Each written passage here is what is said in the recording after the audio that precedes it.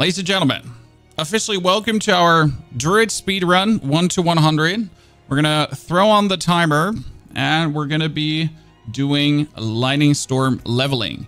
It is a first for me, so we'll try to make the best here. As I'm learning Lightning Storm, we're gonna go for this one. We don't need any skills in that department. What we need is our companion skills. So we're going to straight up actually get maximum spirit, our basic skills to generate more spirit. That's actually a really good start. I kind of like this because you get like the Lightning Storm going on, right? You get your wind shear spam. So you're creating like good spirit with that straight away.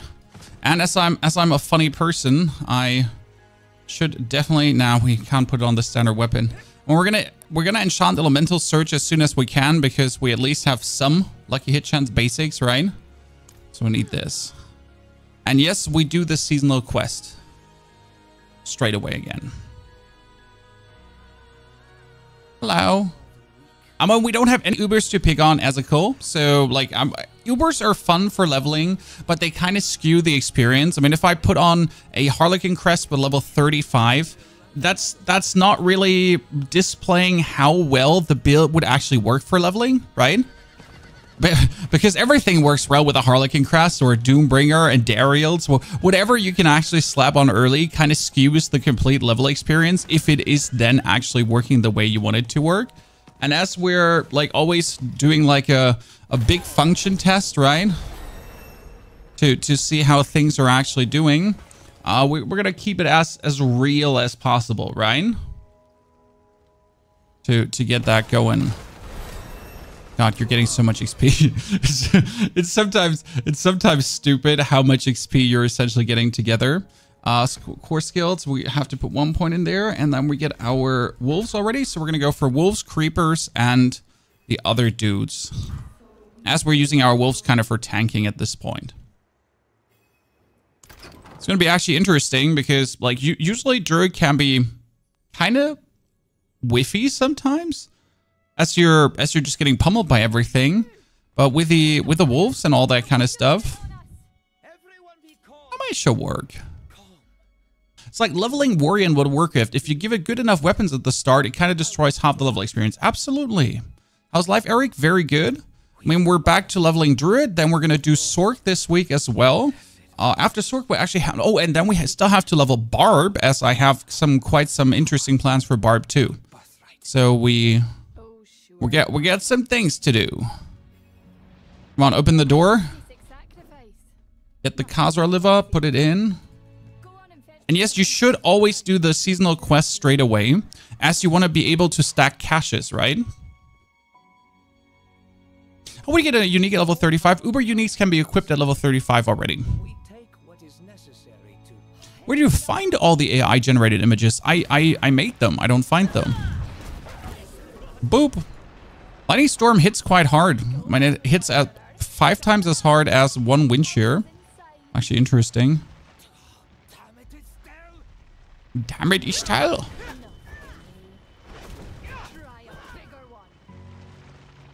Come on, it'll summon something. It hits surprisingly hard. Huh. I wouldn't have thought. That Lightning Storm, even in the early, like, I felt like it's due to being such an area skill that it wouldn't do much damage. If the class quest wasn't that stinky null, honestly, I do like the stronghold you gotta do, right? The class quest itself is a bit... Yeah, I can see that. But I really do enjoy, like, as soon as you get Druid online and you start stacking up things, that's when the real fun starts. Oh, I got a polearm. Oh, that's gonna take some getting used to. Like, Druid has a polearm now. Upward to Kiverchon. Already 5 levels, right? You just joined the game. You killed 2 minions in between, and you're already level 5? Huh. First time leveling Druid. No, it's not my first time leveling Druid. We've always leveled with Pulverize. So Pulverize is my main leveling build as it is very easy to execute. But I do believe that this season Lightning Storm might become the new favorite, as I'm also wanting to play Lightning Storm in the end game. So it feels a bit bad if I would play... Okay, we got all the ones online. if I would play Pulverize just to drop it as soon as I essentially reach max level, right? So that's where I'm sitting right now with Lightning Storm, so that we can enjoy this longer and more. Since it's always like, oh yeah, here, this is how you get 1 to 100, and then you can ditch the build because it became virtually useless. I feel it's always bad. So let's do Ravens 1 level, and then we do Trample as soon as we can for the spirit generation, right? Well, it feels good to this time have like a bunch of lats with you.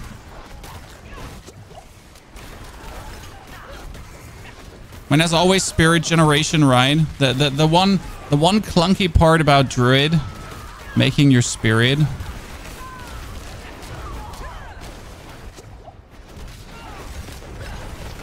At least you get your dudes to spam. It's okay.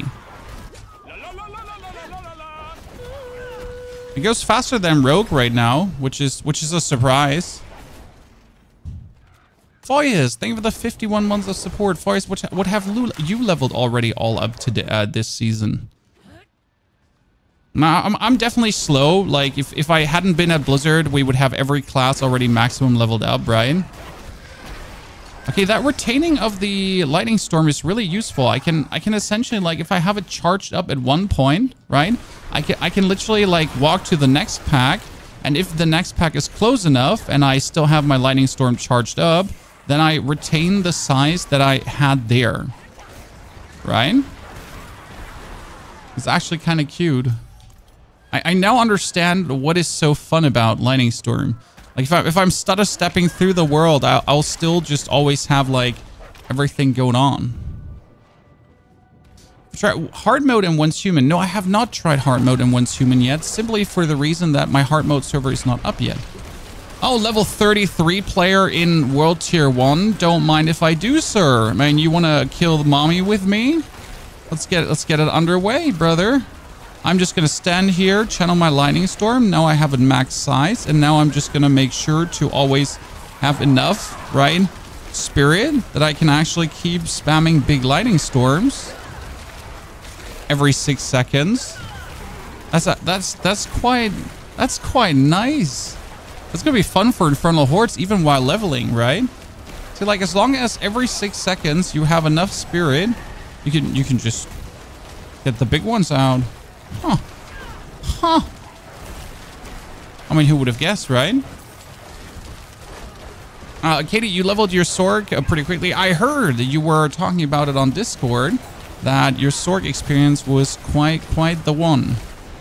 I'm happy to hear everyone is just having such a good time with leveling this season, because it is truly, like, when it comes down to the leveling experience, it is truly extraordinary. But I also do like that, like, my personal goal is obviously tier 8 with whatever build you're doing. So Infernal Hordes, like, I literally don't care what you can do in the pit. So making then builds or getting your build online to the point where you have masterworked enough and you can actually knock out a tier 8 is also just, oh my goodness, we just melted poor Dave here. It's just a good feeling.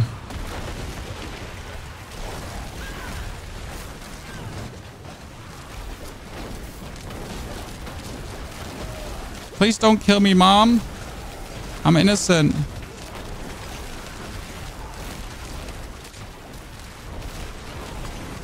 More Mother's Gift. Remember, we're instantly going to jump like a lot of Mother's Gift here if we continue doing this. No problems, though.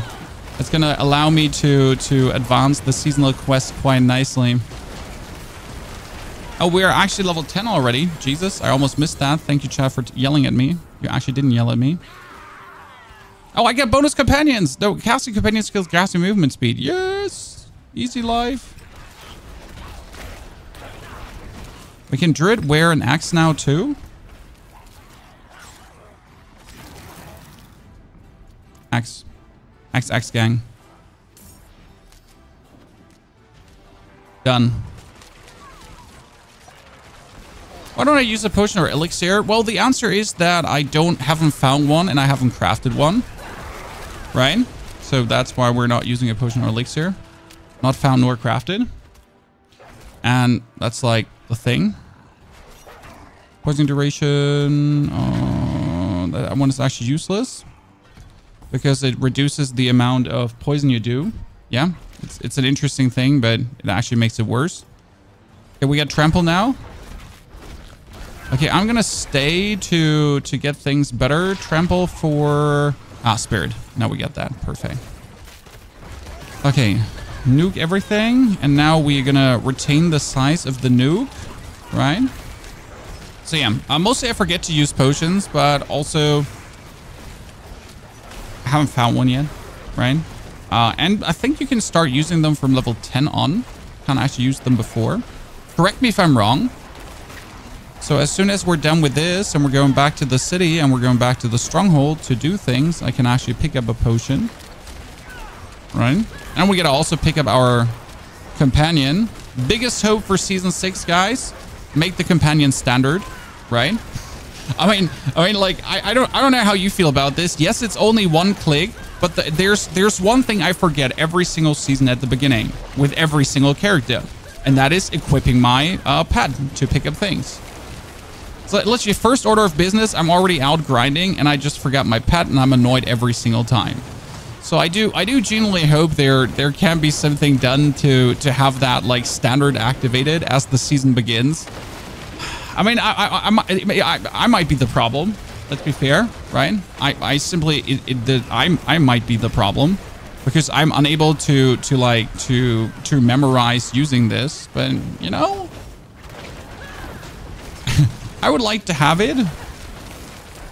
I mean, it's a minimal thing, but it's like one of these upsets. I think that there's no one that's gonna say no. I don't want my pet this season, right? I know there's some very edge case scenarios where people are still mad that pets exist, and they're like, this is Diablo. Diablo shouldn't have pets. Like, look at the cute tiger there. I hate cute tigers. Oh, I'm so angry. So there are literally these people out there, and like I can't understand them, obviously, because it's like, why do you exist, right? But hey, everyone is allowed to have an opinion, I guess. Even though it's the weirdest opinions sometimes in the world, but yeah. So that being said, I wish it was automatic. Yeah, you level 41 and you didn't realize you have one. Good. So we're all stupid. Good. I'm happy we're all stupid together, right? So I just wanted to pick like just enough cinders up that I could open another chest, right? But it does seem like I got enough cinders to open another chest and then +1 again. So that's actually bad. I mean, look at Lightning Storm, how much fun this is. Jeez, you're just Lightning Storm, Lightning Storm, Lightning Storm. And then you just drop triple pet on them. I mean, this is actually going to great if you get your skill for companion cooldown resets, right? So we can do even more with this. I mean, trample already, so very useful. Military axe, so... Okay, let's do one more, then we're level 15, then we're good to go.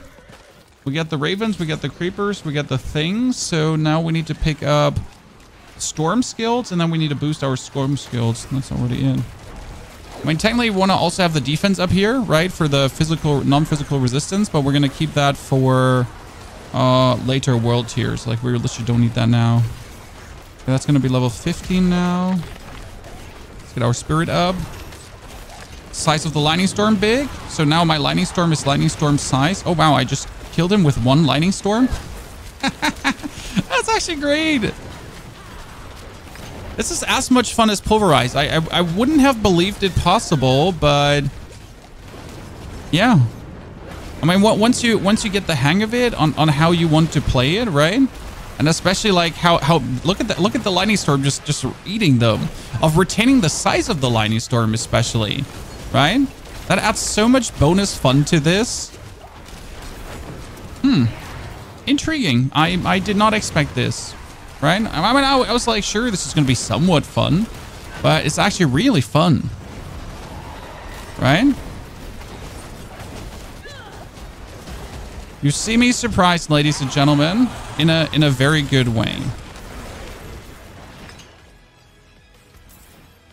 put on the Ruined Band. We technically have a Maze with an offhand. That does way less damage still.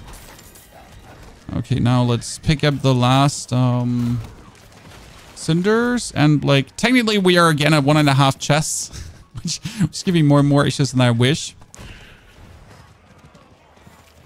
But back to once human yet. No, we're still waiting for the hard scenarios. I mean, as you see, we got a druid to level, who's already 16, by the way. Okay, so what we're gonna do now is we're put another point into atmosphere, and then we're gonna go. Well, we got electric shock and bad omen to level up, right? So this is enemies to immobilize. You get endless tempest. We're not increases hurricane and cataclysm. Are we even using cataclysm? No, we're not using cataclysm. We're gonna put these 2 points up here right now. So that's where you would slam in all the points currently, and you would put 1 point into poison enemies are slowed. I kind of like that. Like just build up a little. Oh, sorry, lads. You're in my way. A little bit of slow. So we're gonna fly the F out of here. That's for sure. I mean, there's still like things to do. But we got to do the druid quest now, so we got to clear this. That means Karagar.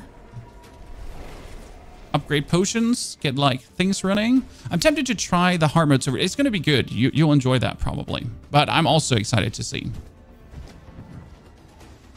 Save up season. Oh, no. So I like when I say save up seasonal boxes, I don't literally mean save up seasonal boxes. Sorry. Like this might have come out like as a bit of a confusion. Why would Pony save up seasonal boxes? What I mean by saying save up seasonal boxes is you want to get the quest done to just get the most Mother's Blessing possible, because end of the day, the fun part is going to be that you have unlimited boxes. So in case you didn't know this season, there's no limit to how many boxes you can have. You can always get more. And that's actually quite flunking cool, because you just want to have like more and more boxes. That means the more Mother's Blessings you get, and the earlier you're through the quests and you can just ignore them, the better it is, because you wanna kind of like knock out all the quests in World Tier 1 or 2, that you then in like World Tier 3 and 4 can fully like focus on just gathering as much Mother's Blessing as humanly possible. The extra seasonal boxes are probably one of the best features they've put in, because you have you forget the pet? Please tell again when I'm in the town. Because you have no downside of doing more. Right? So usually with all this seasonal mechanics and all this seasonal loot caches, at some point you're like, okay, you're done. But by making it endless, you're not getting punished, because you can still get it done to get your Resplendent Spark. But in case you play more, and you play a lot, you're just keep getting more.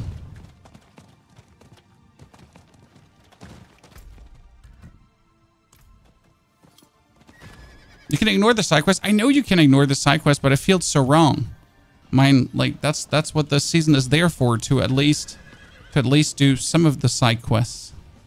It feels so bad to completely not do them.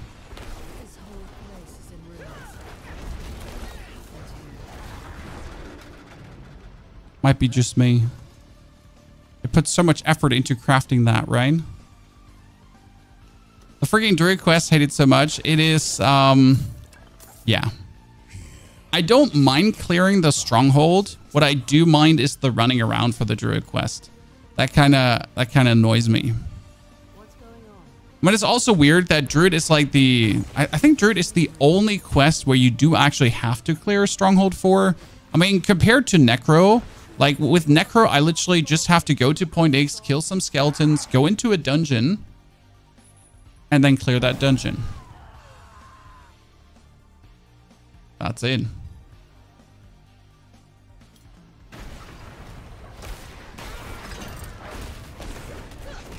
Right?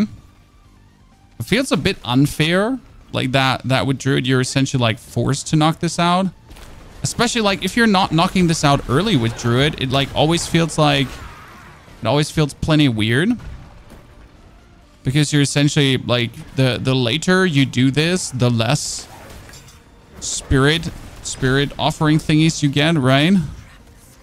So you literally want to like knock it out as soon as you can.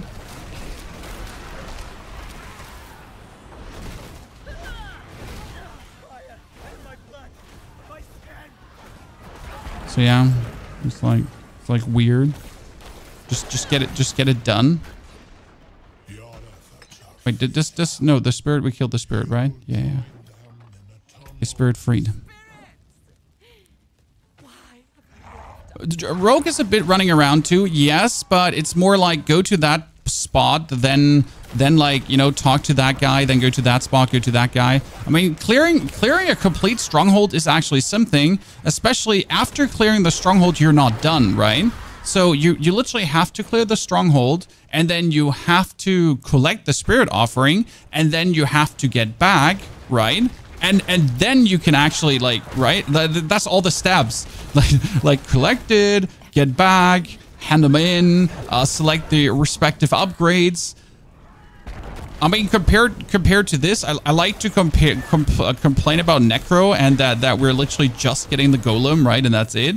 But compared to what you do actually have to do, right? I guess I get it plenty easy.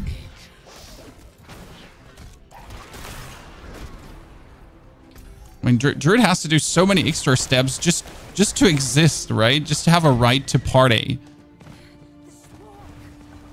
A bit of a scam for sure. I can genuinely say that's where Druid is definitely getting robbed.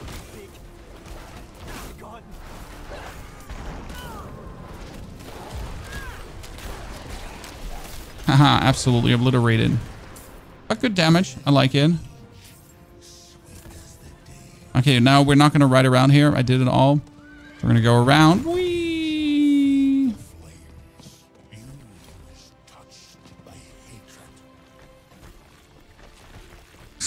Spin to win! wrong class, Chad. But spin to win. Oh no! Oh no! Did you see his life go away? My brother in arms got hit by the good old lucky hit. He just got his booty eaten. Poor lad.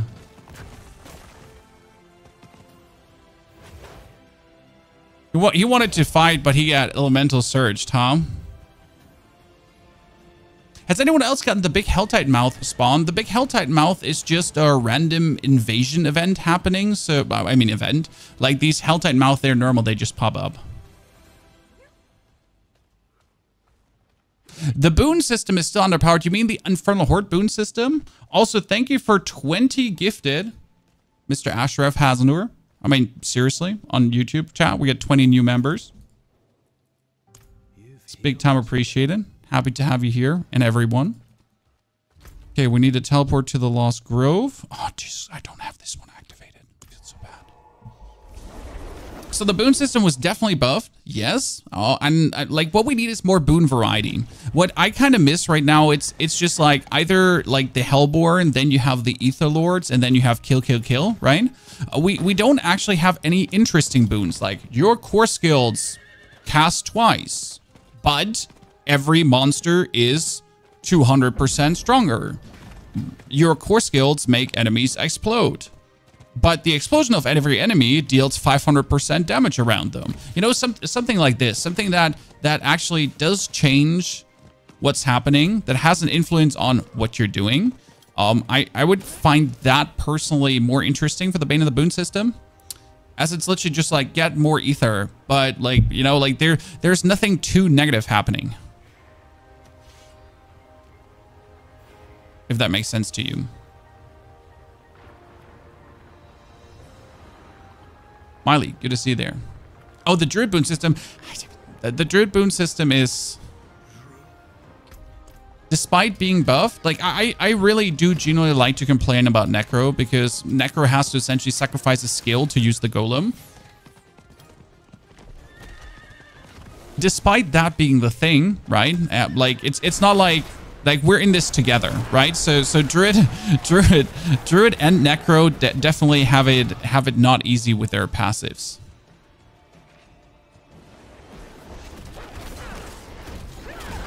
That's for sure. So we're brothers in arms there. Not too excited about what the game does to us. Oh, I went really quick.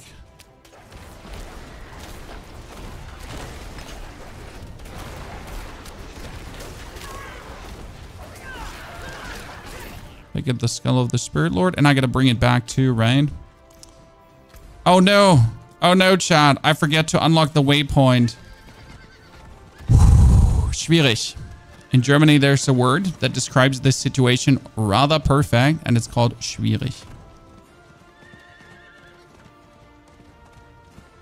There was actually one really good thing that Path of Exile did. I'll say it. Kritische Situation, yes. Critical situation. So there's one really good thing Path of Exile did, and it's so simple that it's already stupid again. What did they do? Well, if you're close to a waypoint, it automatically activates. You don't actually have to walk to waypoints anymore and activate them, right? If you get close to them, if they're in your vicinity, they will automatically activate to avoid this issue of having run past it but forgotten. Sorc system is strong. Sorc system is strong, but it's actually not varied because Sorc system has Firebolt and Ice Blades. Oh, and that's it. You want the system to actually be varied, but the outcome is it's actually not really varied. Like you truly end up with just like the same and the same and the same and the same. It's actually it's kind of fucking sad sometimes. Okay, let's do 25 for him so I can unlock his because I need that. And then let's also do 25 to the wolf because also the wolf is the first one that I unlock. Thank you. So for the first boons, like we get this. That's pack leader. Critical strikes have a chance to get the cooldowns down. So that's really useful. And the raven gets me a bonus in critical strike chance. So that's like what can I do better, right? In the beginning at least. Then we're going to put some... And we can do Earth Skills, deal damage, vulnerable. We can do Nature, consume spirit, heal you. Yeah, I mean, we can heal at least a little bit in between. Then we're going to go back into the Helltide, which lasts for another 30 minutes, and just blast the last levels. We can find the build, Shami. This is the Lightning Storm build. We found 2 guides that we're currently using for this, but we're already like veering a bit off the guides as always. Because I didn't like how they put some skill points. It's my first time being exposed to Lightning Storm, and I can tell you it is quite fun, especially in Helltides, as you delete 1 pack of mobs, right? And then technically you're done with that area. But if you have like multiple packs of mobs in a row, then you can actually take your charged Lightning Storm with you and just keep the size, right? Now it's like 1, 2, 3, 4, 5, 6. And as long as you're like here, like you keep actually the bigger size of the Lightning Storm, right? And you can wander from pack to pack. Like see, we still have the big size of the Lightning Storm.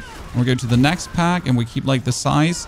And you're just essentially like going through the Helltide and believing in the Helltide density to continuously be able to abuse the size of your charged Lightning Storm.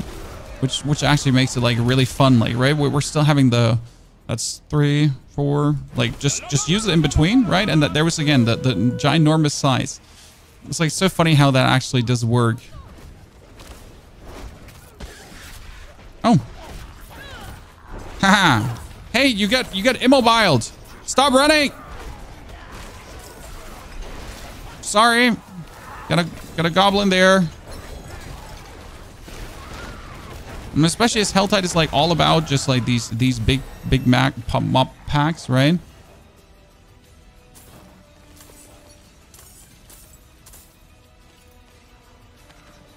Did I just get an elixir? I got an elixir. So we get a big boom hammer. Your wolf companions are now werewolf companions. That's actually a really good thing to find. Another goblin. When did that happen? You cornered yourself, Mr. Goblin. What are you get? Oh shit! What are you gonna do now, huh? 1, 2, 3, and you're dead. Damn, son. I mean, even an amulet, Chad. Look at me, just going places. When I bet we can. Bet we can very soon already. Just do the capstone dungeon. I mean, I'm not sure how early you should do the capstone dungeon with a druid, probably, right? Thus, I'm not sure about. I mean, your lucky hit is not the best, but you get the triple companions, and your companions can't actually die, so that's useful. Because the only thing I'd like to see is a bit more efficiency on the spirit use and the spirit upkeep. Because I'm not entirely sure how to make the spirit situation a bit better with Druid, as you're like constantly like having to do the auto attack loop, right? So that's probably my only sadness. Like Pulverize does this a little bit better in comparison, because you're essentially like doing Earth Skills, and Earth Skills like hurt people. So I'm not sure how to take care of that. If put Pats and Elemental Surge, tier 4 35. Yeah, that's like, the Pats have a very good lucky hit chance. I mean, you get that's level 20 now. You get the Wolves, right? And you get the Raven, and they all have like 50 and 45% lucky hit chance. So that's a good thing. So we'll probably try it like around level 25. 25 is a good level for jumping the world tier.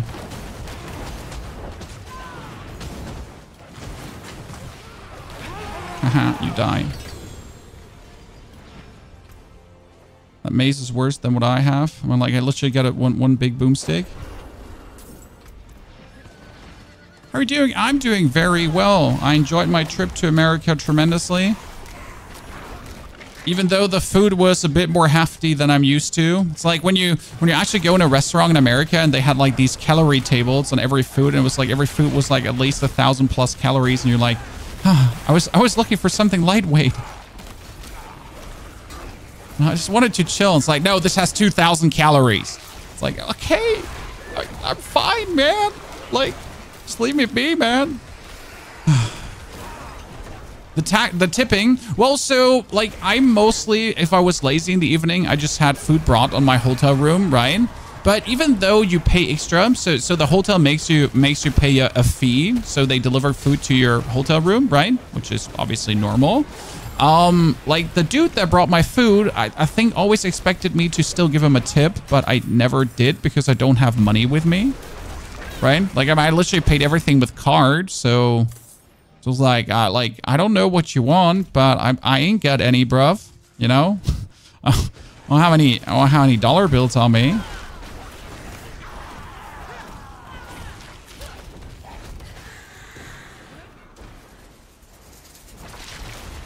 Like, sorry, foreign country.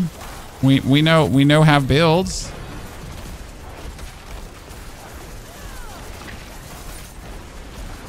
Could have just ordered Uber Eats here. Probably could have just gotten Uber Eats into my hotel room. That's true.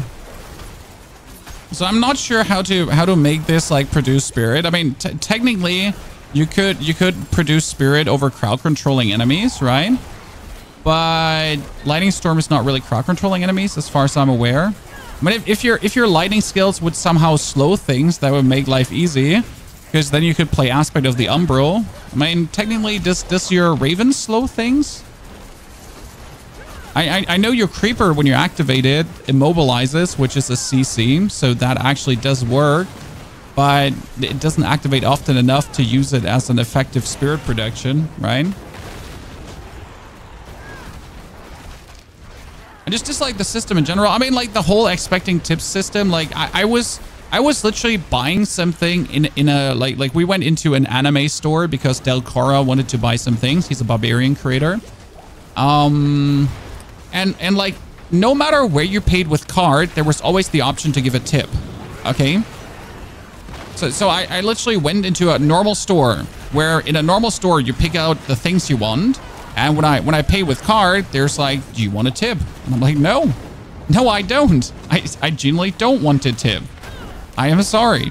Then I ordered KFC at the airport, right? So I ordered at the airport at the self-order thingy where you type in what you want, right? The machine. And even the machine had an option to tip. And I was like, yeah, but no, I really don't want to tip the machine for giving me my food. I mean, like no, thank you. Like, this was really not on the menu. Don't get me wrong.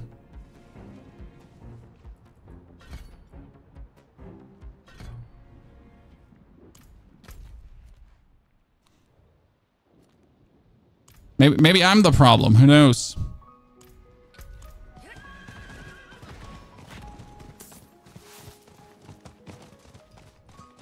Could you give some feedback regarding endgame content to Blizzard? I cannot tell you what I did. I ate lunch at Blizzard. That's it. When we get a very strict rundown on the things we are allowed to share or not to share. And I ate lunch at Blizzard. Okay, lunch. It was good lunch.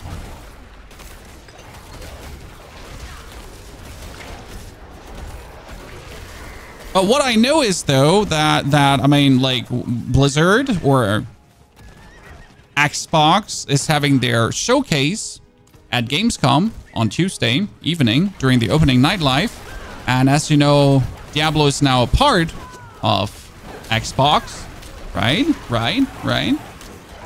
Of Microsoft. So Gamescom will definitely see some more announcements, which is cool. I mean, that was already hinted on online. I don't know if you've seen it. But there's definitely, since Blizzard is finally coming to Gamescom after years. I mean, like, you have to understand, Blizzard hasn't been at Gamescom in years. And finally, this year, they're back. So, might be because Vessel of Hatred, right? That there is things to announce. Because they haven't had, like, many things to announce in the past couple of years. Henry, you'll be showing us how to move to the new season. I mean, like, for me, the new season hasn't opened yet, brother. I know you're talking once human. So I'm waiting myself to actually be able to move, right? Can't show you anything I haven't done myself yet. Maybe D5. Well, there was certainly an ongoing joke while we were at Blizzard about D5. Like we as the creators kept saying that. We keep saying D5 next year. And the community manager always was like, please let us rest, you know? That was his comment. I'm not sure if you're aware of this, but they're actually working hard, right? I mean, alone creating these uniques was making many sleepless nights for Blizzard, right? Because they literally sat down and had to, like, recreate all the uniques and balance them against each other. They might have a big team, actually 500 people team, right? So it's quite big. But still, there's actually a lot of work going into this game. Yeah, D4 to D3 was like 10 years exactly. I think there is a bit more lifetime expected out of this than like D5 coming next year. About, like, you know, like a little bit more lifetime. All right, maybe a few more 1,000 hours, okay? I mean, before we get D5, we gotta get a bunch more classes into this, right? That's my assumption. I don't know anything. Please don't, like, I'm not planning to do like a secret racks and make like a season 6 prediction video and be like, hey Chad, should we do like a prediction video and then I'm weirdly spot on because I obviously know what's happening in season 10 already, Chad. Let's be real. But yeah. Don't take me saying things as anything. I just literally know nothing. I had lunch at Blizzard and that's about it. Lunch. Good lunch. And I saw Rod Ferguson, you know, the guy, the general manager of Diablo. I saw him. I didn't have a fanboy moment because I literally don't know what kind of person he actually is. I mean, then there was Chris Metzen too, you know, one of the, I think Chris Metzen is one of the founders of Blizzard. I'm not entirely sure. I don't actually know who. I know Chris Metzen is important, but that's about it. But literally all the creators around me were swooning. Right? Oh, like there's literally like... They were swooning and it's like, I don't know who that person is and why he's important. Like, I just literally know the name. That's about it. Like, cool. So what? Yeah, but Chris Metz is literally World of Warcraft, right? Yeah, I just know literally like person exists, but that's about it. Like, don't know anything about the person, why the person. But hey, the other creators were like, how can you not? I was definitely getting yelled at. I was like, who invited you to this event? I don't know. I'm just here to have dinner. Thank you. Right? I'm just here to eat food. Don't be mean to me. I'm innocent. Okay, we're already 24. Like by the way, the leveling times are now compared to my rogue. So this is actually really funny to see, because the rogue got to level 100 in 7 hours, and the Lightning Storm Druid is actually keeping up with this right now from a level speed. That feels certainly good.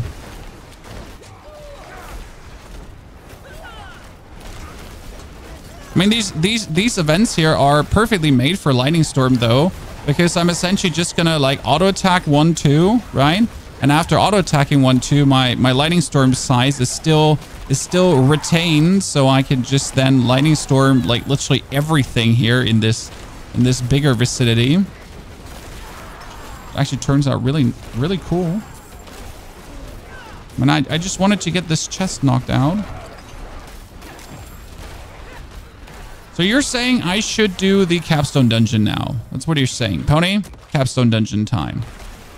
Right? I mean, we're level 25. Reasonable enough. We should be able to knock out the capstone.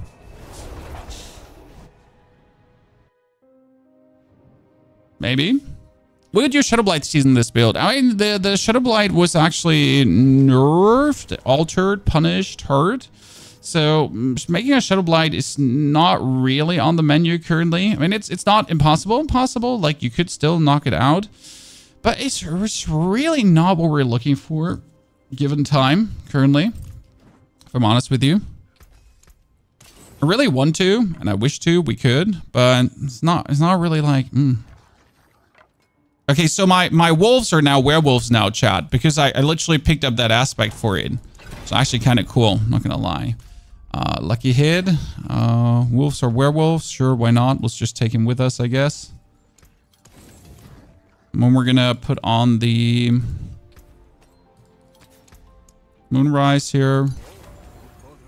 Boil. Blood Boil is actually really cool because it makes things explode. So this one, nature skills increase damage, triple the bonus if an earth skill is the next skill after a storm skill. A storm skill is the next skill after an earth skill. Okay. Like, I guess more damage is more damage anyways. So we don't really care. I should probably just go and kill the PvP bosses quickly to just get some more level. But you know what? Let's just go and knock out the capstone dungeon. Maybe. Maybe. I'm not sure if I'm going to die or not.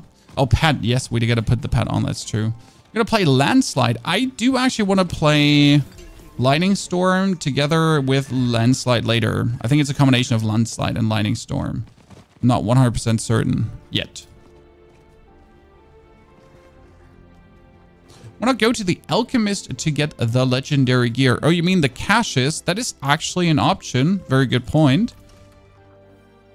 I completely forget about the existence of the caches, but wasn't it like from level 25 on? Let's double confirm because I've forgotten about them. We're talking about, nope, the allowance caches. Yeah, sure, we can pick up 10 just to get them quickly.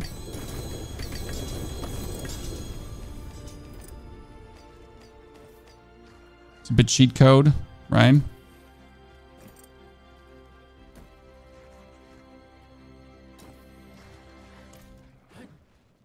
Makes life certainly easier to just get that. 33 inventory size, that's how many you buy? Nah. It's like just enough to get along, but not too much. Oh, by the way, before we go further, let's actually quickly check this. Nah, you know, we can do that next. Don't forget allowance caches. They're only until level 35, 45, 35, 50, 30. I think until 35 you can buy them. They're literally meant to give you a little boost. So yeah. Bungie, thank you for the 9 months of support. Bungie, good to see you there, brother man. Hope we're doing well and life finds you good. Now let's see how this feels. Okay, so this is my first time Going way too early with Druid. Yeah, my lucky hit is lacking. That's for sure. Right, I'm hoping for my Elemental Surge to obviously trigger and take these nerds out.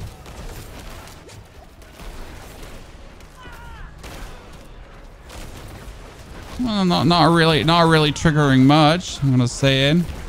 I mean, not compared to the Rogue. The Rogue was definitely doing this way more brutal with the Elemental Surge. I mean, good enough, but not to a level where I would like to see it.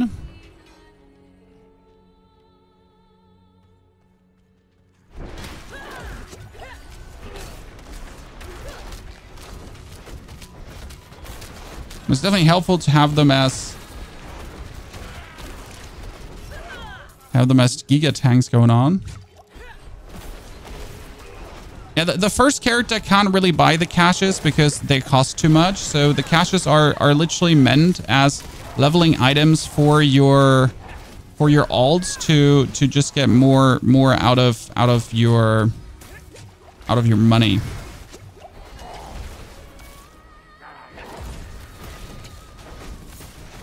Ah! Kill him! Oh, ow. I get lightninged. Whew! Okay, ow. Ow. I mean, Druid definitely doesn't feel level 25 ready. At least not what I'm doing here right now, right? Like, my lucky hit needs to hit the Elemental Surge. The 40% chance, 40% of 50% is technically high enough.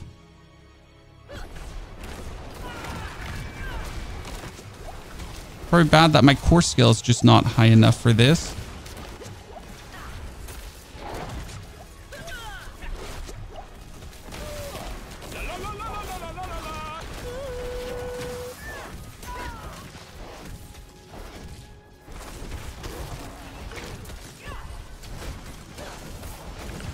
I'm gotta really focus like all the companion skills on that.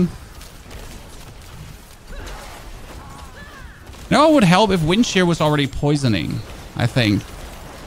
Just to give you like that little extra perspective to get it done. We'll definitely knock this out, but it feels like you're like costing yourself essentially, right? Claw has a good chance for lucky hit. Yeah, but you gotta get close with this. I mean, the advantage right now is that you actually do have your wolves providing some kind of tanking, right? And you just hold back your auto button technically. Like, right? You immobilize with creepers and then hold back your auto button and do it. It's obviously sad that Lightning Storm just has such a low lucky hit chance. Pulverize is actually a bit better in that regard. Let's do a bit better lucky hit.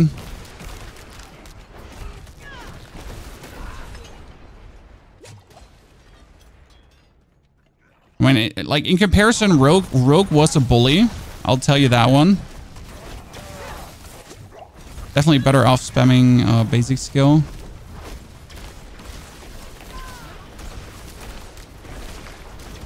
Oh god, he killed my wolves. Meanie.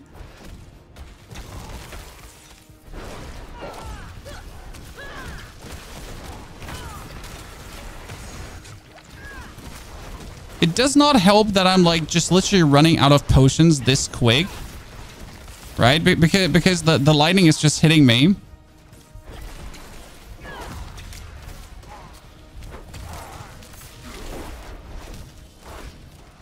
Don't kill me. Ah! No heal. Kill him. I think he died. I think he died, Chad. We're good. We're better. The chosen one.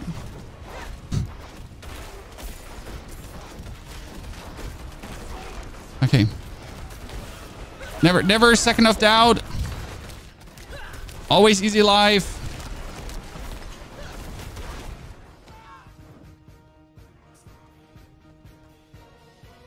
Yeah, Storm having low lucky hit chance is crazy to you as half of the boons are requiring the lucky hit chance. Well, maybe Storm would be OP if it didn't have low lucky hit chance. I've literally seen it, yes. Like when you play Storm, you're kind of like relying on an actual lucky hit, right? Giving then Storm a low lucky hit chance feels like why even bother, right? You're already playing something. But half of the skills are also lucky hit related when it comes down to Storm, right? So it's kind of like, shouldn't Storm technically have a high lucky hit chance?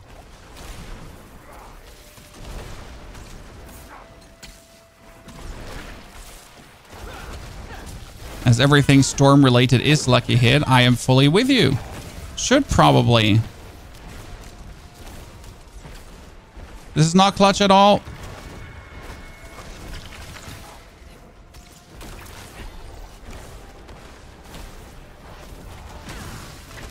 Creeper, Ravens.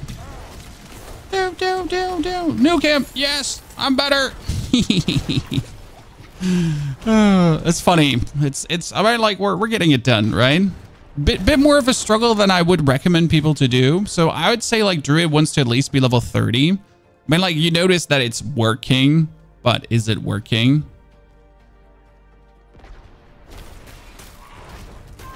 I mean, that being said, with a low lucky hit chance of Storm, if you actually manage to have a good enough spirit production going, right? And I guess pop off, sir.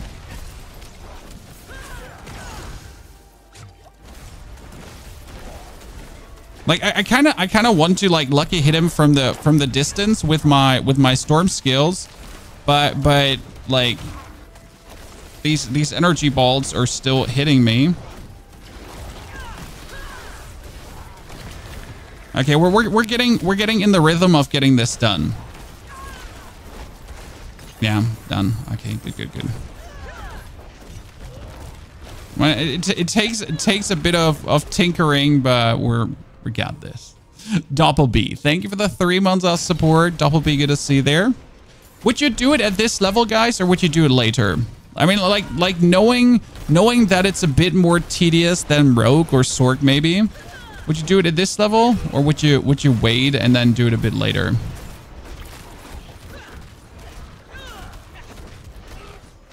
To streamline the process.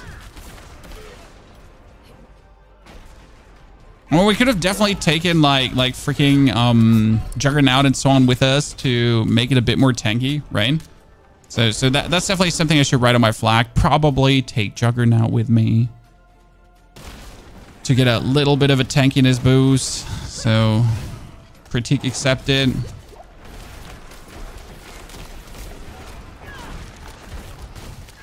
Maybe unlock the other spirit offerings as we just brought. Like, how many spirit offerings with us? 78 only. It's actually pretty low. So couldn't even unlock even more spirit offering things.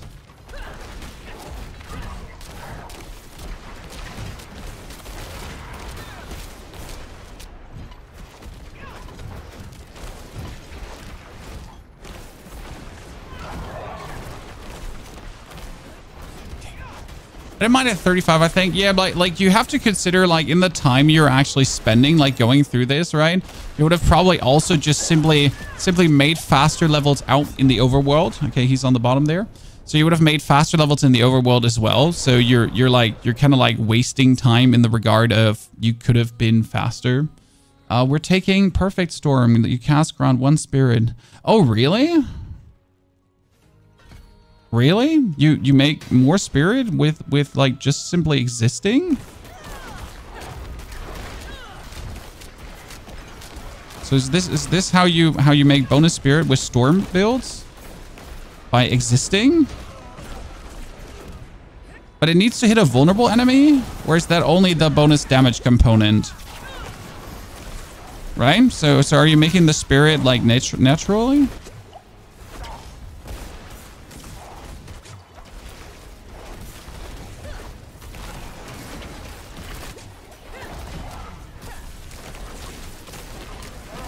Oh no, that robbery. I was so able to do this. 31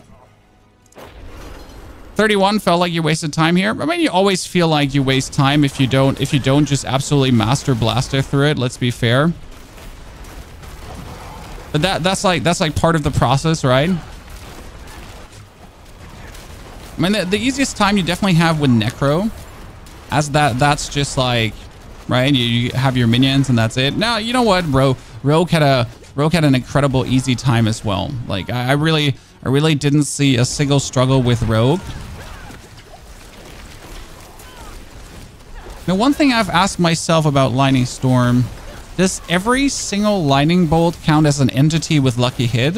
Because that's the only thing that would explain like the low lucky hit chance for me, because you're striking so many times, right? And if every lightning bolt has its own instance of lucky hit, then I could at least accept the low lightning storm lucky hit, right?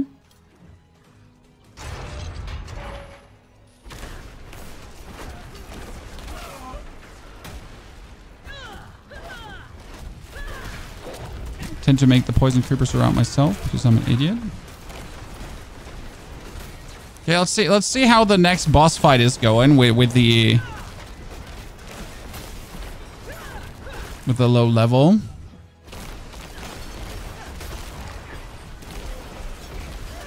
Unless you're just going a bit smoother so we don't have to fight the goddamn lightning enchanted nerds.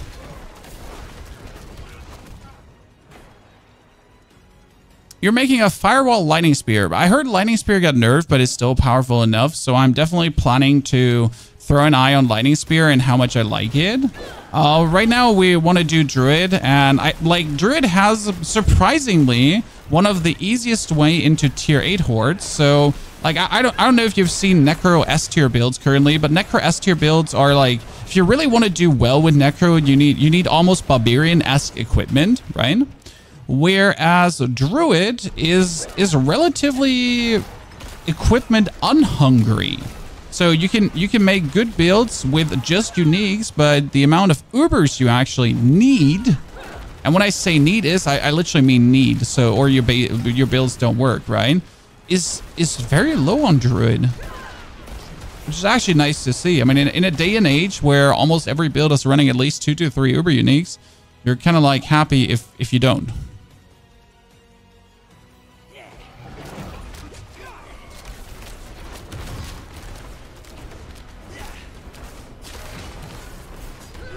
Ow. Okay, I'm gonna go back and I'm gonna enchant Juggernaut quickly. You make me do it. So I, like, you know, let's go. I'm ready to do it late game. I mean, Infernal Hordes, right? If you do Pulverize, if you do Landslide, if you do Boulder, all of these builds are literally yelling Infernal Hordes, right? Every single one is like, hey, how about Infernal Hordes? That's what all of them are just want you to do. Simple as cake, right? Okay, there you go. Enough armor to carry a boatload to take the hobbits to Isengard. Level with 5 mythic is so easy. Yeah, but see, like that's the unrealistic level experience that people don't have, right? Zukana, thank you for the 81 centuries of support. Started playing D4 again. Okay, that's good to hear. I think I thought season 4 would be the season that brings a lot of people back. But I have to say that season 5 has doing an exceedingly great job of getting people back in action. Okay, my lucky hit chance just stink-a-doodles.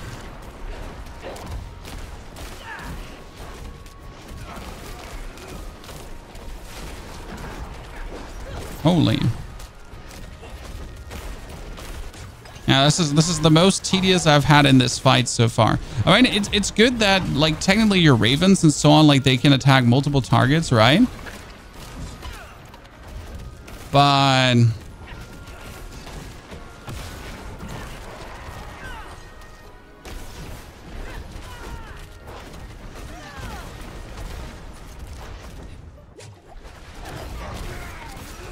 did I not enchant blood boiling? I thought I enchanted blood boiling on my skills. What does blood boiling do? Well, blood boiling is that skill that makes one of your things overpower every 20 seconds. But did I not enchant it on my gear? What makes blood boiling so amazing? Well, like if you then literally pick up the blood boiling, everything dies. So it's like a literal super nuke. Quite the illegal nuke, to be honest.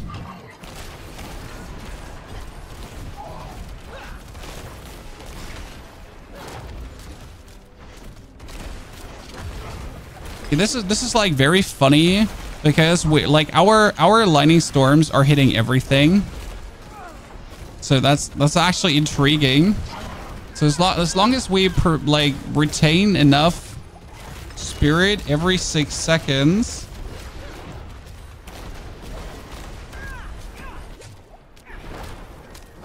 Also, the Lightning Storm companion reset is pretty good, right?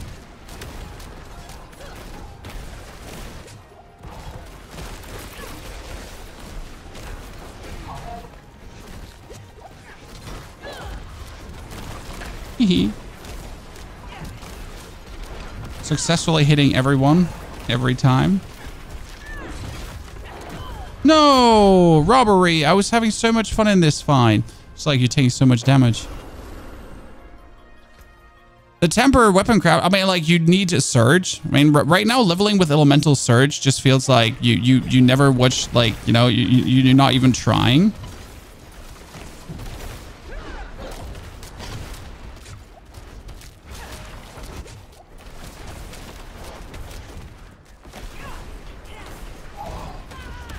Ow, that one hurts so much.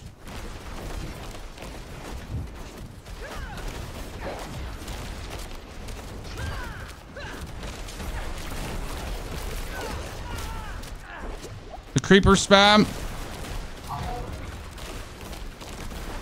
God, I love the like really quick reset of the companion cooldown. Now if my companion lucky hit chance could just be a little bit higher.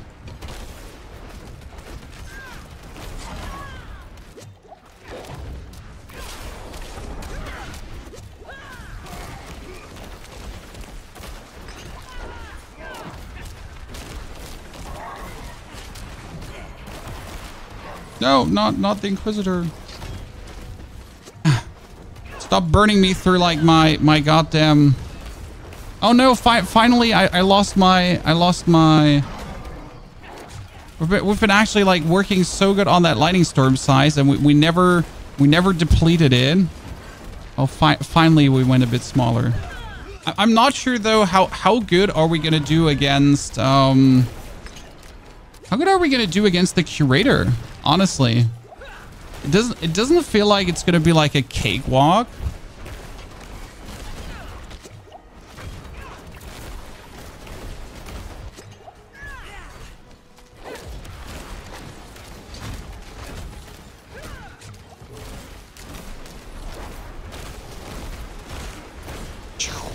Oh, that was a good one.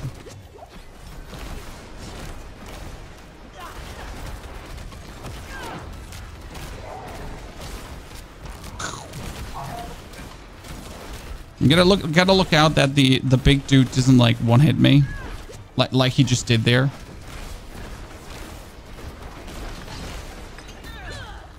For no apparent reason, bud. Oh, I'm stuck.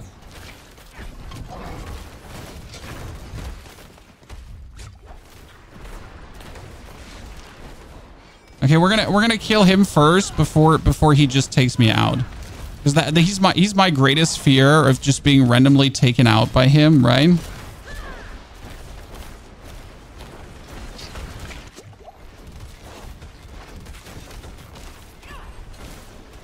Like the other dude is like a joke in comparison, but he could just like boop you once and you're just going down, right? Okay, I need to try this out with poisonous wind shear. Let's for the final boss. I want to see like how does the perception change when you essentially use like the wind shear that poisons as well? Because right now I feel like we're missing out on DPS by not poisoning. I'm not sure if I'm right or wrong about that. I feel like it could be more.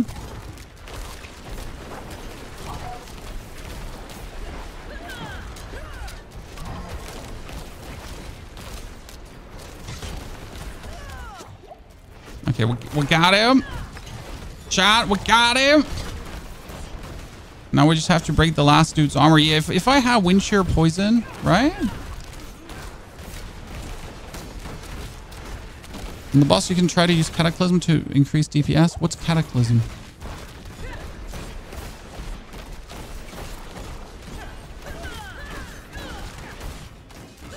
On the boss, I can try to also like technically have my spirit offerings before doing this thingy.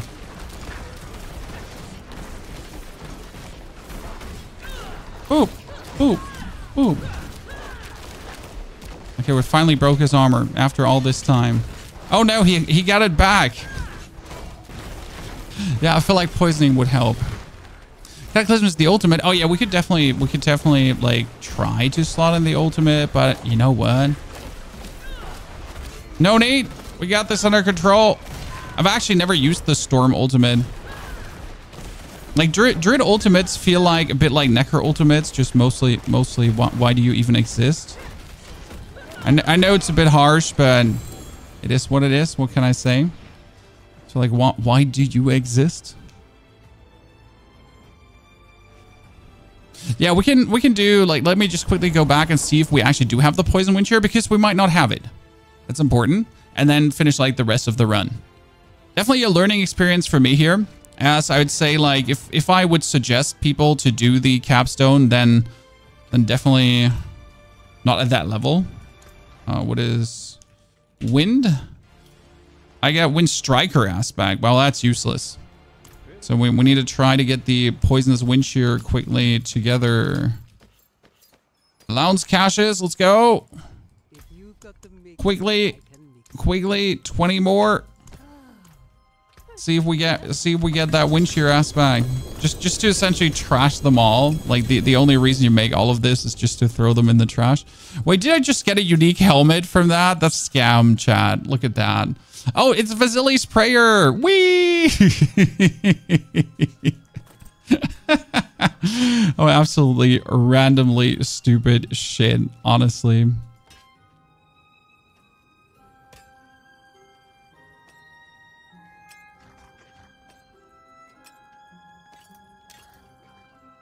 Really needed, but hey, to have is to have, right? Okay, we're gonna still make them werewolves again. First temper the elemental surge, because we always temper the elemental surge.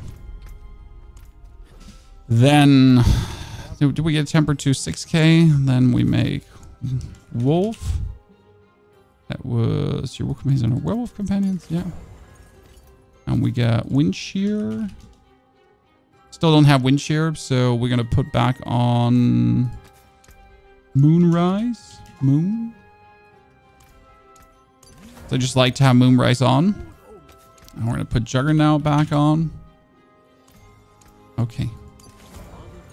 Ta-da! It's called Calm Breeze. Yeah, but it has wind shear on it, right? Like, see, that's why we're typing in wind, because Calm Breeze is not gonna. It's inner calm. Ah, I did the Grinning Grotto for the poison. Oh, that is a good recommendation. I will put that into the guide. Like, I wasn't aware that wind shear had a dungeon where you could actually get it. That's quite nice. Honestly, for these kill all rooms, though, it's like Lightning Storm is really nice. Despite, right, obviously, like me not having the 100% damage to do it, like being able to lucky hit everyone with a chance of 20%. I mean, worst case scenario, I'll just lucky hit the whole goddamn room, right? It might only be a 20% chance, but at least it's a 20% chance for the whole room. I think I'm getting like more online with a wow. You just get a hand.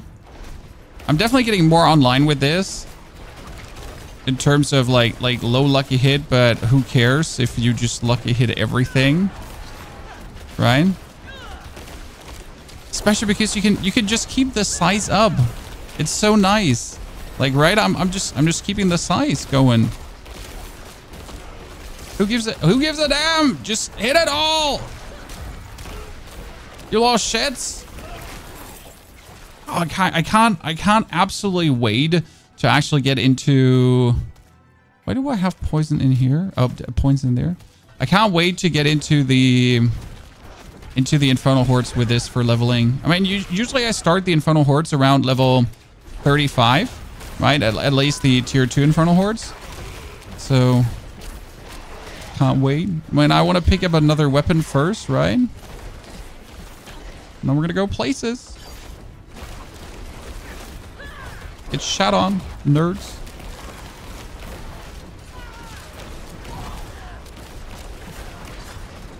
That's fun.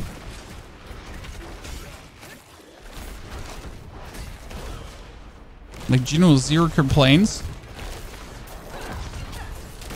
I would have not expected to have another build I would enjoy leveling as much as I do with Pulverize.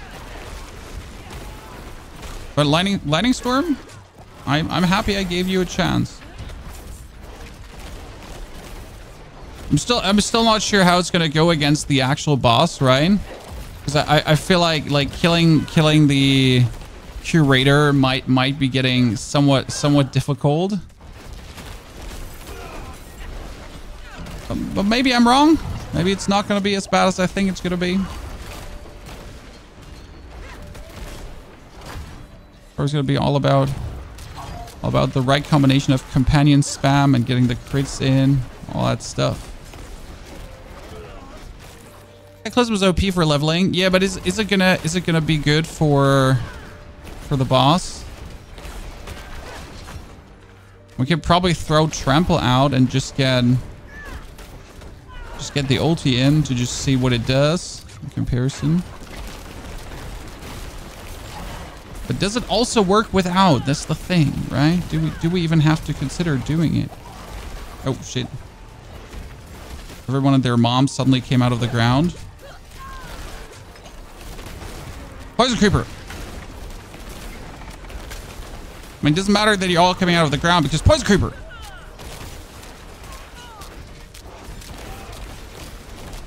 Lightning Storm provides also a good amount of heal, right? Like, I mean, if you continuously like Lightning Storm things and you get like Storm skills give you some heals, it's working surprisingly well to keep you healthy. I do like 28. So wait, let me just quickly recataclysm. That was Massive Storm, follows 8 seconds, knocks back enemies, dealing lightning strike damage, blah. Okay. Not too bad. Not too bad. What we should put on points is, right, after casting Companion skill, your next core Raw skill, Critical Strike. We should probably do that more, right? I kind of feel like I put the points up in here, but I should have probably just put more points into Clarity. And probably also Nature's Reach to just get more out of it. But Clarity seems better, so we just do consistent more damage, right? Druid leveling solo is so hard. No, I don't think so. I mean, the first levels felt super simple. I mean, I have definitely now slowed a bit down. But with a rogue, I went into World Tier 3 on level 35. So I've essentially done this to myself. Right?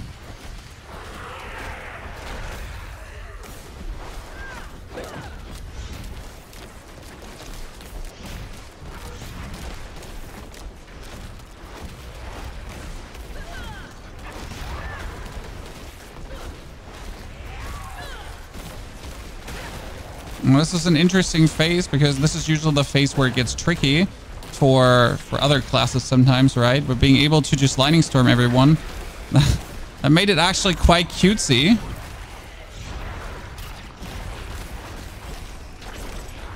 Right?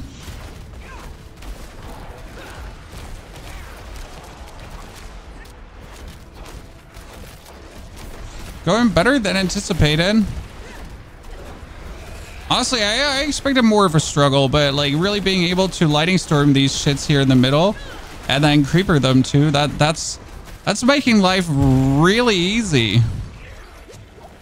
Okay, retain size of Lightning Storm. And that's what it's all about, right? Just retaining the size.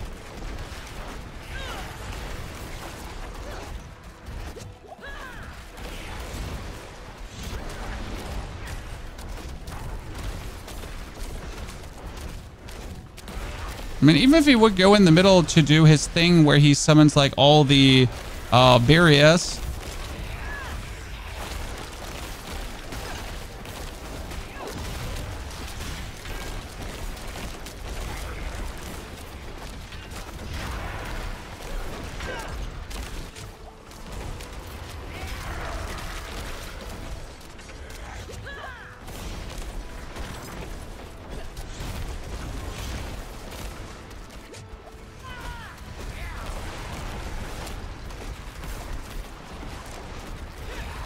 I mean, how can fighting him be easier than the council? And not only the council, like it's also easier right now to fight him compared to the, yeah, that was so much similar. What the hell? Like the whole dungeon was harder than the fight. I feel somewhat scammed because I was like, right? It's easy. Never had a chance. No, Jamson, there was nothing nerfed there, to be honest. Okay, well, that's Nightmare 3. I mean, technically, I obviously do want to jump into the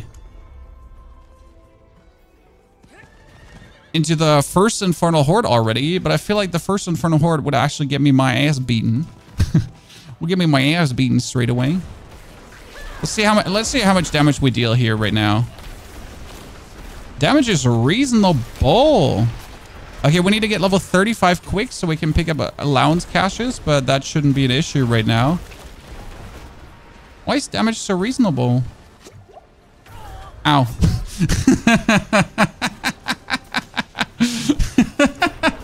Sorry. Shouldn't laugh about my own death.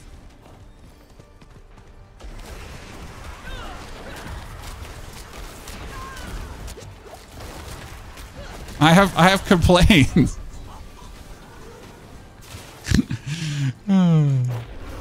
There's unlucky. Very unlucky. Red2, thank you for the 62 months of subscriptions. Hopefully my demise is amusing you as much as the other way around. Okay, so we gotta look out about the damage that we're taking. I mean, we can essentially kill everything, but everything also kills us. I mean, this is gonna be the first 6 levels in this right now, right? That everything essentially like one hits us, but we're also like more or less killing things relatively quick. I'm gonna be careful here. Oh no, the lady shot me.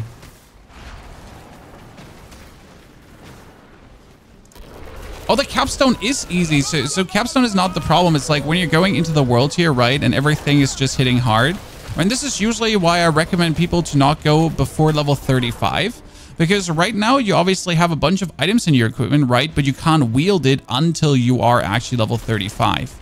And that's like the thing, like, sure, you can go before level 35, but you bring yourself in this unthankful position where you're not also getting new equipment anymore. Because right now I am not getting level 30 equipment. I'm not getting level 31 equipment. I'm not going to get level 32 equipment, right? Until 35, you're essentially stuck with the first X pieces you have right now, which is usually fine because the fast track into the levels is quite there. You just really got to look out the opponents in the Helltide. There are certain opponents that are hitting unnaturally hard, like the Balrogs when they start spewing fire, right? That one just hits like a train. When you fight the Lightning Phantoms, it can go really unfortunate. Yeah, that's what I meant. The Succubi, yeah, that's how you pronounce it. The Succubi are really bad. Like they shoot only this one little fire dot, right? They don't actually shoot much. But if that tiny fire dot of the Succubi actually hits you, you're just dying, right? I mean, like that dude, probably one of his fire boobs would take me out completely. So you gotta truly watch out what you're actually fighting, who's your opponent, like right? And yeah, then just get taken out by like some things. I mean, honestly, this is why I also like to play softcore so much. Because in hardcore, I would definitely not go with level 20x here. I respect to hardcore players who's still doing stuff like that and just ignoring the danger of things. Oh, that's level 30. So we definitely took longer to get level 30, but I think we're going to be vastly faster to level 40 than with the rogue. It's going to be interesting to see. Because again, the rogue was here with level 35, actually 36. So now we're obviously here way earlier. Than with the rogue, but like it will turn out if that was now a smart decision or if this is going to be like a bad decision. I mean, that's already level 31, so it's going good. But luckily we got the live comparison right now, chat. We can watch live of how much smarter or stupider it is now to do what we're doing. because we get the times. By the way, these succubi are the ones I meant, right? Like they just hit you with one boob and you're down. I mean, that was the Hellborn though. I can really not survive the presence of a Hellborn, that's for sure. I just want the items. Thank you very much. Presence of Hellborn means Pony's Den. There's so much experience to be had here. Sandy, good to see you there.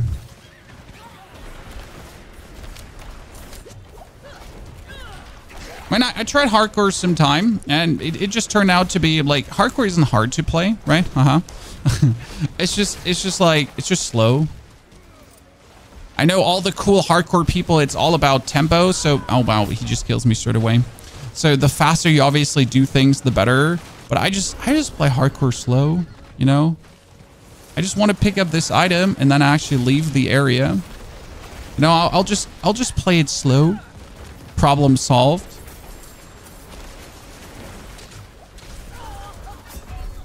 Okay, that's enough experience from the middle. At the same time, I kind of do want to get the experience from the Hellborn because I want the cash, right? Just kill him with me in the vicinity. Thank you. Don't actually want to fight. I just want the experience. Thank you.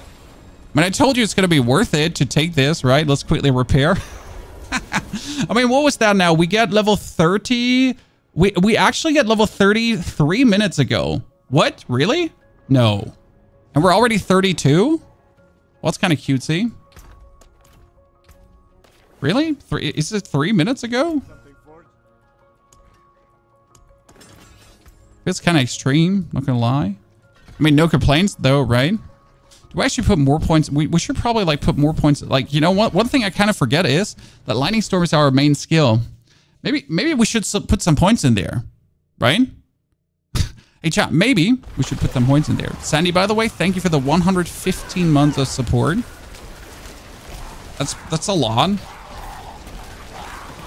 I mean, yeah, it definitely doesn't hurt to put some points into your main skill you're using. Like, I'm not sure, it kind of made me feel like playing Blizzard, and if you're playing Blizzard, you're not dealing damage with Blizzard, just in case you didn't know this, right?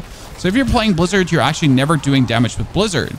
You're doing damage with the Ice Spike aspect. So, like, putting points in Blizzard is obviously useless. Huh. I feel a little bit stupid now. I feel, like, you know, maybe 10% Dumbo. Of kind of forgetting that part.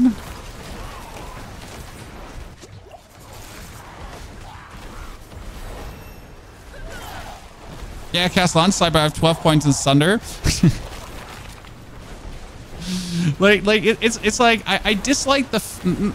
Well, also I like the fact that there are aspects like this, but it just feels a little bit bad, right? You're playing a Blizzard build, for example, as a Sorg, but you have 1 out of 5 points in Blizzard because your main damage is obviously the aspect.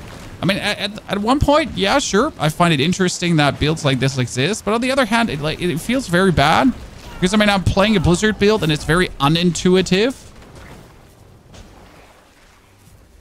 right? It's extremely unintuitive to tell someone, hey, so if you're actually playing this build, right, you're definitely not going to actually put a single point into the skill you're using. I know it's called a Blizzard Sword, don't get me wrong, but you're actually not putting points in there, right?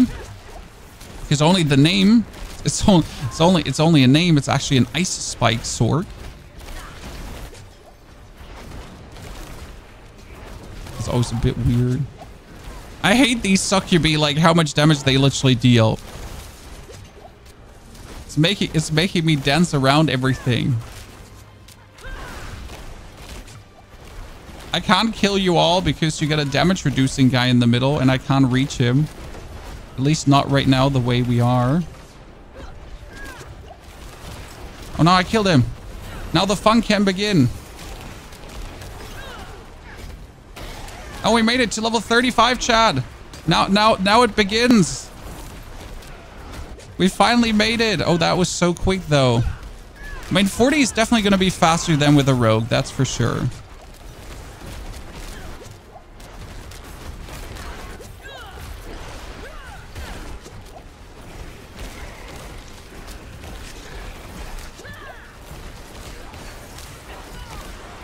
Okay, we made it to 35. Let me equip my equipment now. After finally being alive for more than 2 minutes. Okay, out of here. Equip equipment. The Blood Maiden is still alive too. You could do Starlight Aspect and Life on Hit. You could probably do Starlight Aspect and Life on Hit, but that seems so roundabout, so extra. Okay, so we get a helmet with 527. We get a weapon. Why do I have a 743 weapon? Where do I have a 743 weapon from? Like, seriously. That's not okay. That's quite not okay. Like, I'm not that I'm complaining, don't get me wrong, but that's just gonna trivialize any piece of content from this point on, right? I mean, seriously, getting a 743 weapon is scam. What does Lightning Storm have for tempers? Does Lightning Storm have, like, Lightning Storm cast twice tempers?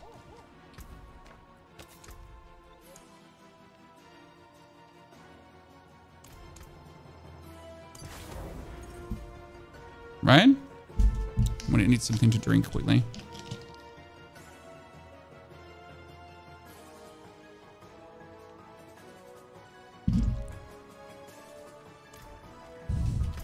I think it's Lightning Storm duration. That feels plenty bad, I'm not gonna lie. Yeah, it's like Send a Storm, which isn't great. Yeah, like, I mean, if you spam it every 6 seconds, that's good. So you're essentially playing Lightning Storm, but you're doing everything else. Okay, I mean, it is what it is. Okay, we get the elemental resistance up. Upgrade health pot, I'm on it. Come on, Istel, just give me the caches. Come on, lady. We're not here to talk. We're just here to to get more loot than my inventory can possibly carry. Well, that's Matt Wolf's glee. Werewolf form is now your true form, and your werewolf skills gain bonus ranks. Cool. Oh, yeah, I guess, or Insatiable Fury, guys. Which one are we taking? Which one are we taking? I mean, we're not really using, like, I guess wolves. So I get more ranks than wolves for the time being, right? Let's take that one, which makes sense. Okay, so wait, that's 600 item power. We're gonna take rabies affects things. Put on rings. Get 600 as well. The rest can go into the... We get more items. We're gonna pick up more items, Chad. Jesus. I dropped a bit many items here. I'm sorry. Here, put on a second ring. Put on a new pair of pants. Okay, done. I think you need more items. You know what? I think so too. But let's see how silly it gets with a weapon now, right? Because the weapon just like went from 300 item power to 700 item power. Okay, that's the upgrade. Okay, why is waifu writing me messages? Oh. Pod? Yeah, so too late. We have already ascended to the next part, and we might or might have not forgotten the pod again.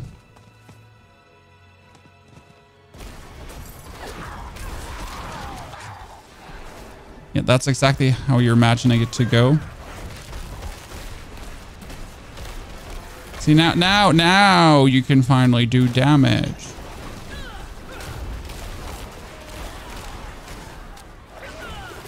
As you should.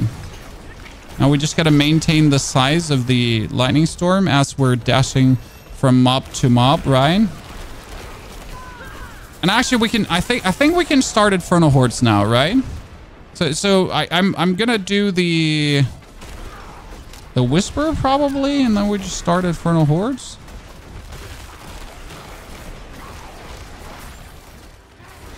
Most certainly. Or just start Infernal Hordes like that. Well, now I want to open a chest. Okay, let's open a chest first, and also probably we should once in a while hand in our spirit offerings. before we forget that again. Look, Mom, we're finally doing damage.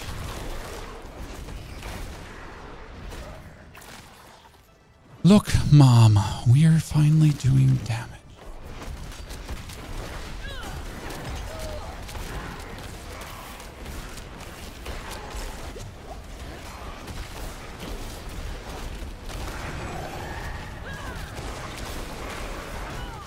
Feels good. Feels good. I'm not sure if I like pulverize more though. So this is definitely. Oh shit! What? Chat. Why do I keep getting like? Okay, Lightning Storm. Yes, let's go. Let's go. Lightning Storm gains additional strike each time it grows. Lightning Storm will strike now to strike twice. Ah!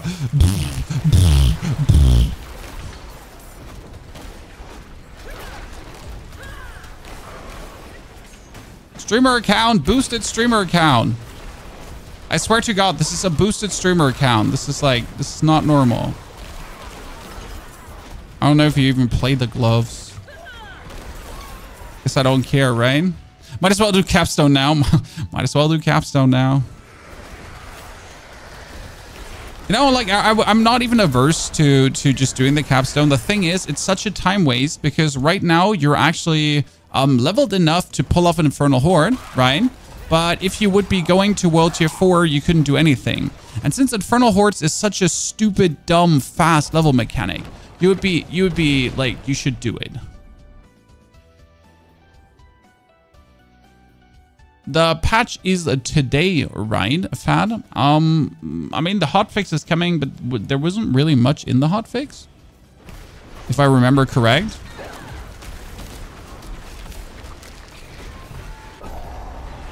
So let's keep the size of the Lightning Storm up.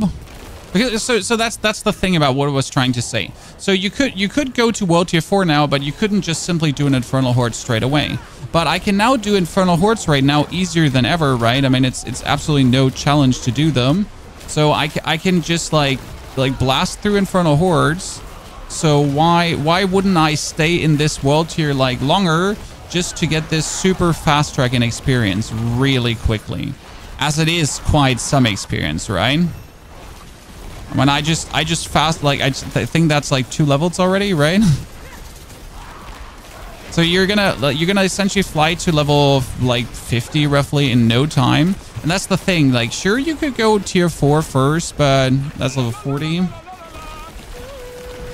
Like, the experience you're just gaining is just silly in comparison.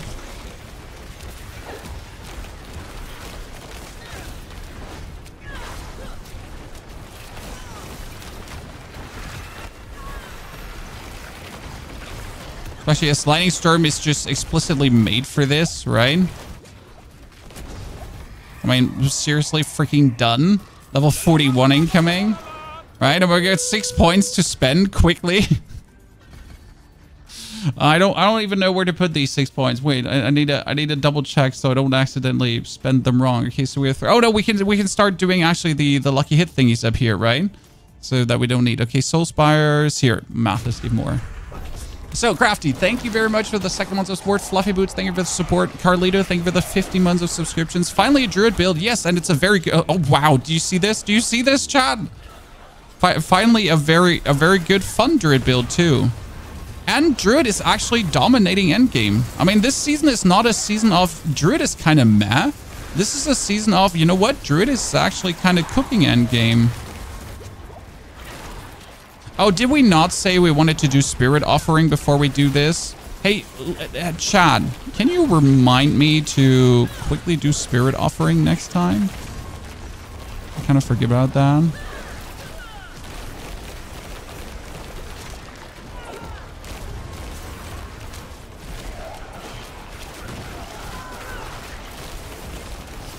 The fun part is that during an active horde, I'm literally not a single time running out of the Lightning Storm size, right? So the Lightning Storm size is actually retained quite nicely throughout the whole horde.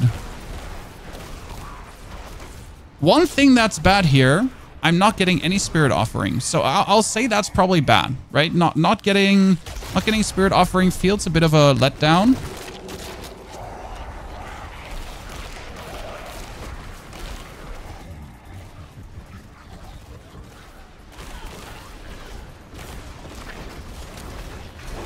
Oh, you spawn on me, huh? You spawn on me? Bad idea. Jesus. So cool. It's more fun than... I'll say it and I'll regret it, chat, but it's more fun than Pulverize. I'm sorry, Pulverize. We were friends for such a long time. Butt buddies. Besties. You know? Sorry, Pulverize, to say this, but I'm enjoying this more. It's so stupid. I mean, like, it gets the predicates so stupid, and that's actually what makes it fun, right? When things are so stupid. God Christ.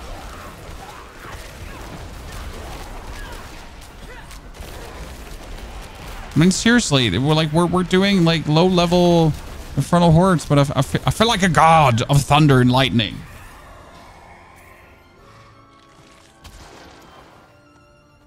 Okay, more. Slaying Hellborn invigorates you. That should be working out very well. I mean, when did we start? When did we get level 40?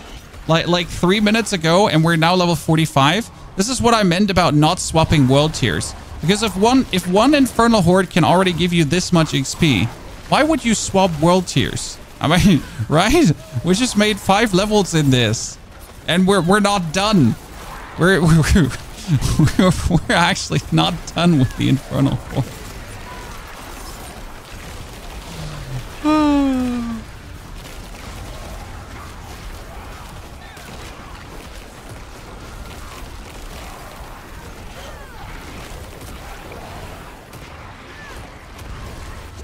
Okay, once in a while, just moving my booty. Almost lost the size. You know what? I wish there was like a ginormous cooldown I could put in the middle of my screen to know like how long ago I casted the last Lightning Storm, to not forget about Lightning Storm size essentially.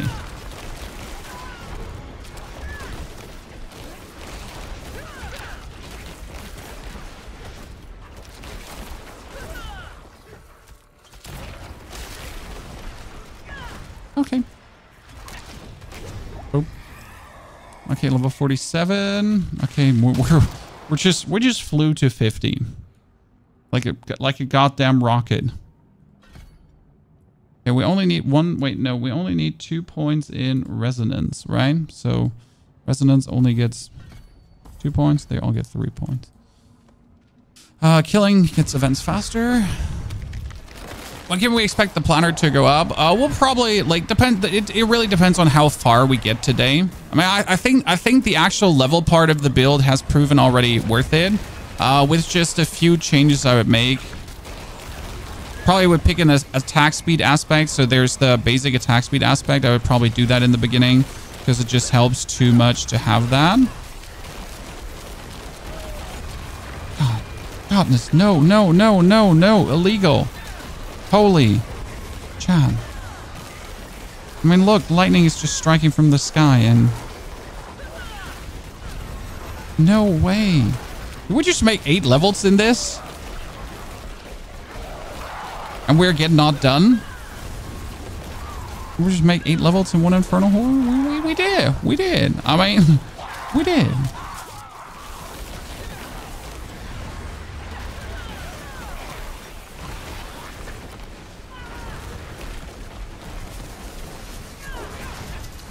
I mean, it does help that we get the 1 high item power weapon. I'll not deny that. How many hundreds do you have already? Oh, I only have 2 100s. I was just in America for a couple of days, so that definitely killed the 100s, right? To have more. I'm a bit behind the curve, I'll say that. That's for sure. The other creators have one up on me. I mean, then again, does Rob even sleep? So that dude always has one up on you anyways.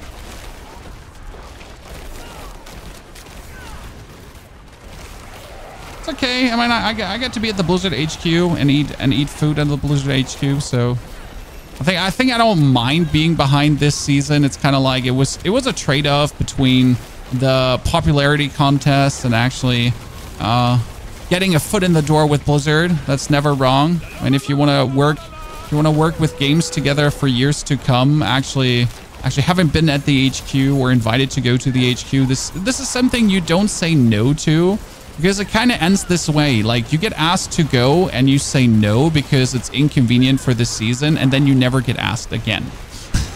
Right? That's like usually the way how these events actually happen.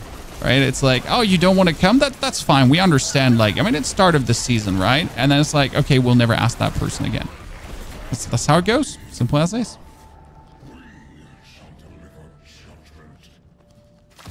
Meister Hatzels, thank you for the 75 centuries of support. Meister Hatzels, great to see you there. Pleasure to have you with us. Okay, so we got Neurotoxin for the slow. We get this, we get that. We get the distance, we get this. We get the 5 points in. I mean, technically the next 2 points is now core skills cost more, but do more damage as well, right? Yeah. Okay, let's see how fast the bosses go.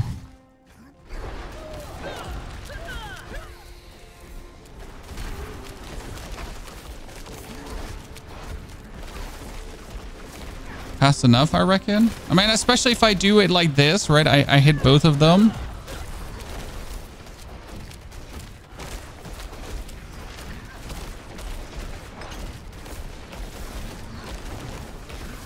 This is the moment where you just like back out of the Helltide, back out of the Infernal Horde, just to essentially go into the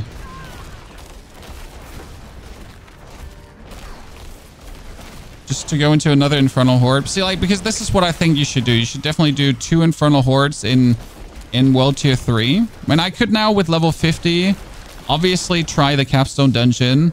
But again, like, you saw how many levels we just made here with ease.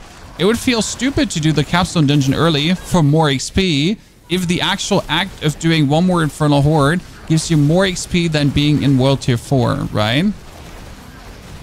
So I think it should be like, we should do 1 more. What do you think, Chan? What's the vote look like?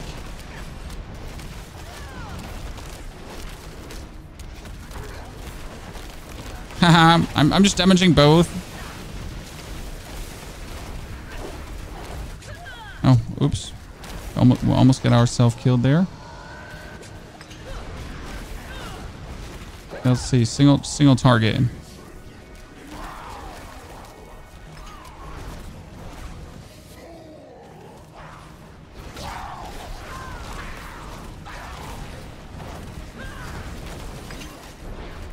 Let's activate the spirit offering though. And I hope we're getting spirit offerings from chests too. Do you get spirit offerings from... Oh my goodness, he just took so much damage. Do you get spirit offering from chests?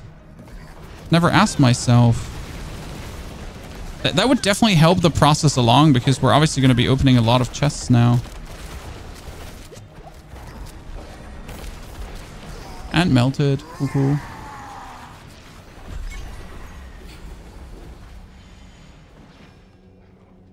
Okay, so...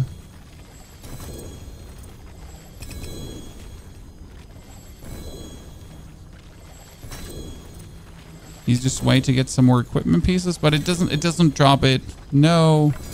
Sadness. I was hoping to get some spirit offering, because obviously, like, I only have like 120 spirit offering. That's actually really bad in comparison to what I should have. I guess I'll have to bust through like I mean, I'll get it. Oh, you know what? I'll get it. Fuck it. I mean, now, can we get 2 levels of the snake? Because I need 2 levels of the snake for that lightning storm damage lucky hit, right? Kartong, thank you for the 79 months of support. Greetings, everyone. Happy to have you all there. Welcome to the stream. Hope you're doing all well. Life finds you good. Life finds you good.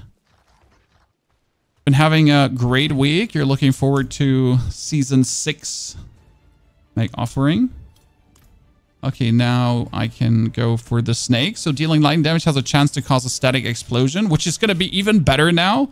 So we actually have to go to Kyovichot, then run into the Infernal Horde, get the compass. I mean, I could just make myself a compass, right? Yeah, snake takes 100. Luckily, I had 100. Woo!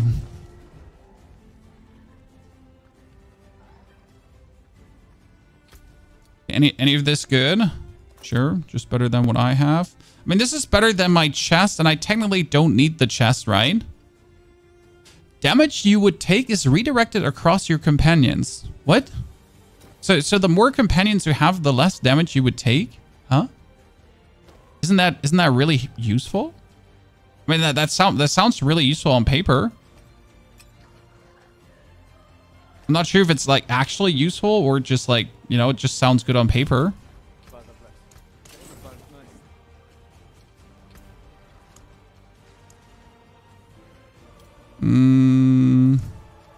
Let's do another tier 1 and just see how much more XP it still is. I mean, technically, again, I want to go over to the next world tier, level 55. So how much XP could that be now? I mean, we 9 levels. We made 9 levels. Holy.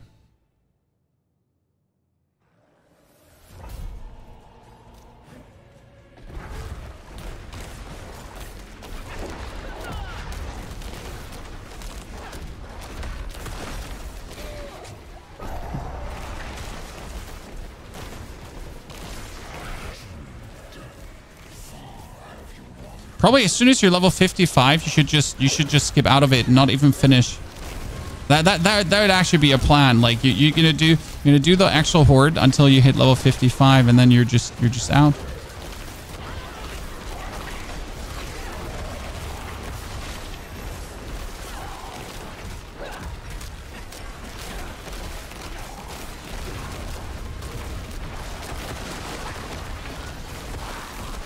And that's level 50 already. We're instantly getting 25 Paragon points, which is huge.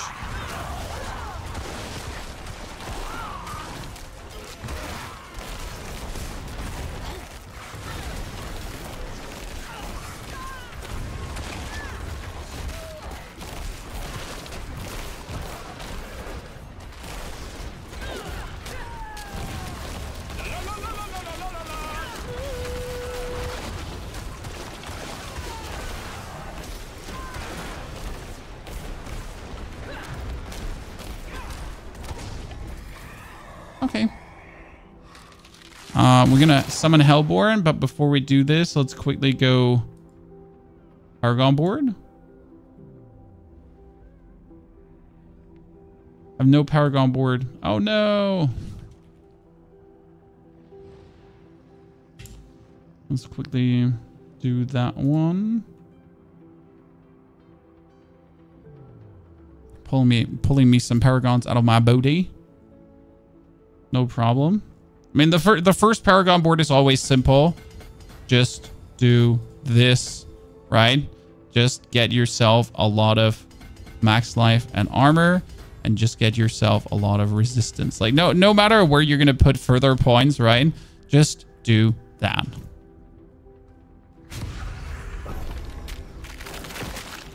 Profane Mind Cage stacking gives more cinders, right? Yes. So you want to stack Profane Mind Cages to get more cinder, yes.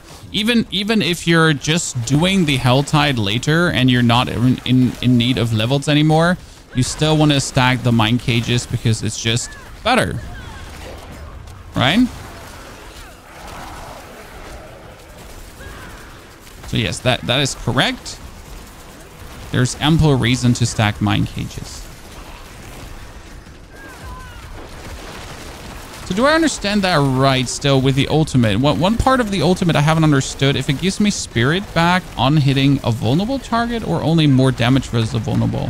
Because if it's only more damage, then you're not that much in need of making things vulnerable, but it's also spirit back. And you want to make things vulnerable as often as possible.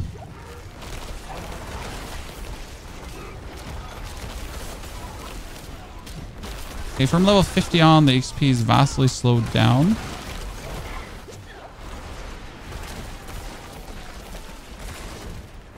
I gotta read that key passive again. I gotta read that key passive again. So yeah, right now I'm just putting the points in to essentially just get myself all the...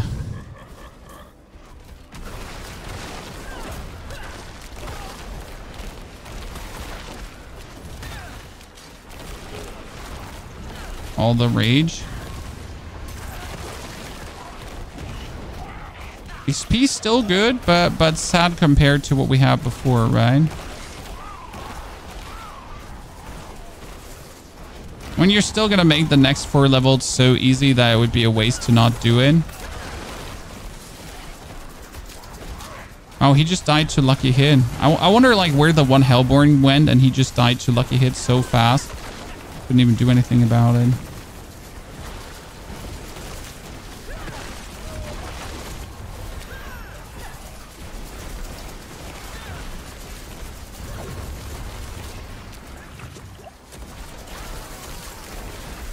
Whoever's causing me there to temporarily be unable to cast, you're annoying.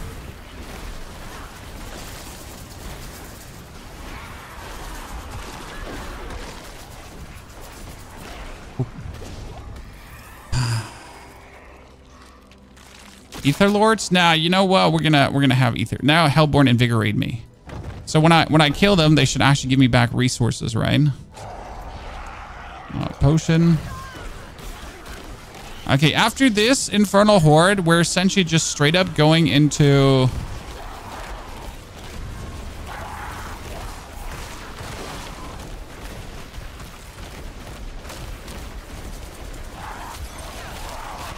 After this Infernal Horde, we're straight up going into...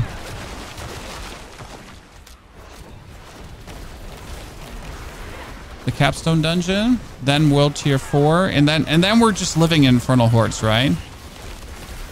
And I would probably do like a little bit of Helltide to get to 55, but afterwards you're just gonna be living in Infernal Hordes. And with the Lightning Storm Druid, I should actually have the easiest leveling time ever. I mean, if this is gonna be my leveling time now, it's gonna be like such a cakewalk. And before you ask, no, I'm not getting bored by Infernal Hordes. I don't know how you feel about this, guys, right? But like due to the bit of variety in Infernal Hordes, like do we get Hellborns? Don't we get Hellborns? Do we choose to max out Soul Spires? Do we not max out Soul Spires, right? I feel like Helltide is Helltide. Infernal Horde is still like a varied enough experience to just keep me happy. Right? I'm just not really getting bored of it. I mean, it might be because I'm just lazy of walking dungeons. Maybe like, you know, maybe I'm just sick of walking around in dungeons, but having your XP essentially like being funneled into you by simply existing just feels very good. I'm not gonna lie. I mean, this is the biggest XP funnel we've ever had. Just like you exist, so enemies are coming into you. Especially then with builds like this that just decides to hit the whole goddamn screen. I mean, it's even hitting more than pulverized would. How's that even a thing? How's that a thing? How am I like pulvering harder than with pulverized? That's what's happening here right now.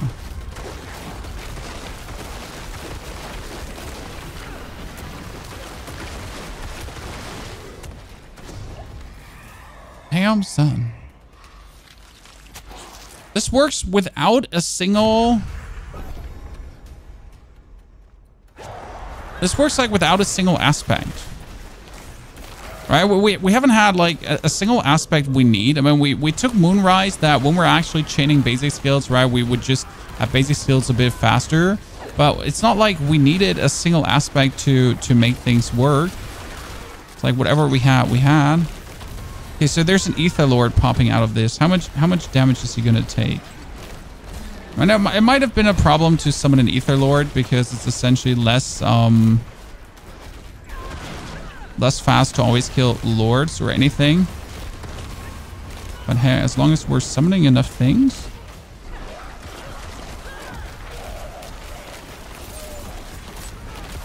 It doesn't matter. I'm just gonna die. Anyways.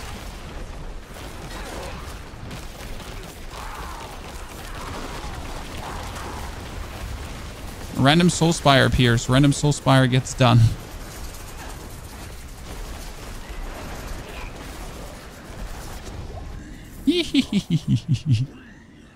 I just don't like the big difference in Ether at the end because the Hellborn modifiers. Honestly, yes, it is a bit stupid how oppressive Hellborn is. I think the word is looking for you're looking for oppressive because you're either going for Hellborn or you're getting fuck all.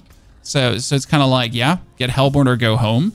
So that can feel stupid. I do fully agree.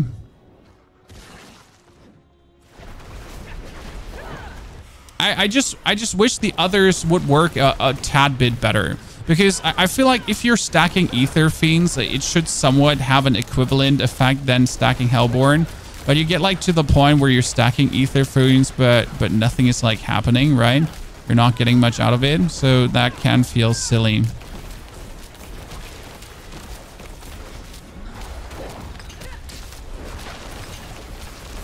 As you're literally putting in the effort to make it happen.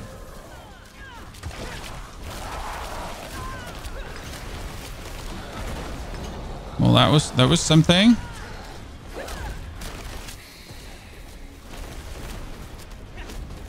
Okay, let's focus on him and just have the other dude push us too.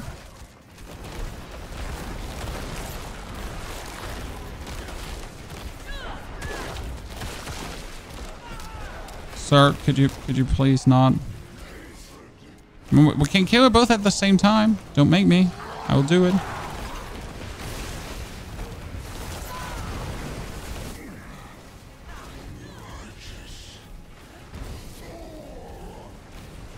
So since we don't need a single equipment piece, I might just funnel this all into gold.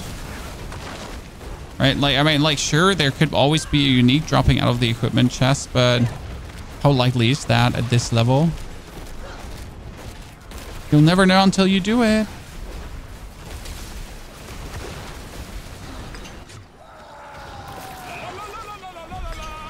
How likely is it? Well, you never know until you do it. Oh. Chad, I swear I'm not hacking. Mom, I swear I'm not hacking. That's just a random coincidence. Squall, thank you for the 76th century. Shadow greetings to Hawaii. Hope you're doing well. Where's the capstone dungeon now? Now is the capstone dungeon. So we got T-Bolt's Will, Chad.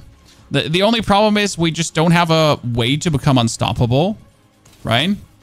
We get T-Bolt's Will, but we can't actually become unstoppable.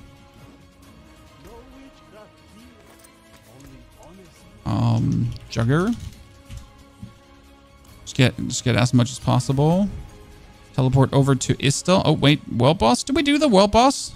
I mean, it's like a 3-minute waste to do him, and we actually don't need him at this stage, right? Just a waste. So Trip was really good. Thank you. I can't tell you anything about it, though. Sorry. I wish I was allowed to share, but it was forbaded. Okay, so that's 650 items. But 650 items are obviously worse than everything I have. Actually, a 700 pens, which is just better than the T-Bolt's Will. And the problem is that we only have like one source of unstoppable, right? So we can't really do much about it. Okay, yeah, I'm simply not going to waste time on the thingy. We're just going.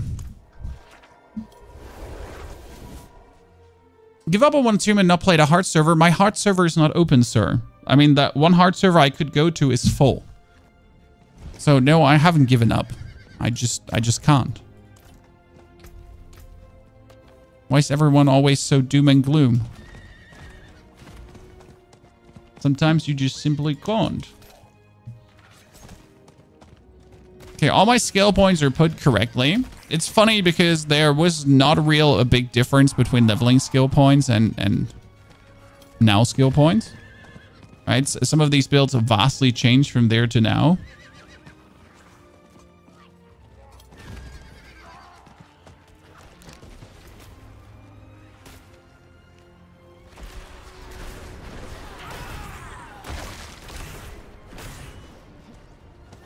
Okay, so we want to have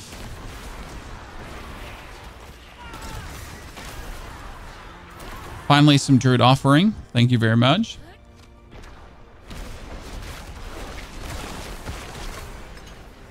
Want to have aspect of natural balance for the earth and storm skill swapping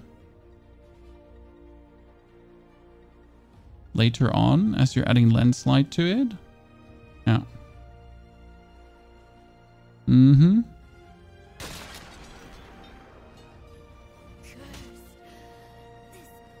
This is Lightning Storm or Landslide. It's going to be a mix of Lightning Storm and Landslide. So we will add Landslide to it, but it's just not worth it to do that while leveling. So just simply ain't, right?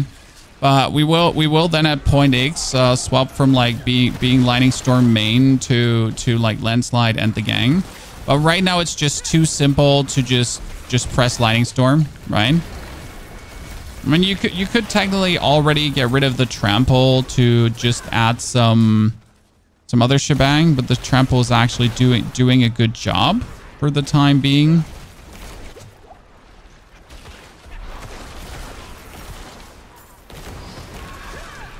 Be a waste to not still use it. This is also our only source of unstoppable.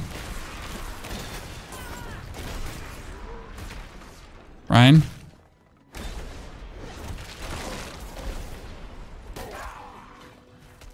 I wish more Spirit Offering would drop.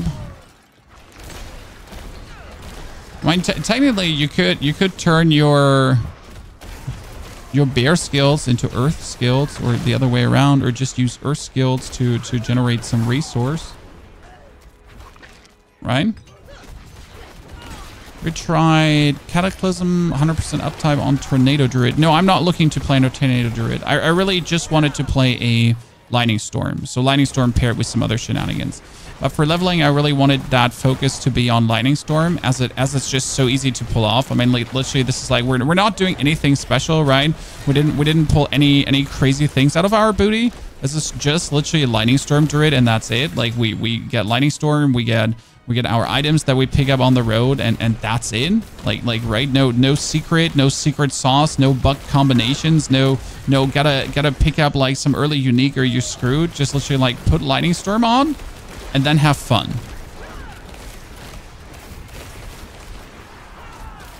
So that's it. The Cataclysm Ring. I mean, we're looking to get Mjolnir's Ring and Earthbreaker. So these are the two we're looking for, unique-wise. Then we want to have Wild Heart's Hunger as well. But I'm just not sure when I transition over to the endgame version of this build. So like, how long do we stick to the 1 to 100? When do we go over to the endgame version? So thus, I'm not entirely sure about. Right?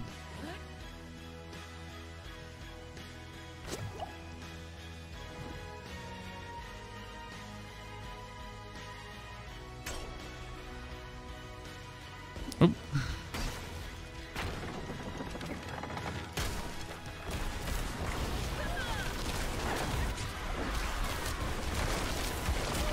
It's just funny how this is actually working without any aspects. I would have assumed you need more aspects to make it work. Right? I mean, Druid is definitely in a good spot right now. So, like, I mean, companions are fun to use. That's what I like about companions. They're so fun to use, especially like the Poison Creeper, right? You do Poison Creeper, then you go for the Spirit Offering that allows you to get a cooldown reset on lucky hit crates, right? Lucky hits. And then you're essentially just with a Lightning Storm getting quite some significant resets. And you're just able to spam Poison Creeper into their buttholes.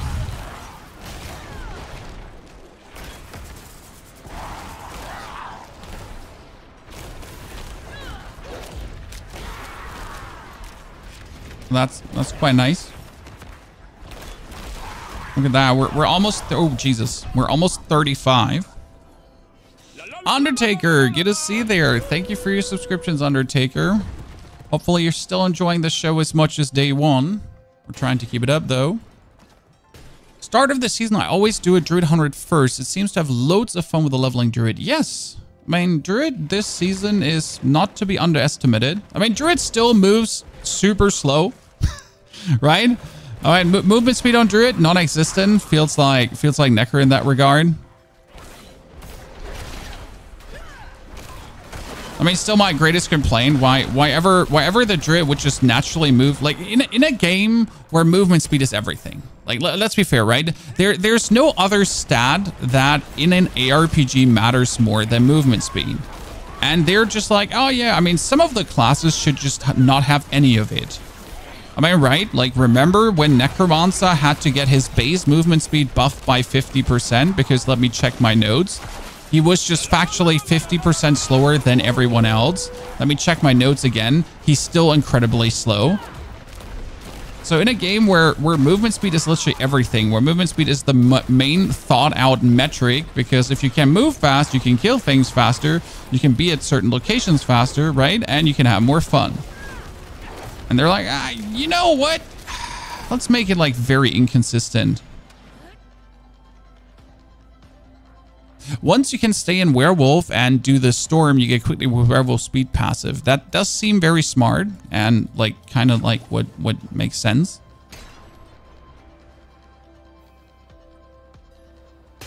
What do you do with resource regeneration? Oh, we just do the key passive. I mean, the key passive of Storm says storm skills that you cast grant 1 spirit and deal 40% increased damage when damaging a vulnerable enemy.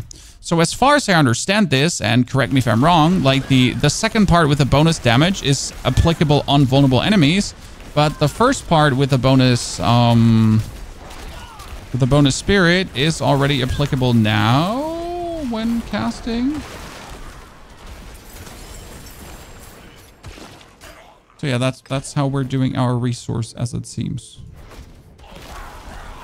I mean, there does also seem to be something restoring my resource on kill, but I'm not entirely sure which one that is. Because, right? I'm just, when falling below 20 spirit, there's a chance to fully restore your spirit. Oh, that one. Oops. I did not even notice I was having that one, but that makes perfect sense. Oh, that's actually really useful for leveling. I just noticed I had that one. That makes so much sense for playing, the hordes. Oh, that's actually pretty damn good. Damn. Like, oops. But I've been having that the whole time, and that explains a lot. So there you go. Is that an aspect that restores? Yes, it is. Yes, it is an aspect. Well, this explains so much.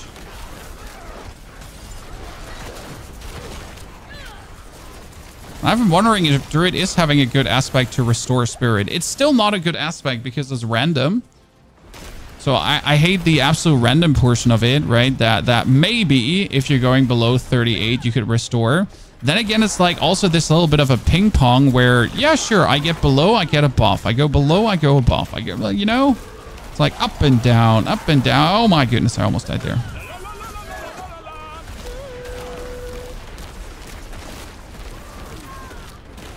Let me just go up and down, up and down.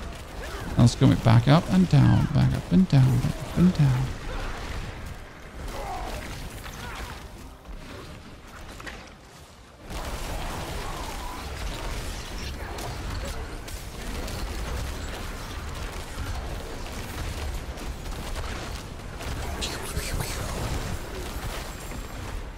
Okay, let's kill the last one. Then we're world tier 4, and we're probably gonna get our. It's like then we're world tier 4, and you know what's gonna happen? We're gonna get our ass handed to us in the beginning again, as always when you enter world tier 4, right? Everything's gonna one-shot you. Doo-doo-doo-doo. Does Druid, by the way, have like negative movement speed? I mean, asking for a friend who's really wondering if Druid actually has negative movement speed. Because it's for sure how it feels.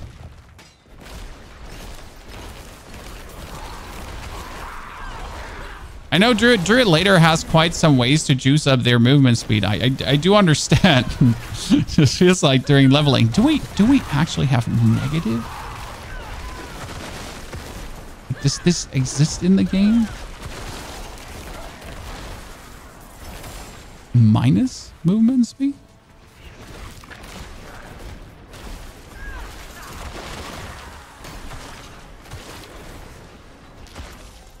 It feels like that, right?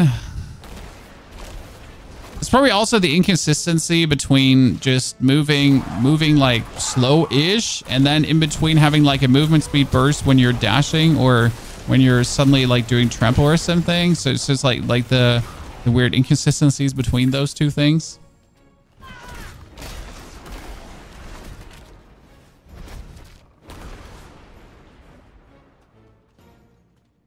Should be used to that with Neckers. Nah, I mean like you know.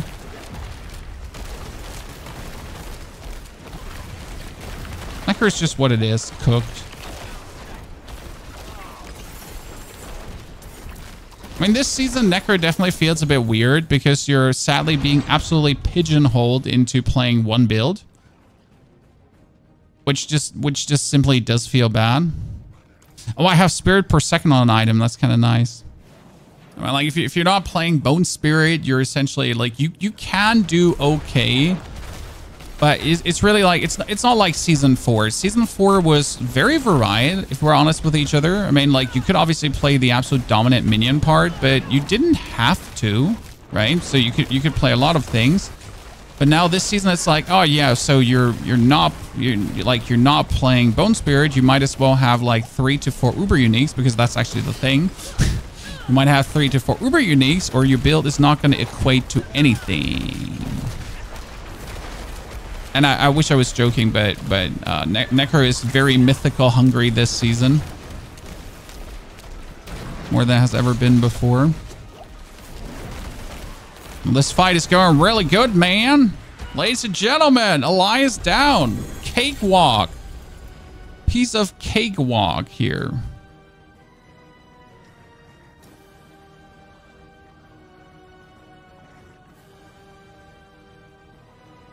Critical strikes with storm skills cast charge the around you for 3 seconds, causing a lightning bolt to periodically hit. I mean, that sounds great. Why would you not play the conduit aspect? Right? That seems like, while leveling, that seems like a no-brainer. Correct me if I'm wrong.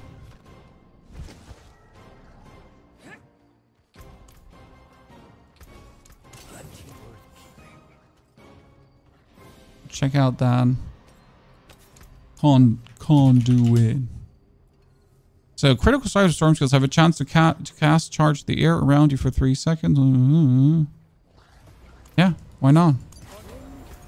Like it's like, why not? Why would I not do that? Constricting.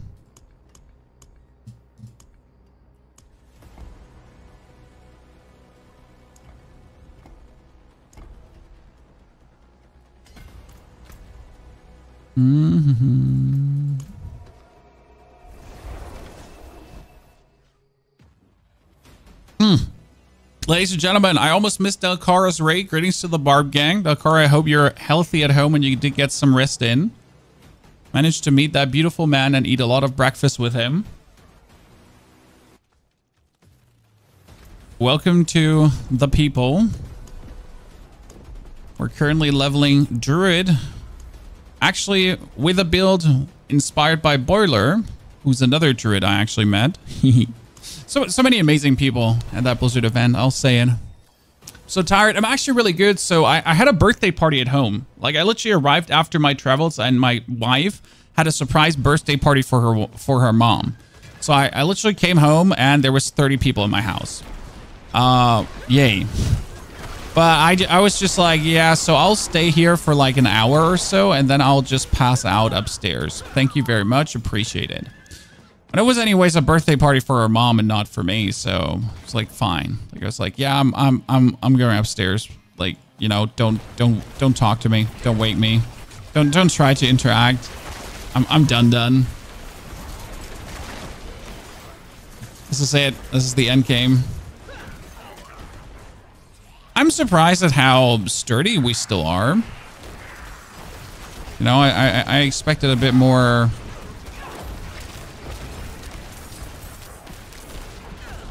I die on contact. This is going very good.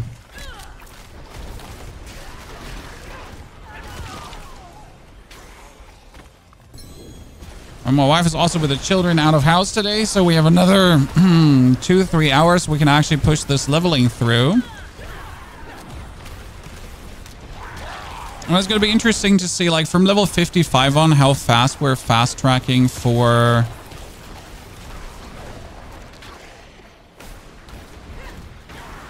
level 100.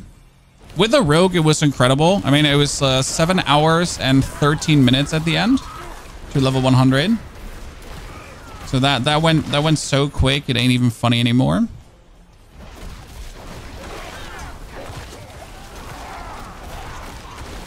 Not sure if I expect the Lightning Storm Druid to go better, because we were playing like Barrage Aerostorm, and Barrage Aerostorm is really efficient at everything, right?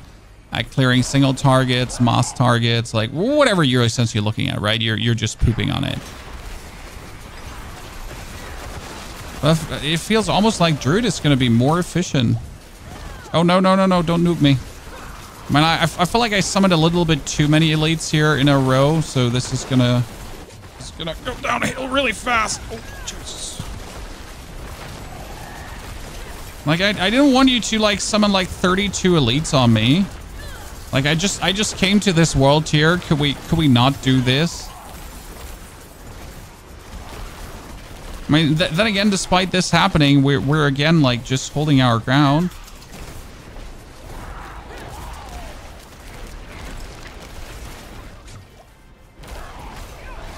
Woo! I'm alive! Mom, look! I'm alive!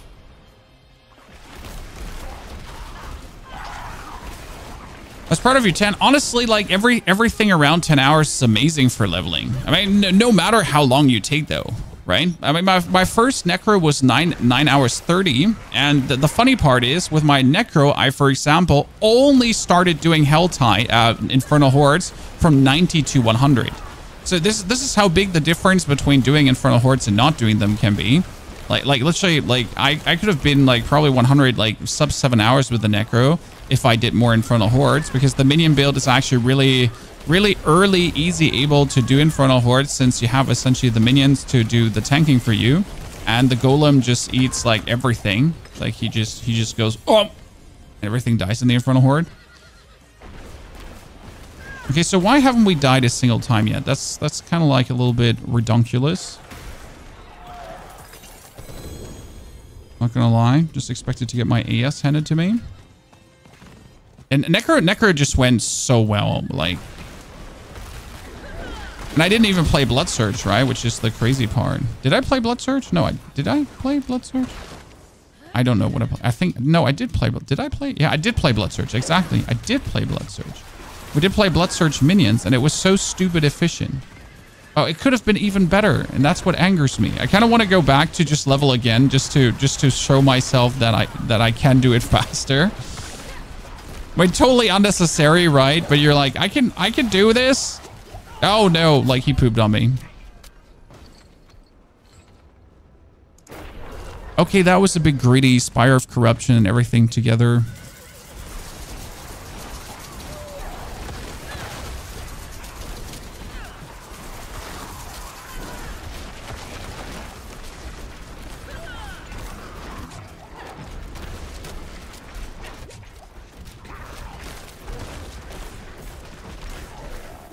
Finally, we're also getting, like, spirit offerings, so that's nice. Not gonna lie. Barb elixir.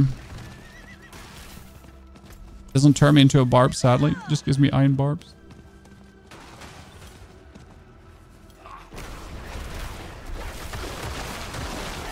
So where do we get the druid uniques, though, from now? I mean, I literally, for this build, I need like 5 uniques or so. Which is really cool, because, like, you don't actually have to look for good items then. And, like, for my Necro build, I need to look, like, for 5 to 6 greater affix items, right?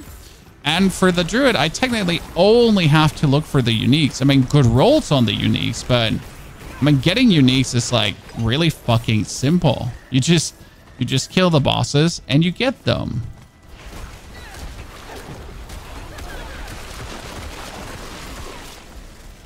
The fun part. Just getting Ubers. I have killed over 50 tormented bosses this season, which is not a lot, but still 50 tormented. And I have not gotten a single Uber. I mean, that like saying 50 torment is not a lot is kind of funny because it's still 150 bosses were killed, right? So I guess it is a lot actually. And I haven't gotten a single Uber because I'm just unlucky. I'm also not mad. I'm just disappointed.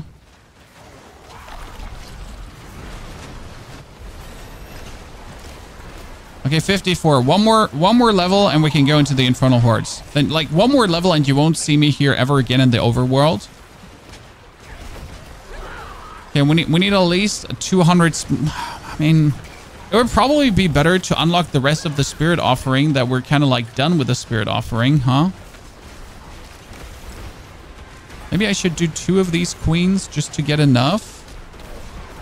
I mean, we're currently, what do we need? You need 200 Spirit Offering per person, right? So the Eagle needs 200, the Deer needs 200, and the Raven needs 200, correct? Okay, whoever's doing damage here is going off the charts. I think it's 100 per. 500 total. Okay, if it's 500 total, then we shouldn't need that much more. Okay, let's summon her again as long as the 2 level 100s are around here for no apparent reason. I think they're leveling their little friend. Oh no, wait, it's World Tier 4. Why wouldn't they be here? I'm sorry, chat. I passed out for a second. Like, why wouldn't the level 2 100s be here? It's World Tier 4. Can someone please punch me verbally in the face? Thank you. Because it seems like I'm an idiot. Yeah, like I'm... This was a big dirt moment. Like, why ever the level 100s would be here? Duh.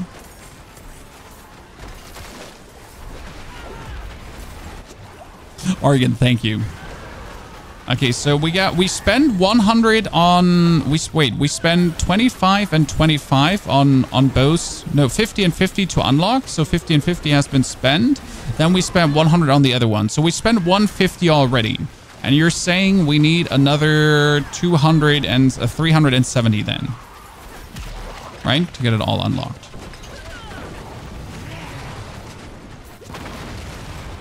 $200. For 320 we should need. 320. I did the math correct. Oh, what did I die to?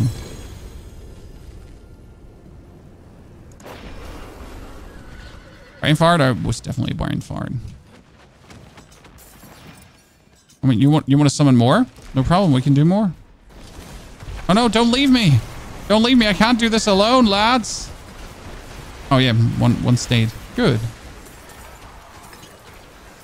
And finally, I can put on my high item power items. I got an 888 weapon. Hello? It's a one-handed weapon only. I would have preferred a two-handed weapon, but I'll take it. Right?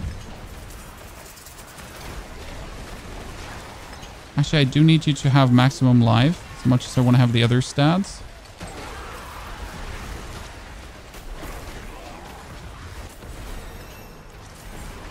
Level 56 already.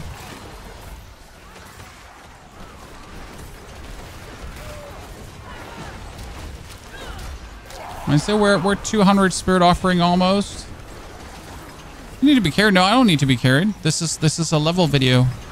You know, like getting carried is no fun. Like, especially not with the leveling right now. Seriously, I mean the leveling is so much fun, but I'm trying to see how to play a Druid Lightning Storm level build, and getting carried would be really bad to then make a video about it, right? So I'm like, hey Chad, here's my 1 to 100 level build. So the way how you do it is get carried.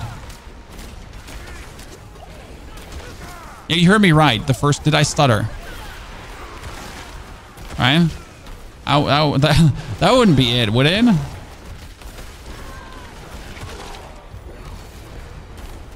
Oh, there! I get an ancestral unique ring, Chad. Don't mind if I do. Don't mind if I just get the Earthbreaker already. Cool, cool. So that's the first one. That's the first one we won. I guess we can start putting landslide into the build slowly.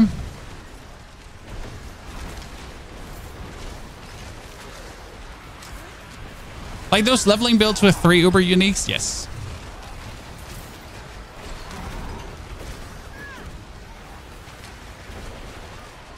I mean, there was definitely a leveling video where the best advice was to get carried. That was in season 0 or season 1, because the best advice was to get carried for quick leveling there.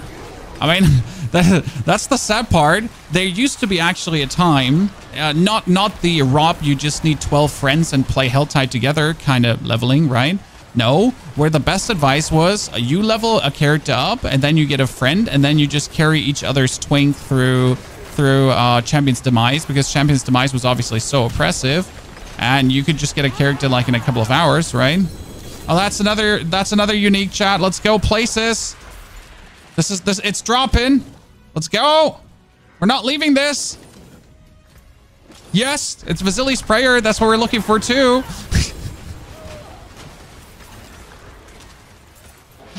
Oh, just not okay. Mom, I'm doing it live. Here, wait, we have the build online already. Chat. Okay, we can definitely swap over to the Lightning Slide. Or the Doomstorm, how it's officially called, it seems.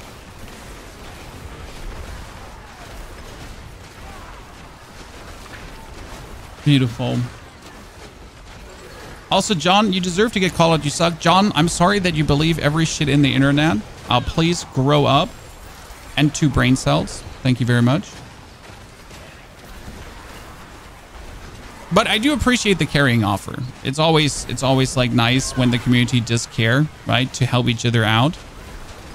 So I was really not planning to stay in this so long, but if there's like one unique after the other dropping, I would be doing myself a disservice by not. Right, so let me throw away the shit. This is just better than what I have in every single way. Fine. Let me just throw the lower powered items away. Just pick up the greater affix stuff. Two-handed mace. I mean, all two-handed weapons need to be picked up. Okay, I'm leaving now. Okay, boys. Give me a second. I'm going to come back to hand in my thingies, but I quickly need to sort my equipment.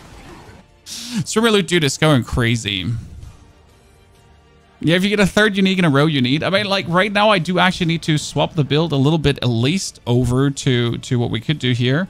Let's check for weapons. So this is an 818... This 861 item power weapon. Okay, that's great.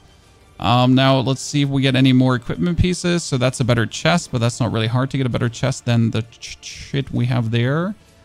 That's armor. That's actually good because this brings us almost to full armor value. That's good boots with 3 ranks into Boulder. I mean, not what I'm looking for, but like, let me just get 3 ranks. Oh, that's attack speed. That's actually what I want. Just get 3 ranks into Boulder. Here, attack speed and life. The rest can be trashed now. And the weapon is actually getting Witch Tempers. We're getting chance for Landslide to cast twice. Okay, yeah, let's go. Max roll. Max roll. I'm sorry, chat. No. I think we're going for damage to distant enemies too. Okay, max roll. Let's go places. Good, good. So we need to... I need to check my skills because I need to change some things. We are in need of putting together skill tree.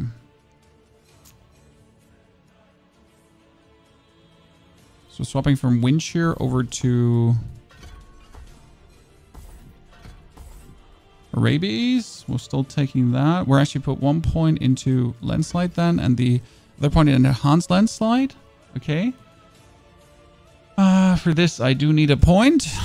So from here, I think I'm not going to change more right now. We're just going to I'm just going to put Landslide in so I can see this over Trample. So Trample needs to go away. Trample gets kicked out for now. And we're going to change more about the build, but it's more about just want to see how this goes online, right? How this does do the work I needed to do.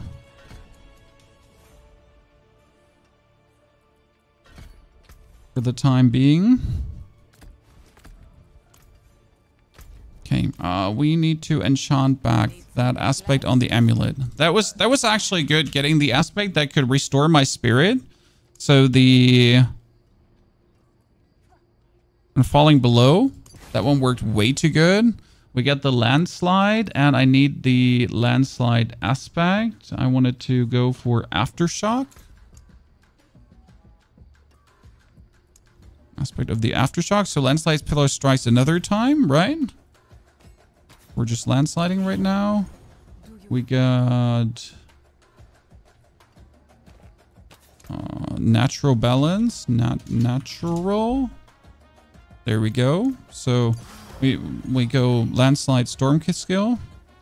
So what does landslide exactly do? Casts landslide, leave behind spikes that deal damage over seconds. Spawning within tectonic has a chance to spawn 2 instead. Okay. So we're just gonna landslide spam a doodle Andy dandy people, I guess. Okay, let's go back to the thing. Wait, we got how many spirit offerings did I say I have? 3. Oh, we should have enough, right? That means then I can just go into... When I get 400 thingies we get to spend. But then we should be good. I mean, look at our time from 50 to 60 just being faster than the rogue. I feel it's a bit dirty, right?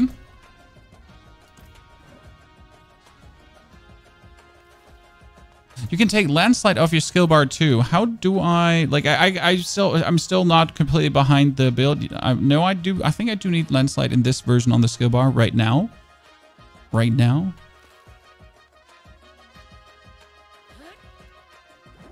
I can take it later off my bar. Okay, here. 75. And we're going to give him 75. And the deer gets 100. Ha, done. And which spirit do I choose? I choose the raven.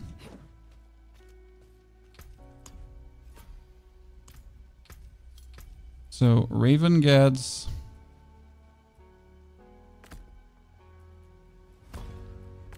attack speed. Deer gets damage from melees. We currently get the cooldown still, but we're gonna... Oh, we could also go for chance to restore spirit now. Okay. Cool. I like it.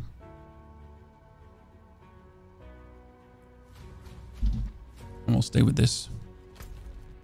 Okay, now let's hand in our thingies for chests, right? Then we do Infernal Hordes. So from this point on, from level 58 on, it's going to be Infernal Hordes. We're just blasting through.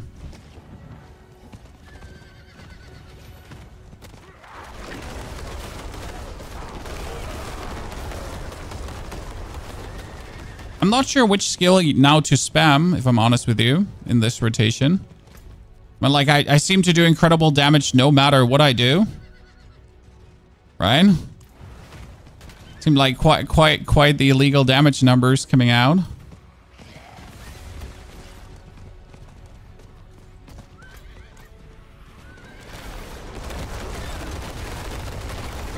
So do I just vary between landslide and lightning storm? Is that it? To do more damage? Because right now everything just dies. Spam landslide for one wave, then try lightning storm. Okay. Hello, game?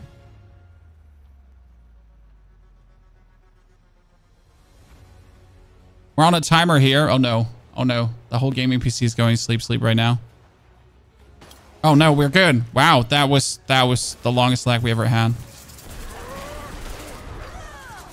Don't get storm at all, just landslide. Yeah, but how are you gonna get storms out then if you're just doing landslide?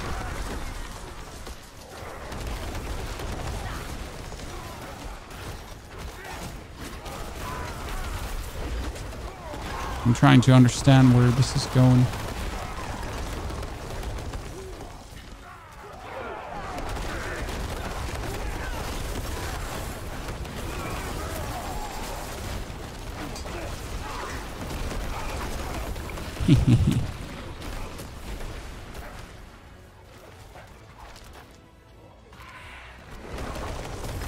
Is it true? Key passive? Oh, we should definitely change key passive at some point. That's true.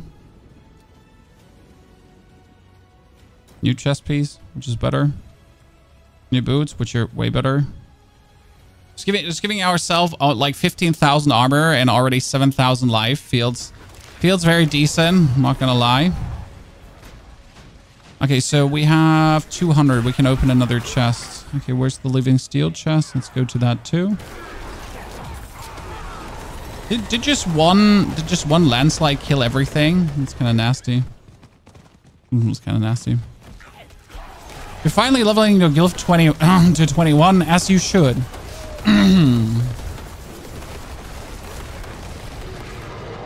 Everyone should have their glyphs at 21.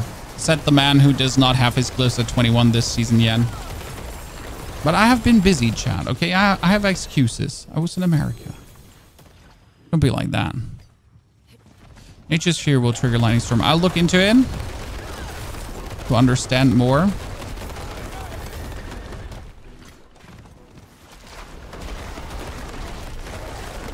Well, we're already just shredding positively.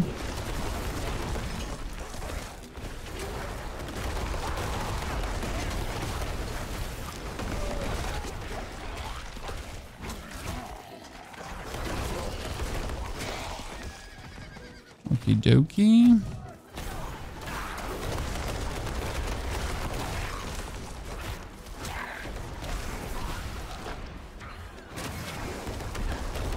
My favorite part about playing the game when you're trying a new build and you're like slowly starting to understand how it actually all comes together. This has been so far one of my greatest level experience this season. Just simply like getting to understand Lightning Storm. It's still so much fun. Just to one button everything. Can't wait to go back to the Infernal Hordes now and see how much we're gonna just destroy all the opponents, chat. Damn, the damage is just crazy. So why do we use this? Your Earth skills are now also Werebear skills and Fortify you. That we would use this to essentially create Fortify like crazy. That makes so much sense. That makes so much sense. So like literally by using Landslide, we're actually auto fortifying. That's actually really nice. Which thingy is defensive posture? Because you get 4 ranks in defensive posture, so increase the amount of fortify you gain from all sources. Oh. Intriguing.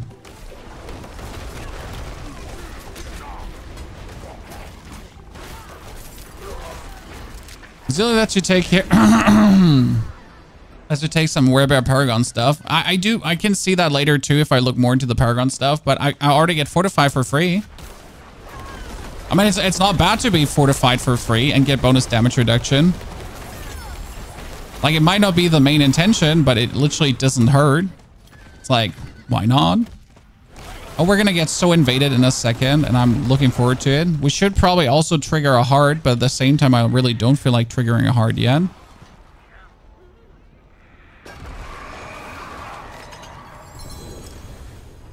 That's my compass we're gonna take. Wait, no, it's gonna be a... Which level compass is that? I kind of want to like straight up jump into tier 3s already, because tier 3s would be enemies level 100, right? We should be able to do that. I don't see a problem. What could possibly go wrong?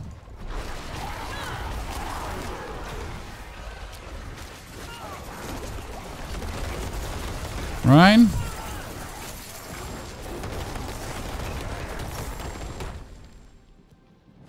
Tier 3 might be tough, yeah, but we're a druid. Druid's OP this season.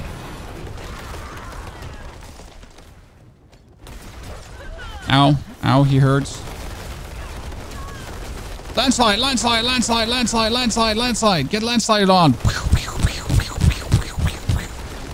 Get landslide on, you little shit. Ow, ow, ow, ow, ow. Stop hurting me. I'm hurting you. Should be a one-way street. Oh shit. He just hurts. Ow.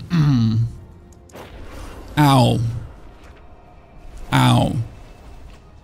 Okay, Okay, where were we stuck? Ah, skill tree.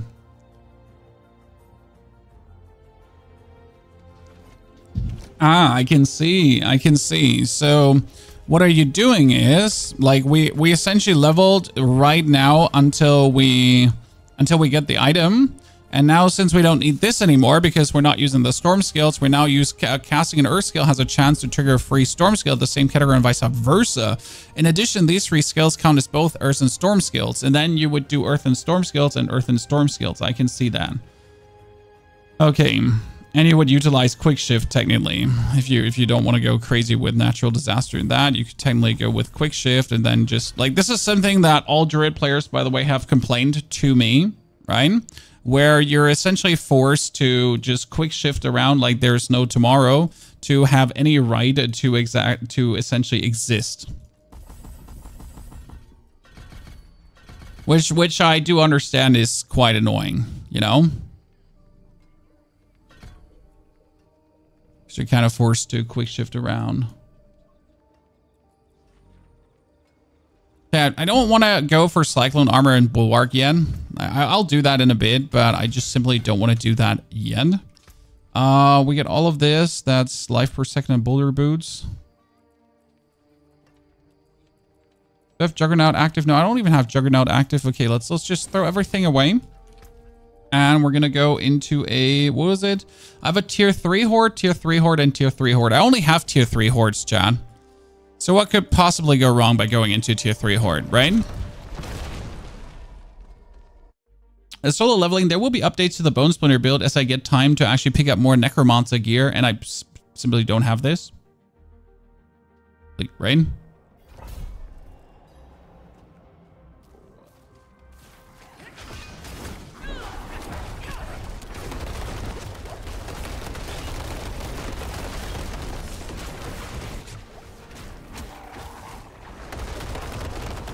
Hee.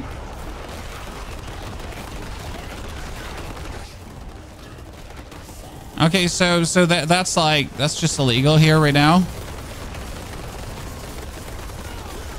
That's just stupid illegal.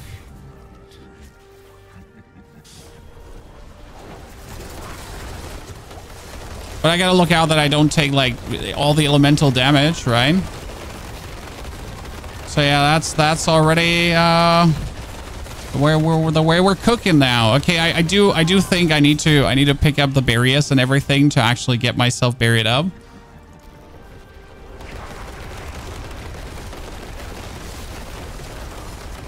So I need elemental resistance as we don't have any. That's like the biggest issue. We don't have any elemental resistance going on.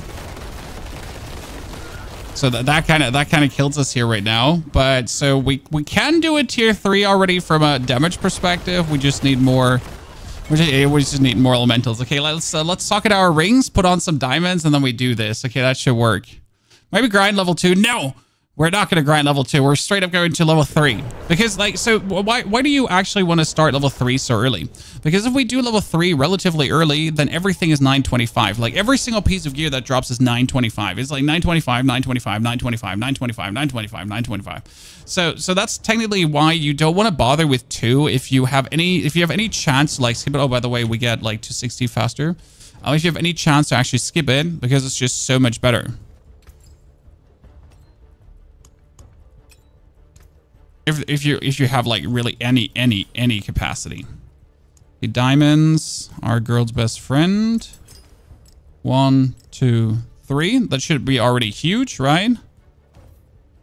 We're just gonna double socket this. Just pick up a little bit more life too. 1, 2. Bring us up. So now our resistances are like, look at this. That's looking nice, I would say, right, Chad? When I could probably rip one out and just boost my shadow resistance up, but we're not looking to do that. So we get a resistance quite good. When we picked up here, our resistance is here too. Do we have one glyph that gives us here some higher percentages? Here, this glyph boosts our resistance slightly up further. Look at me, Mom.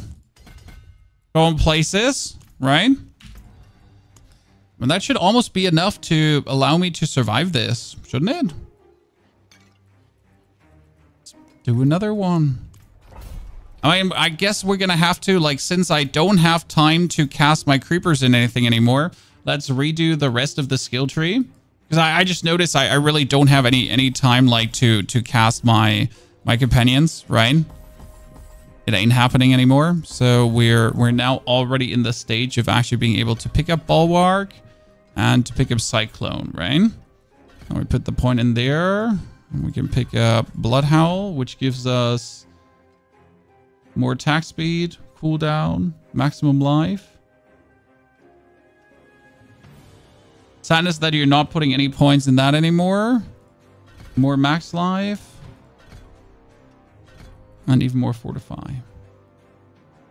Where do I have too many points into?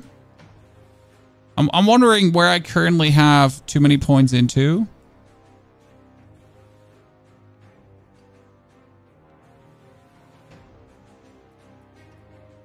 Oh yeah, I could yoink some points out of there if I wanted to. I'm not doing that right now. We're good. Okay, so we got Bloodhowl, we got Cyclone Armor, we got Barrier. Yeah, we'll see where that goes.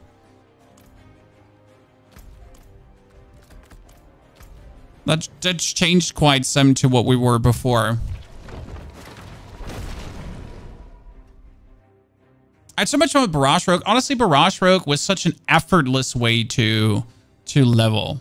Like it was just straight up beautiful madness, right? The sad part with Rogue this season is that to truly go like great with Rogue. Oh shit! You just burned me to death. That fire is just so overscaling.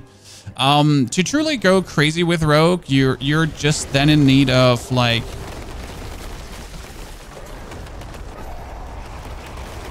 Of really getting the Harlequin crest, and that feels like so bad. Why do I have to get the Harlequin crest to essentially just exist, right?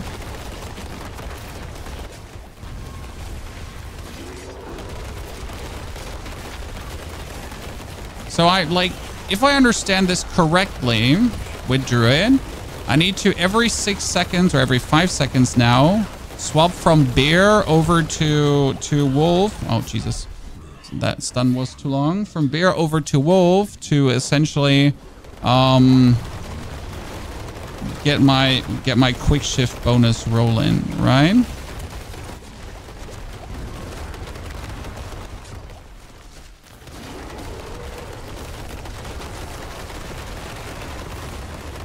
Wait, I don't actually have to get close to things, right? I'm so used to pulverize that I'm always like trying to run close to things, but like I don't. This is not how it works. I just have to press my button and do my things. Correct? I'm just running towards everyone always, but I don't have to. This is a cast. It's an on distance cast.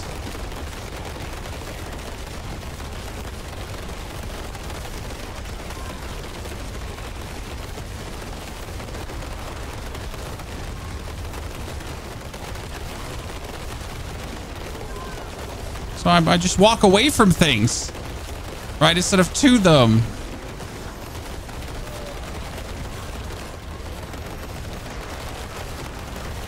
I mean, in 1 hour, we're going to be level 100. Chad. Okay, why does this just feel heavily illegal?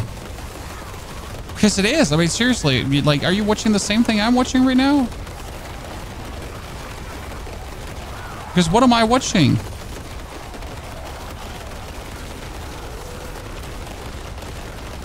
I mean, if this only gets better over time, then I don't know what we just did, right?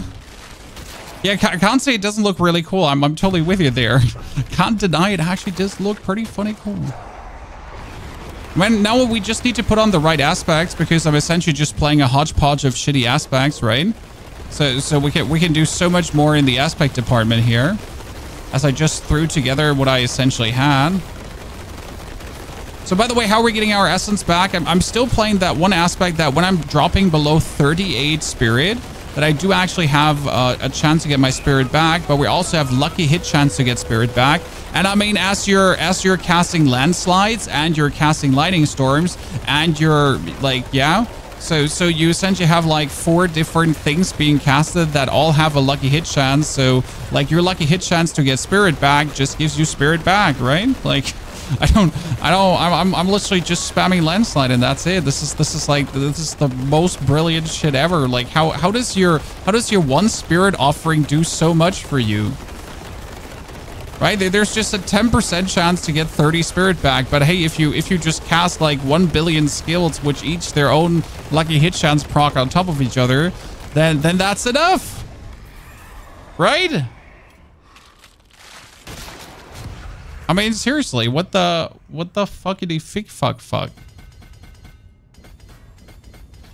Okay, we need the earth and sky there. Didn't drop earth and sky yet. That would bring me to more resistance. Yes, we need to go to the left.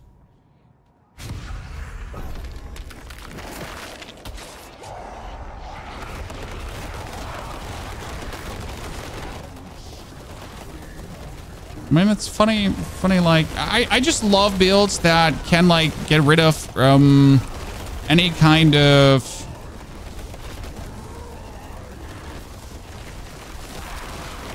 basic skills early on, because who wants to use basic skills, right? Oh my goodness, that is so many.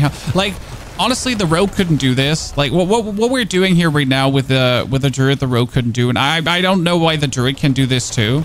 Like, I literally cannot comprehend how this goes online this early. I mean, like, usually these builds take a while until they go online, and this is just like level 60. We got it already, right? The build is worried. I mean, I guess I picked up that unique ring that's probably responsible for this working, right? I guess randomly picking up that ring was helpful in a Helltide. Might want to actually read what it exactly does to comprehend why this is working. Okay, so like, let me just casting landslide leaves behind tectonic spikes. Okay, so these tectonic spikes have their own lucky hit chance, I assume. And spawning a landslide pillar within a tectonic spike has a chance to spawn 2 instead. Oh. And then you generally cast them twice anyways. Oh. Okay, yeah, sure, I can see why that works. Like, I can literally see why this actually does work. And then with the other skill, essentially all your earth skill. Oh, so are the tectonic spikes counting as earth skills for my key passive? That's it, right? So the landslide itself is counting, and then the tectonic spikes are counting. So that means that, like, whenever I landslide, everything I essentially put down has a chance to give me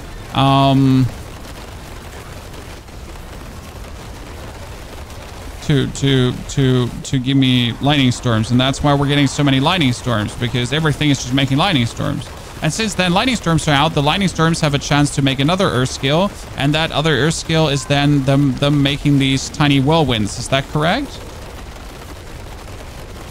So that's what's essentially happening here, if I understand that.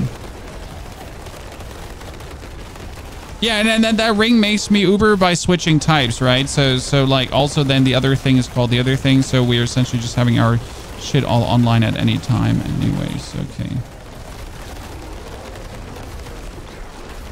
I mean, it feels illegal, like, to almost gather 200 ether as a level non-existent character. I'm happy. What can I say?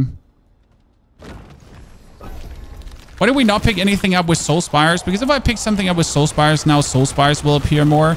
And I literally don't want Soul Spires to appear more, right? So you only want, like, goddamn Hellborn to come left, right, and center.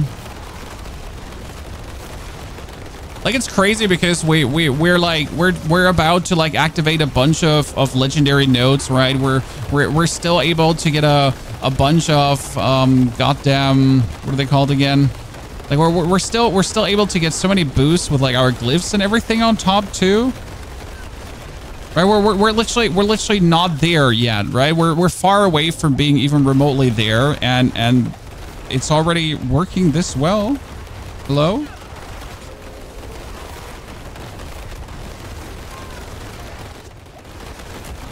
I still don't know why I keep running into things instead of standing in the middle, so I'm sorry for this.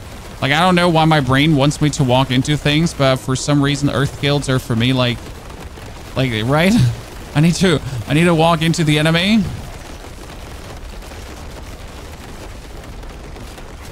So everything I now pick up from the chest is going to be 925. Literally everything I pick up is 925.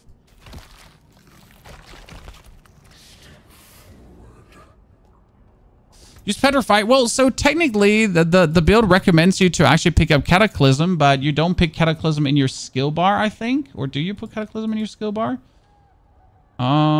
You pick up Cataclysm, but you are...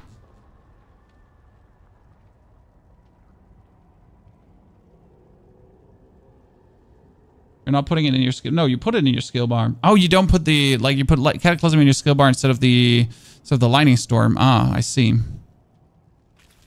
Because if I'm using Cataclysm, then I'm also essentially...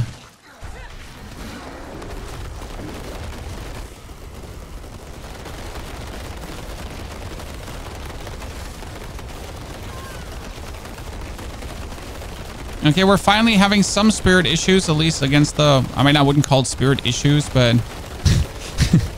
Oh, we're having some spirit issues. Ah!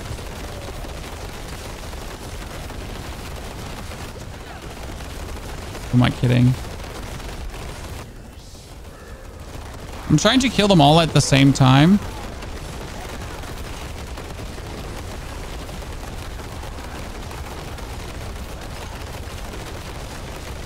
Yeah, we're still running into them. I'm sorry. I mean, in this case, I'm actually running into them to pull them together because they come like all here together. So...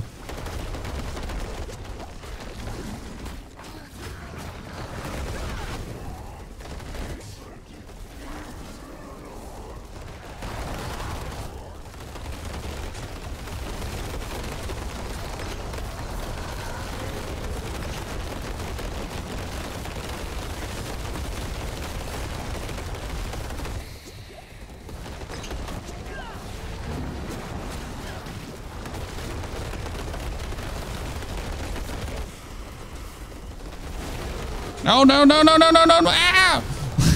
I was trying to spam my heal, but that didn't work out.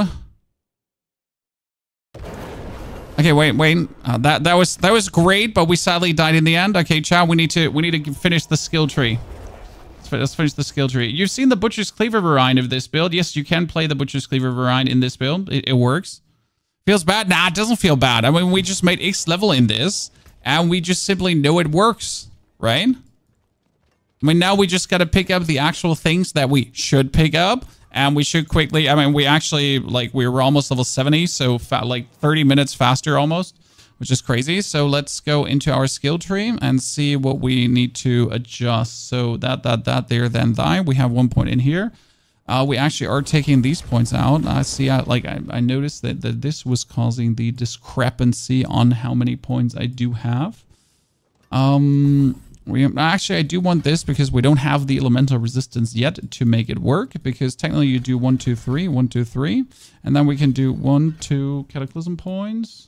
1, 2, 3. Yeah. Cool. Because that currently gives me then Cataclysm. And if I understand this right, if I cast Cataclysm, then Cataclysm has a chance to cast a nature skill, an earth skill, according to the other way around. So Cataclysm essentially casts Petrify? If I understand that correct. I mean, why wouldn't it? Right?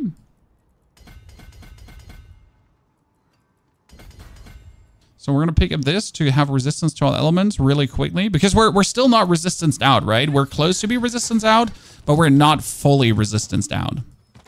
So that's still... We get a level 60 potion. I think a level 60 potion would have actually saved us there. Let's be real. Level 60 potion would absolutely have saved us there. Okay, we got landslide, earth pillars. We got... Symbiotic. When nature triggers a free skill, you don't ult. Oh, really? Oh, really? That's a skill? That's a skill? You're telling me that? Wait, Sim? Oh, I don't have it yet. So there's an aspect called the symbiotic aspect. Nah. That's scam. Serious scam. Okay, let's go back into another horde then.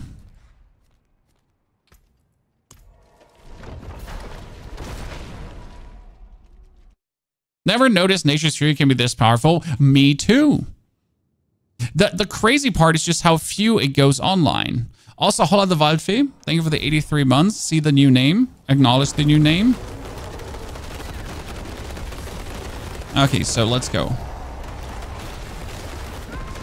So I still gotta get used to essentially like swapping between the two respective, like every now and then, like essentially trigger your wolf form because of the, like you gotta do the wolf yells in between. Like so I'm essentially just spamming slide and then I wolf, right?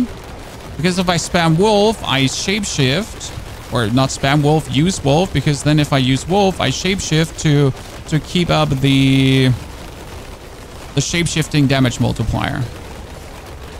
It's like the thing, right? So every 5 seconds you get a shapeshift to get that multiplier going. That means I'm just gonna landslide, wolf, landslide, wolf. I mean, when I saw like Doomstorm the first time, I was like, this is gonna be complicated. But how this is so uncomplicated is just beyond me, right? This is such an absolute waffling no-brainer. I don't want to summon Hellfire. Hellfire is stupid.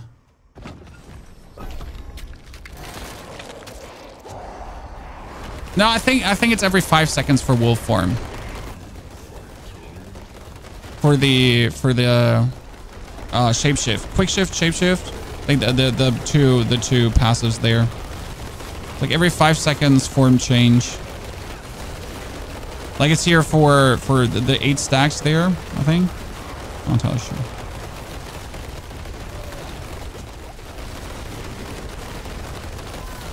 Okay, if I have full resistance, I can literally no-brainer this. I mean, right now I need to actually look at the screen every now and then, right, to avoid getting hit by certain elemental effects, but yeah, this is just not okay.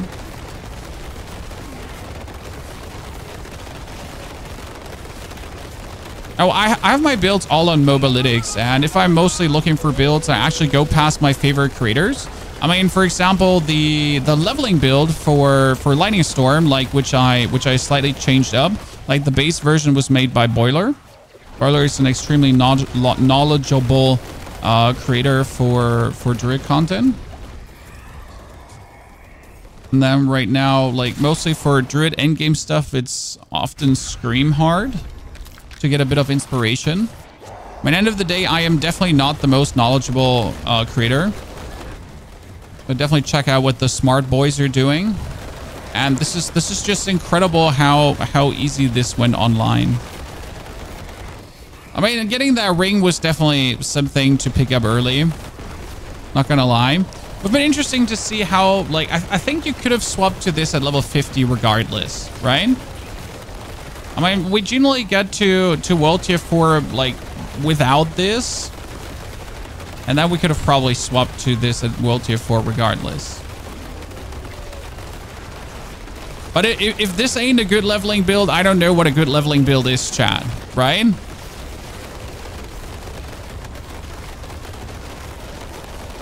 I'm sorry that I lost any understanding of what good leveling builds look like.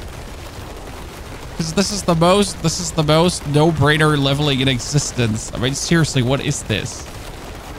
Like, what is this? This is not okay. And it looks like you're doing so much, right? But you're literally just pressing one button.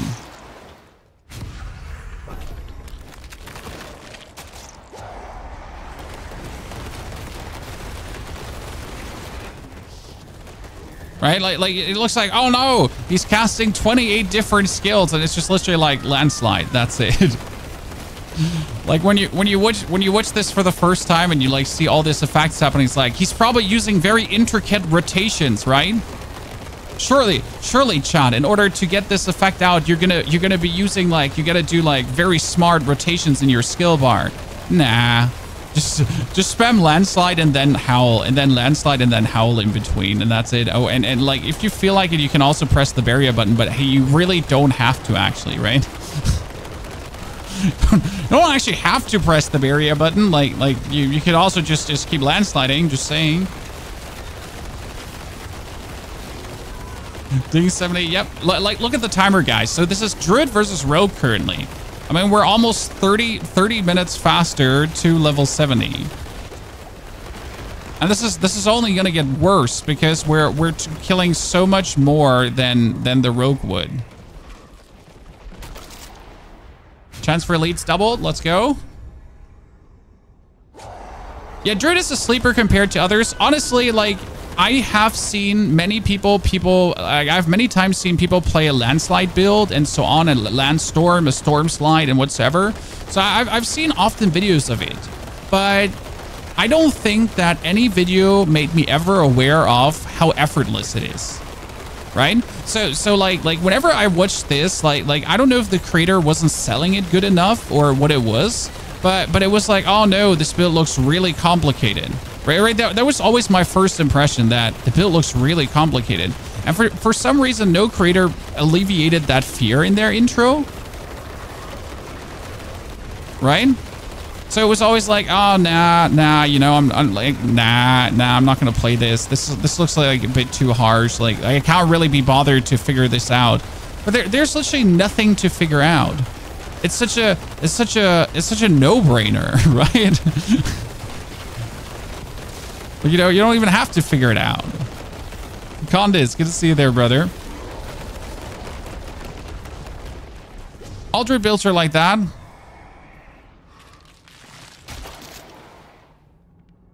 I don't fully agree. I think what can intimidating is often the shape-shifting part on Druid builds, that you really don't want to, like, oh no, I gotta shapeshift every 8 seconds. But also in this build, right? I mean, like, you're spamming landslide and then you're just literally going for blood howl. I mean, you still have to do it, but shapeshifting every 5 seconds to maintain peak damage sounds intimidating and tiresome, and it is annoying to do that. But since I'm a Necro, I'm actually used to this. Every 5 seconds, I gotta do something part, right? But still, it can be like, it can be a turnoff. I mean, imagine someone telling you that you, like, just telling you, not explaining how you do it, but if someone tells you that you have to swap form every 5 seconds for peak damage, they're gonna be like, nah. That sounds way too fucking annoying, right? I mean, seriously, imagine telling that to someone. Don't you need specific legendaries for this to work, though? So I got Vasili's Prayer currently, which makes my things be werebear skills and earth skills, but honestly, I like, it would work without prayer. And I got the Earthbreaker ring. I think the Earthbreaker really makes this go completely crazy, but I'm pretty sure it would work without these uniques. I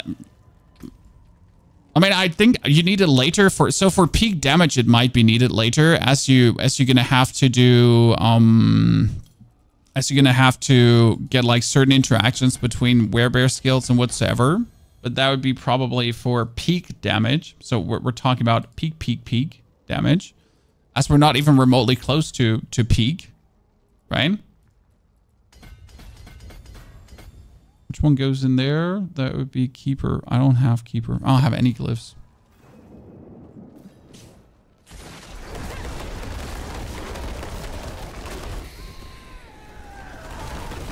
No lucky hit. No lucky hit. Give me more lucky hit. Thank you. Yeah, please walk together. Oh yeah, all three. Alle drei zusammen. Alle drei zusammen. Yeah. Sehr good. Give me more. I should probably stay on the 3 together. I like the 2 that are just not leaving their upper thingy there.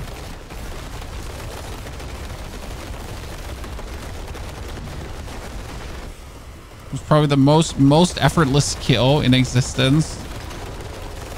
I think we're just gonna go farm tier 5s now, Chan. Right? Right? Surely that's what we should do. Only downside about hordes is no glyphs. Nah. I mean, when you're level 95, you literally just start doing tier 100 dungeons and like just fly your glyph XP. My recommendation usually. I mean, there's no downside when I get greater affix 925 gear, literally right now, and unique. See, like there's my like I just got a unique. Okay, there's just no downside. Downsides don't exist here.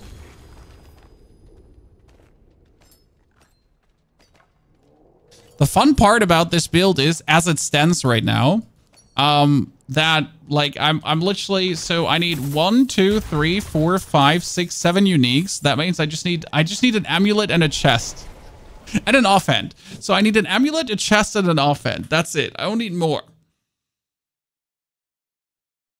Right? If I get a good offhand, we're good. Just need a 925 offhand with crit chance, cooldown reduction, and willpower.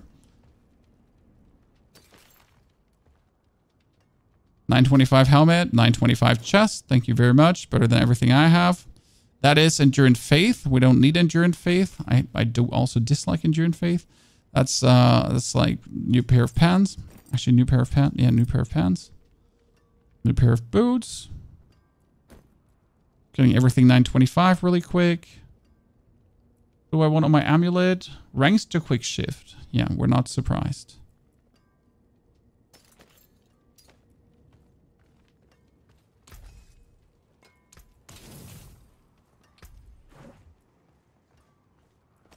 One, two. Pick up Juggernaut again. A build we can follow? Not yet. I'm sorry. As I'm trying to see when the right transition point is from one to the other.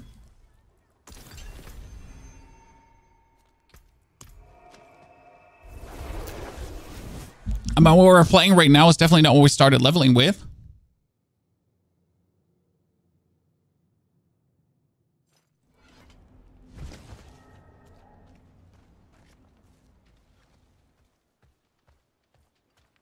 You again. Mm-hmm. Okay, look at this, ladies and gentlemen. 800 item power items. Oh, uniques! Uniques! More uniques that I don't need. So that is the great stuff of the Crone, which is 725. And that is actually Wild Heart's Hunger, which is funny because technically Wild Heart's Hunger would work. Like when you shapeshift into a werewolf or a werebear, you gain Wild Heart for 5 seconds. And Wild Heart grants you stacking damage every 2 seconds up to 48%.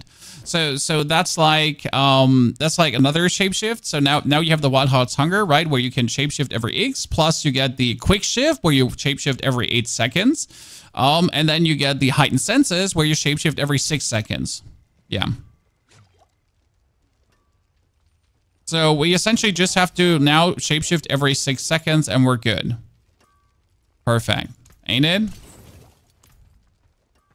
Let's go, Chad. Let's go. I mean, like the tier was already ridiculous. I mean, should we do tier 4? Should we do tier 4? That's another wave in a tier 4. Let's see. I mean, tier 3 was effortless, right? How bad could a tier 4 be? I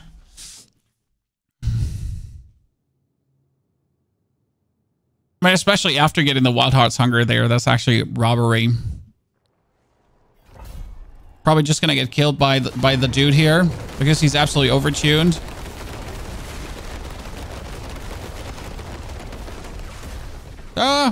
Burn. Then we just need to kill him. After that, things are going online, right? Okay, we got him. Now things are going.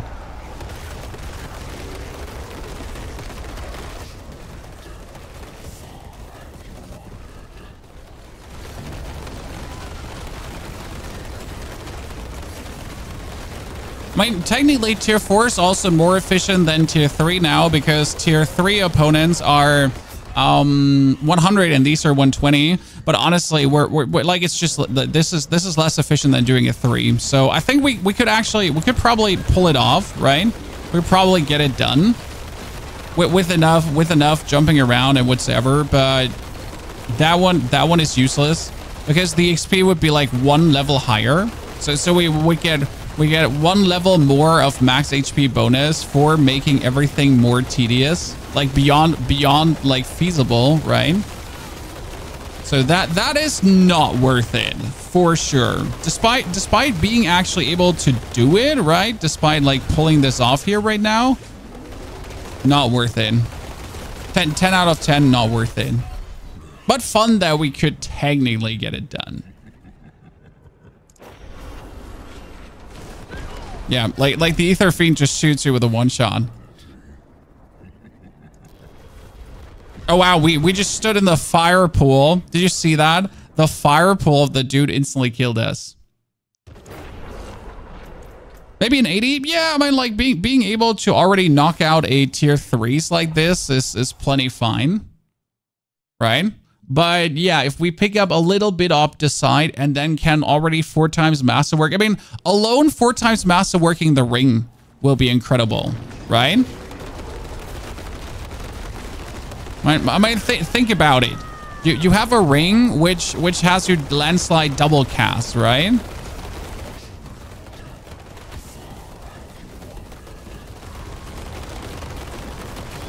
Still need to get used not to run into everyone. Because I'm also like scaling damage to distant enemies, so I really don't actually want to run into everyone. I really just want to stand away from people. Oh, what killed me there? Oh, I lost my fire resistance. Makes sense. I made that mistake of losing my fire resistance by throwing the item away. I'm feeling that now. I'm definitely feeling that now.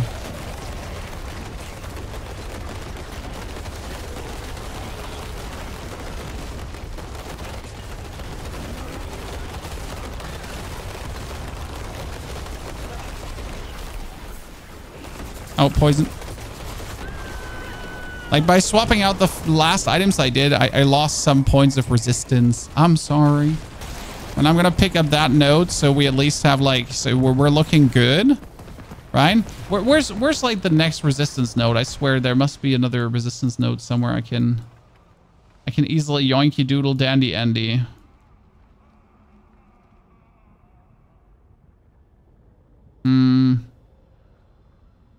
Just some easy armor more, but nothing really resistance wise. Yeah. I mean, here I could pick up resistance to elements just for the time being. Probably going to do that, right? Makes sense. Pop a resistance potion when you run these. I don't have a resistance potion. Why do you have a resistance potion? You mean an instance, right?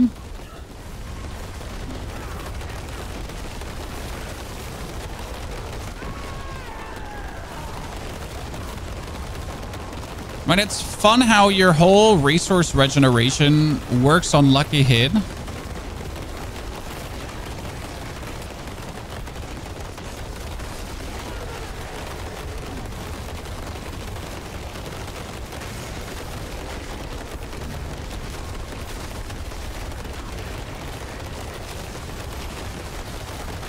But it actually works. It's the crazier part.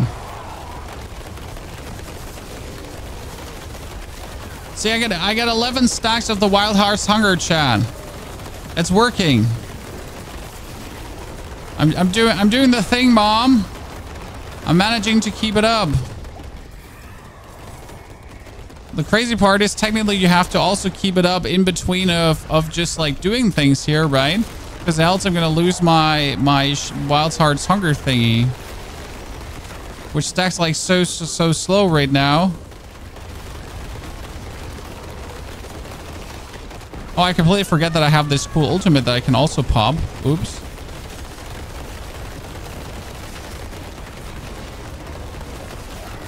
Completely forget about that. He just one-hit me almost with a fire thingy. I'm not sure who at the Blizzard HQ thought, hey, let's overtune that thing so massively. It's like, you know, but it's only the big Bell Rock Ether Fiends, right? That are completely overtuned. and they're suddenly just doing like a gazillion damage. Like even if you have full fire resistance, I don't know if you've noticed, right? Even if you have like full fire resistance and everything, and the dude still decides, oh yeah, you know what, 1 gazillion damage, that's at least what I would like to do. Maybe 2 gazillion.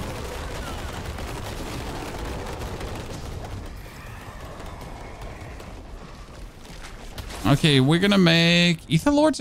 Like, do we make Ether Lords appear?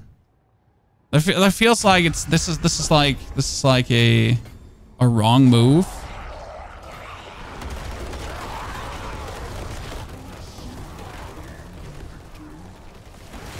Also not sure how easy I'm gonna have it with Ether Lords.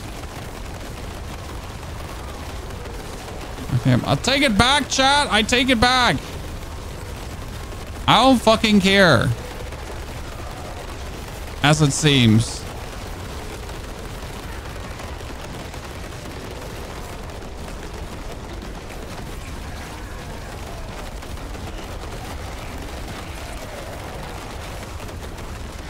I'm still on my favorite activity yet here, like to burst that Ether Lord dead. Damn, that guy just got served.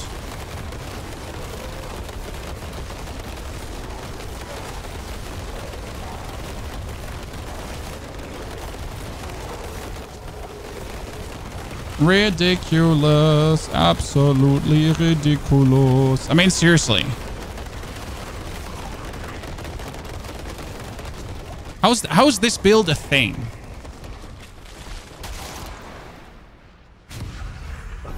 How's this build a thing?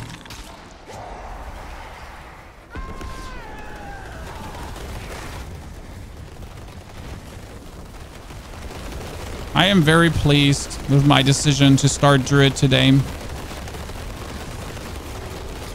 I was not sure. I'll tell you this. I started my morning. I made a YouTube video about Necromancer, and I was like, maybe we should play Sork, you know?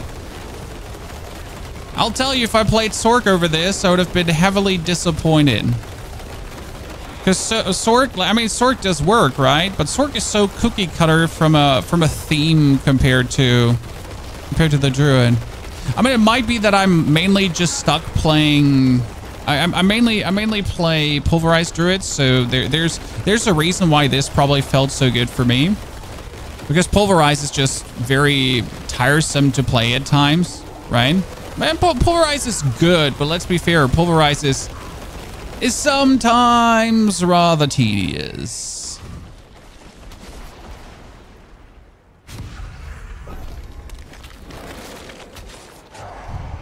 I mean, Sork is great, don't get me wrong, but I had a lot of fun in the last season with Frostorb. It was cool.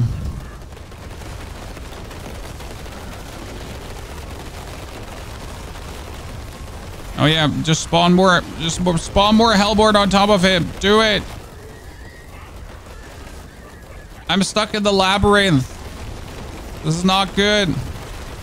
I need to walk out of the labyrinth. Do I need to walk out of the labyrinth? I actually don't. I could just stay in here forever, like, because I'm ranged. I'm still getting used to the thought of being ranged, as you notice. Like, I'm... Because I feel like I'm stuck, but I'm not. I just, you know, I just keep casting. What they're gonna do? Stop me?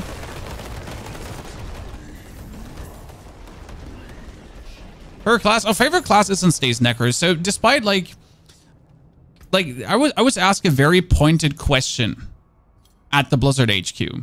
Okay, guys, a very pointed question. And they asked, is there ever a situation in the game where you feel good about being a Necro? And the answer is no. There's, like, I love Necro. It's my favorite class. But, like, compared to all the other classes, there's never, like, especially if you play together with other classes, right? There's never a moment where you're like, oh, wow, it's really good to be a Necro right now. There's no moment where you inherently feel superior for being a Necro, right? It's like it's not like, oh, I do more area damage than other classes, or I do this particular task better than anyone else. There's literally, there's not a single moment in the game where you're like, it's good to be a Necro. And yet Necro is my favorite class to play. What can I say?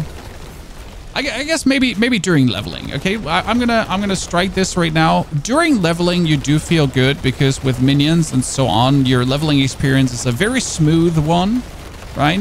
I mean, then again, like comparing a very smooth leveling to what the Druid pulls off here right now is kind of it's kind of like what am I even talking about?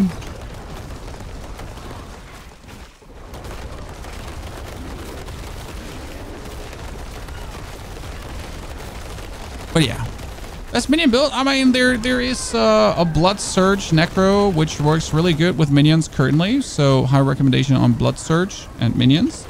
Right now, the best one is either Mages or Shade Mist.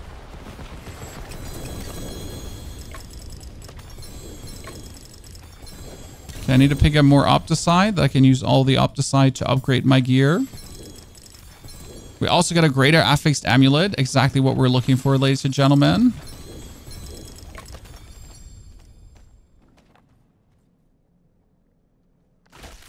Whee! Pinata! Necro Season 5 Horde. So right now, any Necro build can effortless do a tier 5. Okay? So any Necro build, effortless tier 5. Well, whatever Necro build you can think of. That's a good thing. Like I don't mind this, right? Being able to do effortless at tier 5 is not a bad thing to be good at, if that makes sense. Need something forged? But then after you're done with effortless doing a tier 5, that's where you then hit the wall and it gets like now you are in need of significant upgrades to essentially get to the point where you can do things better, right? So there is a lot of strong Necro builds. There are very powerful Necro builds out there. For example, the Blood Surge and the Spirit Wave Necro are good. The problem is the Blood Surge and the Spirit Wave Necro are really going online with the Ring of Starless Skies, so uber unique number 1. And if they're then also having the Harlequin Crest, uber unique number 2. And what they actually really want would be, last but not least, also getting a Doombringer. So that's uber unique number 3. So that's when the builds really go online, right? When you're like, damn, this is like crazy. There is obviously poverty versions of this. So you could say like, yeah, I can substitute with certain items in that direction, but they will feel like the poverty version. You know, sometimes a budget version does actually feel relatively strong because the concept is solid. The problem with these builds is, like, yeah, you always feel like this is okay. You're not like this is strong. It's more like this is okay. And then once you get the uber uniques, you're like, oh wow, this is insane. So that's I think the biggest upset with Necro currently, just how much he needs to truly excel at what he does. Yeah. You have Doombringer. Well, Doombringer is great for Bloodlands, Spirit Wave, and also Blood Surge. These are amazing builds. You can actually check our YouTube video today that's talking about 2 of the 3 builds there. But yeah, for Necro to feel good, like Necro actually get a new tech, which is kind of interesting because people are using Essence on Kill now for Bone Spirit Necros, which is really funny because you're essentially killing your own Bone Prison to generate Essence on Kill. It's such a absolute funny tag that I've never thought would be possible, but it is.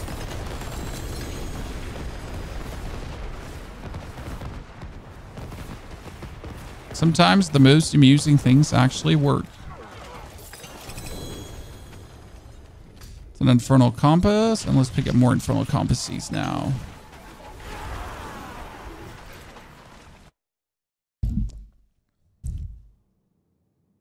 Chris, I'm happy that we could convince your girlfriend to more D4. That's always a good choice. And when I do personally believe that season 5 is actually better than season 4. Oh, I got another Ancestral Unique. Okay, don't mind if I just pulled a Crown of Lucian out of a freaking Whisper. Okay. I mean, I don't need it, so that's kind of like whatevs, but don't mind if I just pull that out. Okay, chat. Why wouldn't I? Is it possible to get Vasilius Prayer from Hordes? You can get every single unique and uber unique from Infernal Hordes. That being said, Infernal Hordes have a certain higher, likelier unique drop table than some of the others. So yes, you can, but you're more likely to get the others first. I mean, the same is like technically every chest can drop a mythic, which is also unlikely to happen, but hey, it is still in the realm of possibility. So that's like kind of like the thing. So yes, it can, most likely won't. It is still better for then the specific uniques that you're looking for, like Vasili's Prayer, to actually go to the bosses where you want to get them from. And I always recommend to kill the Tormented versions. And if you're unable to kill the Tormented version, just ask for someone in the all chat. Because let's be real, like if you have the mats for a Tormented one and you ask in all chat, hey, does someone want to kill Tormented XYZ? The people will just run in your door. You'll have a full 4-man team in like 2 seconds, right? Because everyone just wants to do Tormented, but no one has the materials or no one is willing to farm the materials. That's actually really good for players that reach a certain reputation threshold in the seasonal questline grind. Because as soon as you have that reputation threshold reached, you're essentially going to be instantly able to find people to kill the Tormented bosses for you. Hordes new this season. Hordes are not only new this season, Hordes are also eternal. That means they're available on Eternal server, but Hordes are also here to stay. So I'm not sure if this is clear to many people because I do see some confusion there every now and then in the internet. The Infernal Hordes are not a seasonal feature. They are a forever feature. So seasonal Hordes are just like the Gauntlet, just like the Pid, now officially staying forever in the game, and they will actually never go away. I hope these news finds you happy, because I do think they did an exceptionally great thing with Infernal Hordes. But not only did they do a great thing with Infernal Hordes, I think this is something really good to build up on. Because right now, let's be fair, the Infernal Hordes are good, but the Bane and the Boon system is a bit lackluster, so it could be better.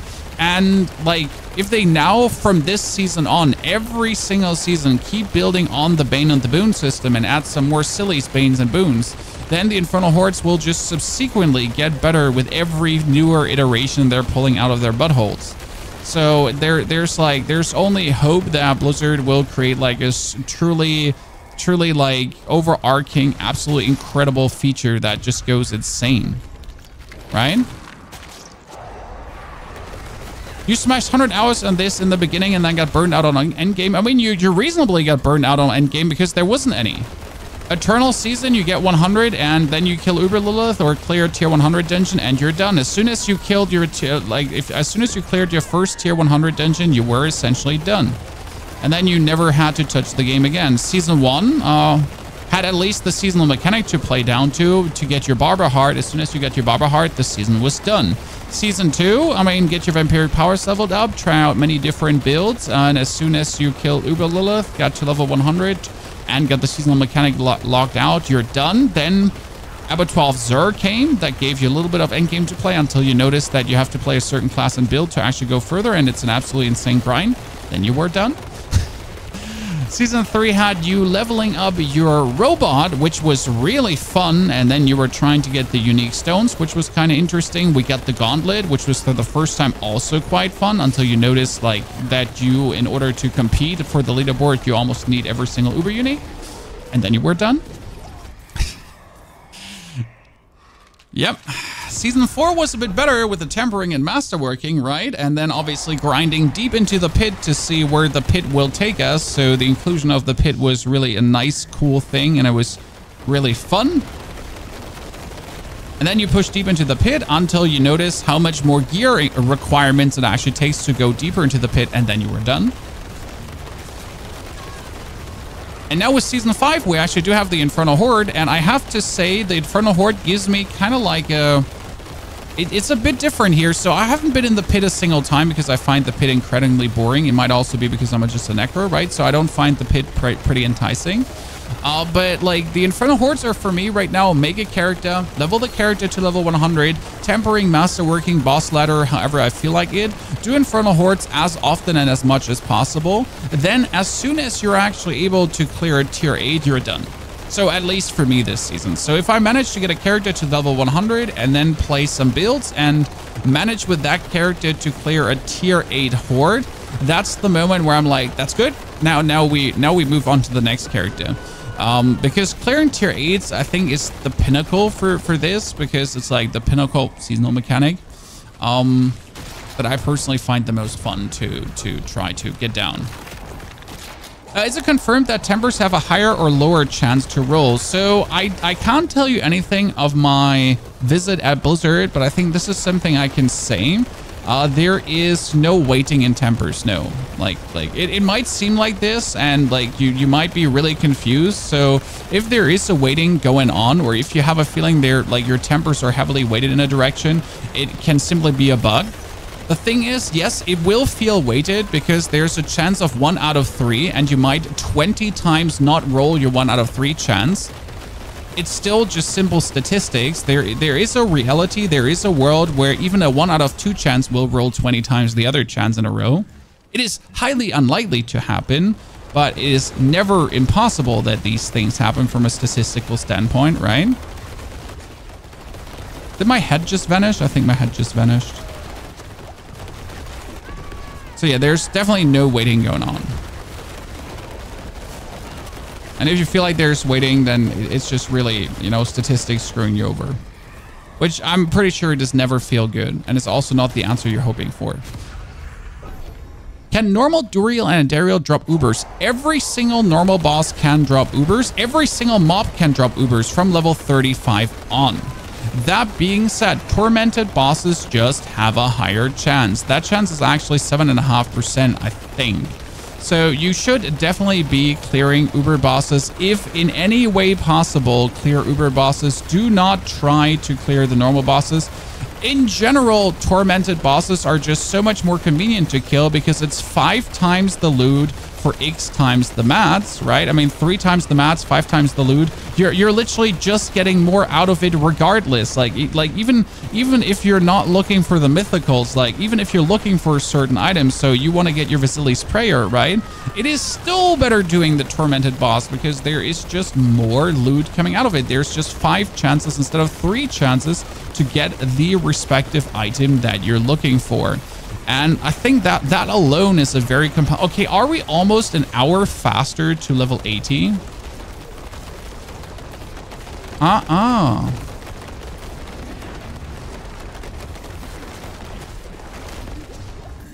Just not cool.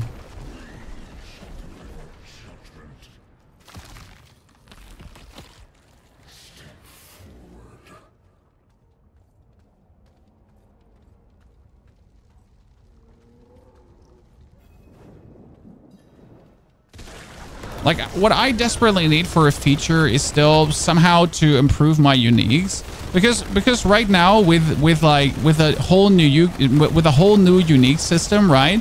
You are going to find a unique that has like 3 greater affixes on it, and then you're looking at the unique power itself, and the unique power is a min roll, and you're like, that feels bad, right? Literally unusable. Whoever thought that would be a good thing. Okay, they got absolutely torched.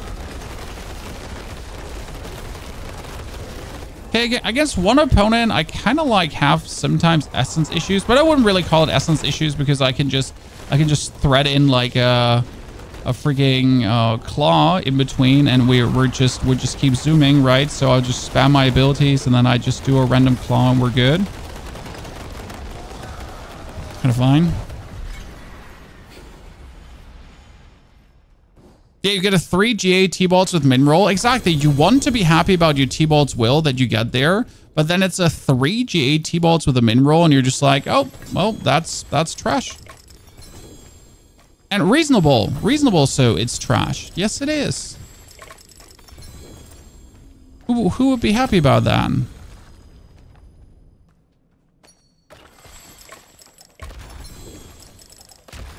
Okay, up to side, up to side. Let's upgrade my ring. Same for limited tempers. Hey, at least they did something for limited tempers. What tier is best for farming Neath Iron? Tier 99 still. But if you're looking for Infernal Hordes, it's tier 7. Okay, we get a two-handed weapon with a lot of willpower. Oh, we get a lucky hit chance amulet. That's useless. Everything in the dumper. Let's take our ring because we picked up some Opticide. So we can use the Opticide. Oh my goodness, I got the 35% chance for landslide to cast twice. Ladies and gentlemen, let's fucking go. That's actually pretty good. I mean, here my Vasilis gets some rank ups too. See, like we're cooking, chat. We're cooking. Nothing can stop us. The doom storm is going places.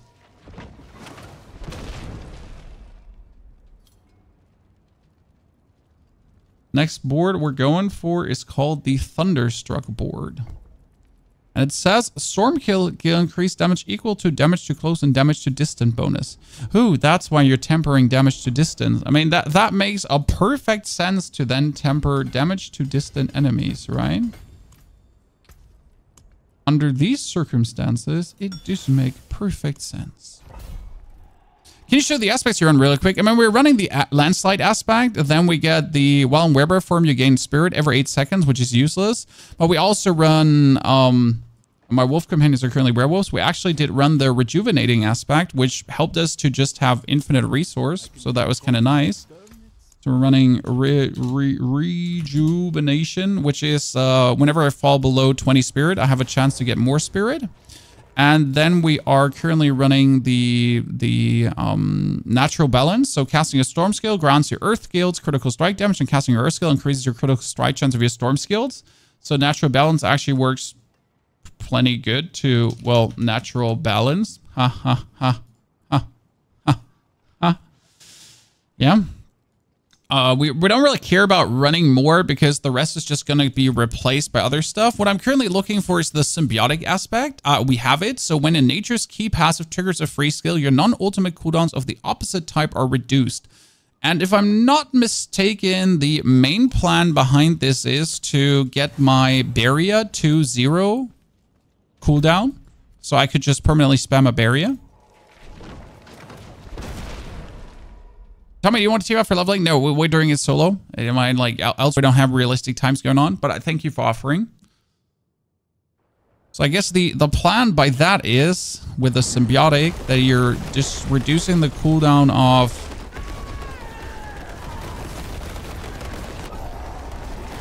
everything.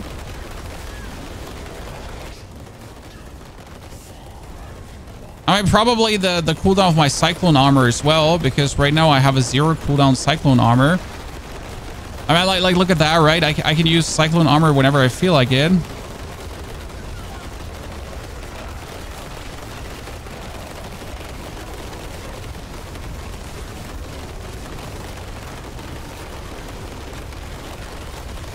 But then want to do that.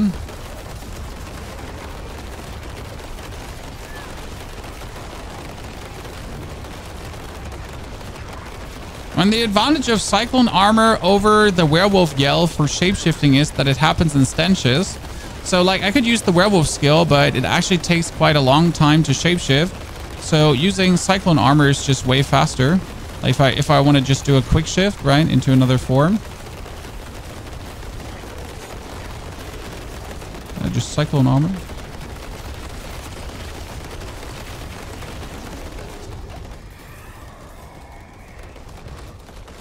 Level 80 should probably smash tier 4. We will try that out. Don't you worry. I mean, right now we're putting our skills in, right? We're trying to get the legendary nodes, which are responsible for a lot of damage multipliers. I mean, it's quite fun to see. And this is also, I think, what is holding you back a bit from a damage standpoint, right? Because right now you're like, okay, we're already doing a lot of damage, but we also have most of the build online already. I mean, obviously we're missing like our unique shebang. So there's some of the uniques missing. There's definitely some unique multipliers they're missing as well, right? And as soon as we have that, it goes crazy. But like, definitely your legendary nodes are responsible for a huge portion of your skill. I mean, right now you're mostly scaling your skill just up by shapeshifting, essentially, because shapeshifting is so effortless for this one.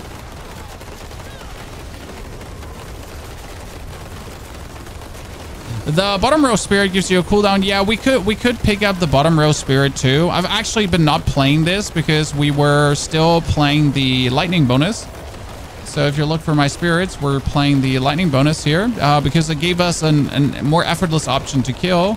But I think the time has come to actually, yes, reduce the cooldown of our ultimate skill, that we can then have that more often too. That is right.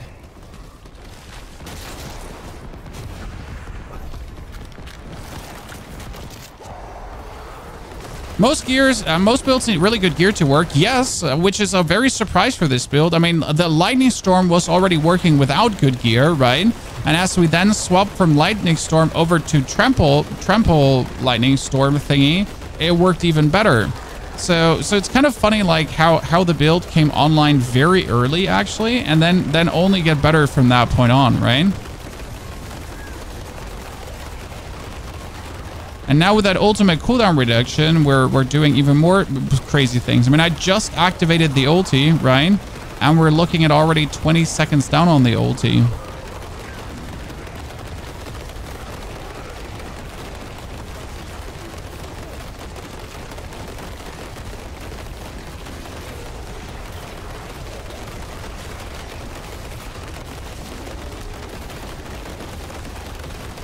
I have the feeling I'm just not getting any XP here towards like thingies right now. That felt scamadoodled.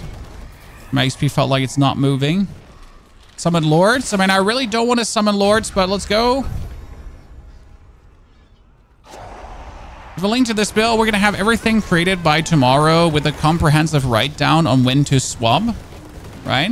Because currently we started obviously as a Lightning Storm because you can't start as a landslide. It just simply doesn't work, right? So like in order to do the landslide Lightning Storm thing, you need a significant investment of skill points and everything. So you can't just start leveling as that landslide build. So we started Lightning Storm and it felt so good. Honestly, I had such a good time. The only thing where we did struggle a bit was definitely the capstone dungeon. But I'd say that that's mostly down to also not understanding the build fully yet, right? If not vibing with everything the build was doing.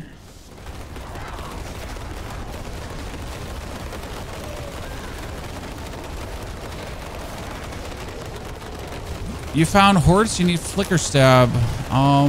For the ultimate. I mean, it's not like that I do need the ultimate, right? Ultimate is essentially just bonus. More Ether Lords. Okay, so Ether Lords are giving you +3 Ether, and now we get the double Ether Lord. I've actually had a really good run with Necromancer on that one, and with Rogue, where you essentially, I think I had a triple Ether Lord aspect, and you ended up just having like at least 20 Ether Lords per, like, see, that was 6 Ether now. So you ended up somehow like getting like yourself 20 different Ether Lords. That was actually crazy. So they would spawn, they would come out of etheric masses. Like they're literally left, right, center. Like you just had Ether Lords. That was something. There's the next Ether Lord, and they all gave 9 Ethers. So that has so far been my highest achieved run then. With all the Lords happening.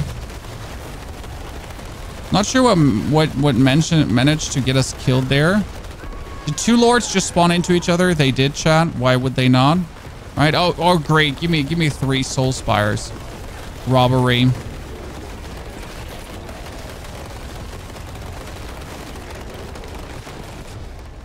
Okay, come on. Does killing monsters spawn ether events 50% stack? Yes. I did try a lot to see if it actually stacks, and my first tries were a bit inconclusive, but I went down a rabbit hole there, and they do actually stack. I do genuinely believe that it is not that efficient, because the problem is if you only take the stacking, but you don't take any bonuses, then you have very fast ether events in a row that don't give you anything, right? So you gotta spawn ether events really fast, but at the same time, you gotta actually make sure that your ether events are worth it, right? Because if you're just spawning ether events, but all what these ether events do is like nothing, right? Then why even bother spawning the ether events? So you kind of need a little bit of both, right? You need these ether events to spawn, but you also need the significant like them to actually do cool things. Because otherwise, like don't even bother. Like I once stacked it like 3 times, and what we ended up with is like a 50 ether run or so, because like we were stacking it, but we're not like we didn't have anything to stack it into. Bummer, huh?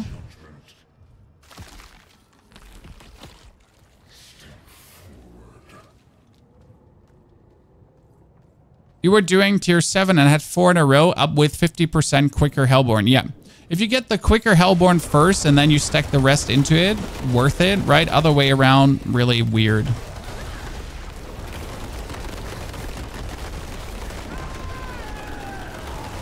Activating that ultimate goes hard. I'll tell you that much. Look at them all just die. I mean, like, again, we're level 79 char, right?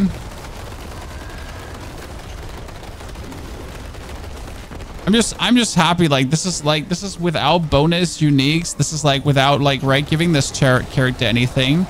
Like we didn't even dip into our storage of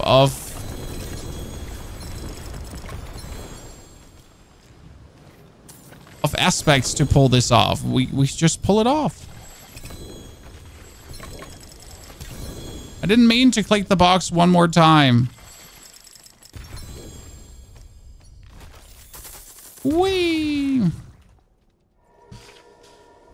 I used your Pulverize from last season to level my Druid, then switched to Unsung Storm in the endgame. Pulverize works certainly well too. I just wanted to stay on theme this time. So if you already level with a Storm build, then in your mind, it's just way simpler to swap to the same Storm build instead of just like, you know, having to rework the whole concept.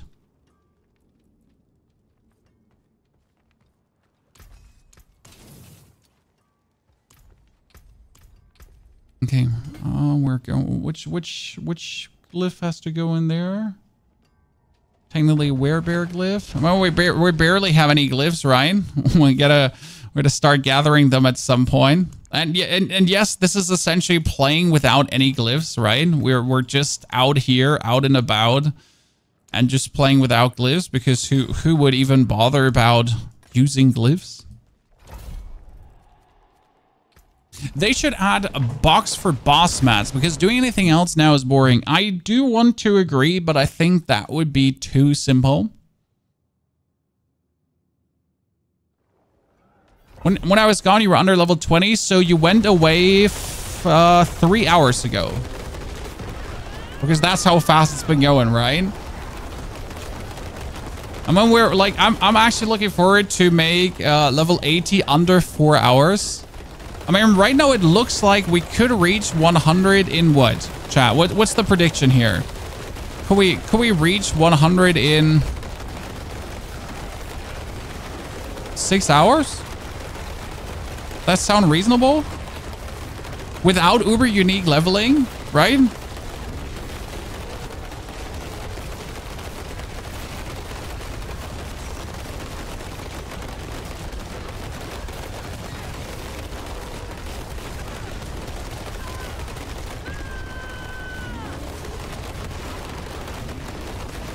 And I gotta say, we were actually inefficient. So right, like we were actually inefficient as we wasted quite some time for doing the capstone dungeon number 1, because we did it too early.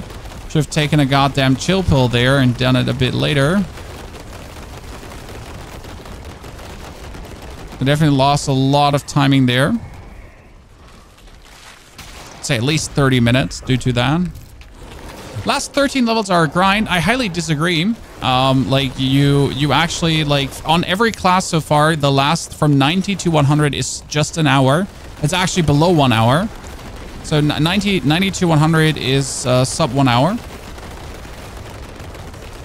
That's like, I've already done it on other characters, right? And this character is only getting stronger. That's like my thing, right? So this character is only getting stronger. I mean, I'm literally clearing 100 mobs, right? And we're soon gonna start clearing 120 mobs. Which gives us more XP. I mean, right now we're level 79. We're actually getting 10 levels or 11 levels less XP because we're killing 100. So we get only 21 levels worth of bonus XP instead of 30 levels worth of bonus XP. So actually 9 less XP. So really slightly less than we could.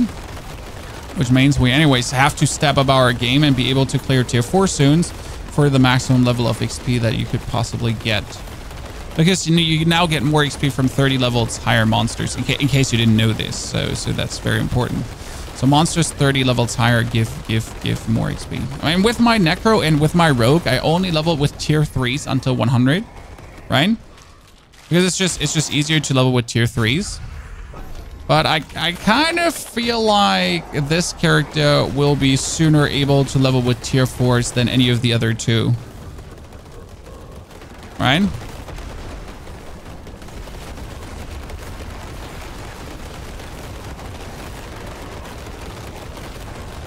Six hours? Well, it depends on the class, truly. I mean, the Rogue did it in 7, but I think Rogue I could have done probably 6:30. There was not much I could streamline there.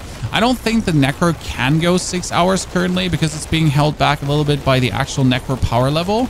But like 7 to 8 hours is reasonable for the Necro. I mean, Druid, you see yourself what's happening, and I'm not even doing anything particularly great, right? We're not playing together with other players. We're not equipping mythicals. So if you have one single mythic, guys, you're gonna level even faster than this, right? Just with one mythic, you're gonna level faster.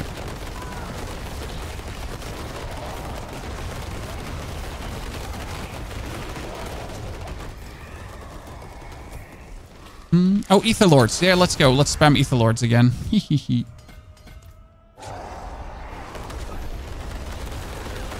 Temporary reset for mythic gear. Do I lose the gear? What? Please, again. I'm confused.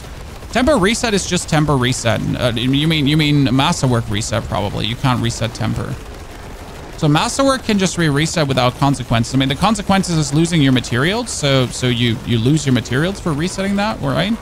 But that's about it. Like just the loss of materials.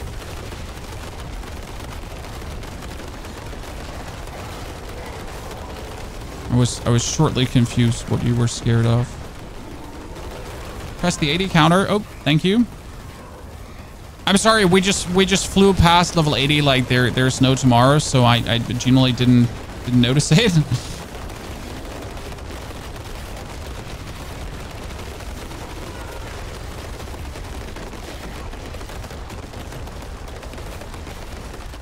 Oh no, did you destroy the mask? Yes, it destroyed it last second. And we get the Ether Lord, guys. Whee! Just give me one more Ether Lord. Should we? Oh, yes, Ether Lords now spawn. Let's go. Double Ether Lords. Is there actually a third Ether Lord one? I'm not entirely sure. Oh, double Ether Lord on top of each other. Let's go. Like stacking Ether Lords, a triple Ether Lord on top of each other. Ah! Stacking Ether Lords is almost like Hellborn. If you're very lucky, it can be even more efficient. I mean, because every one of them is giving you 6 right now, right? 6 is actually huge. I mean, obviously, stacked Hellborns are more efficient because you can stack like that every Hellborn gives you like 4 Ether or 5 Ether at some point. Right? And you can spawn like 3 to 4 Hellborn per wave. So like, right? 5 per wave, each gives you 5. Goes quite hard, not gonna lie. Defeat the Ether Lord, slay the Ether Fiend. So which one is the Fiend, which one is the Lord? That's the Fiend, which is not worth it. So that's the Lord then.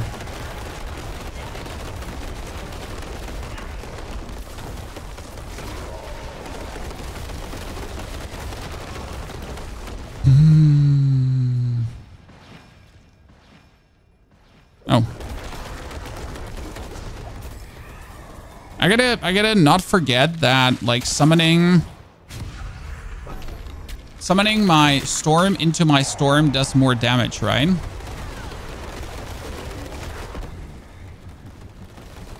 So if I if I do my landslide into a landslide, that's more efficient than doing my landslide just somewhere random.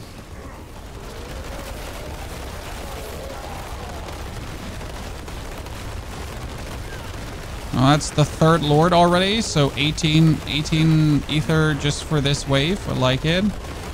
I mean, it's definitely been the more unfortunate lords because they were all like, these were the long-living lords. See, like that lord just there, just get absolutely eaten. I didn't even have to try to kill him. Right, but both of these guys just got pooped on. Where the other two were actually putting up a fight.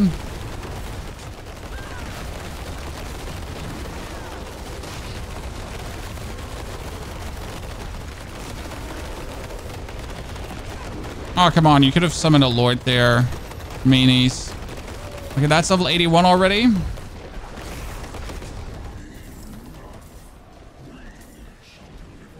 Might have to tell the wife I need another hour to quickly make it to 100. Right? I mean, seriously, what is this? Okay, did we not say from level 80 on we wanted to do tier 4? So I would say let's clear this wave and then let's try to do a tier 4.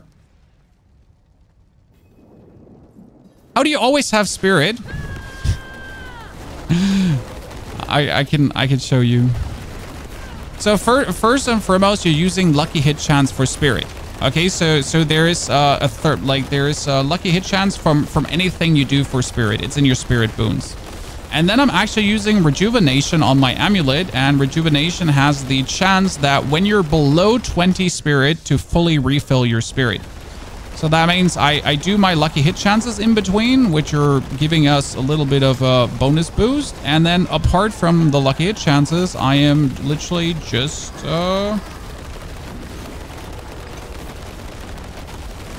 having that aspect refill me randomly. Here, it's this aspect of rejuvenation. When falling below 20 spirit, there's a chance to fully restore your spirit. And then you essentially fall below 20. It doesn't work. You get a bit spirit back. Fall below 20. Doesn't work. Get a bit back. And then randomly you get filled up again. Then your lucky hit has more chance to proc. And it's like so good, right? So it has you 100% filled, but how are you healing? You're healing over casting earth skills, essentially. Sure, that would work too. I guess.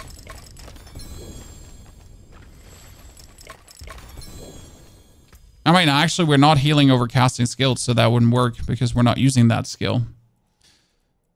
I mean, it would technically work, but we're not using that, so that's why it doesn't actually work. Okay. Well, that's max life and critical strike damage. That's not even bad.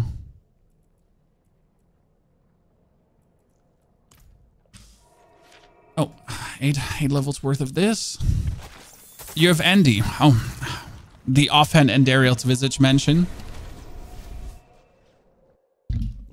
Why not wait till tomorrow to do the 1 to 100 doing the XP buff weekend? I mean, like, so how do I say this, Darian? If I do it today and I give you today a build for tomorrow, then you have for tomorrow a build, right? I mean, I can tomorrow level another class if I wish to. Like, I don't need to essentially, right? Well, that's the thing. If I do it today and you tomorrow have a build, then the XP event is out, then that's cool for you, right? Okay, let's try the tier 4. I'm not sure what resistance we're sitting at. Oh, come on, we're almost maxed, chat. Okay, we're almost maxed.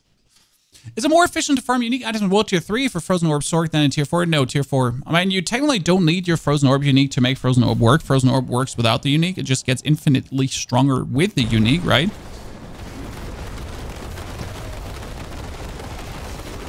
Okay, Tier 4's chat. Tier 4s are now the level optimal thing because the enemies are 120, which is like, right? 39 levels higher currently. Great, I get the worst kind of opponents that actually spreads out, so I can't just lucky hit spirit regain on all of them. Fantastic. They're definitely taking less damage. It is highly noticeable. Are you all taking less damage, you little nerds?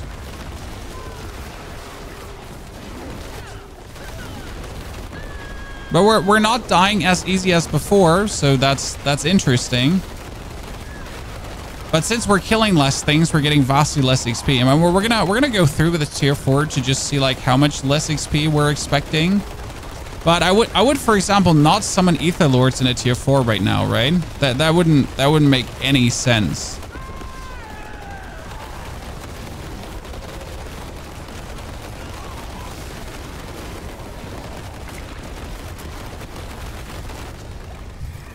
Still working good enough. You know what we need to check though, what we really need to check is how much progress we have made at the lady already. Well, we've been essentially doing this now since we're level 35, right? We've been doing Infernal Horde since we're level 35. So how many ranks and reputation have we gained already? How far have we gotten? Well, what do you think?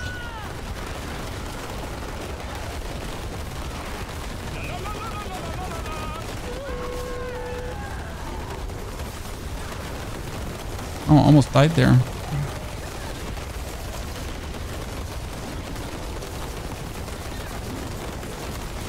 Man, I think we were already at the tier 7 rewards, so quite advanced already, but still more to go.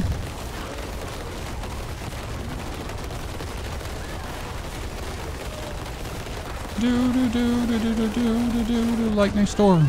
Lightning Storm. Does it only feel like this for me, or do we feel like we're making vastly less XP, chat? More etheric mass bonuses. Okay, we're sitting at 14,000 life as well already. That's funny. How effortless it was with a druid right now to gain life. I mean, max resi, max armor, max life. No effort put in.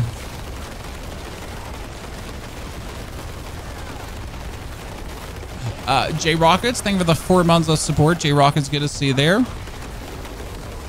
She rocks. She really rocks, honestly. I'm also not getting tired of this, so well, one could think like, huh, maybe this gets boring to play. Nah.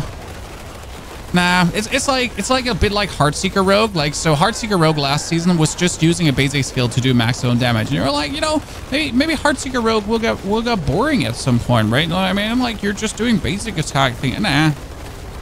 It's like total annihilation and domination without any downsides. Doesn't get boring. you're just feeling like plenty goddamn powerful and godlike and just slapping things into pieces, right? Summon Lords. So we're not actually going to summon Lords right now because it's kind of useless. And see, this is what I meant, by the way, with it's making me sad. So we get now a triple Etheric Mass upgrade, right? So Etheric Masses should technically be good. I mean, you just boop them and they die, right? So technically you would assume, hey, Etheric Mass, if I get a triple upgrade and I get like all these Etheric Masses popping, I should probably be making tons of ether, right? But the reality looks kind of different, that you're not making tons of ether. Even if you get like a quad Etheric Mass upgrade, since you still have to like actually walk to them to kill them and they're not coming to you, and only one Etheric Mass at a time can spawn instead of like multiple Etheric Masses at a time, you're still like, yeah, behind what there could actually be.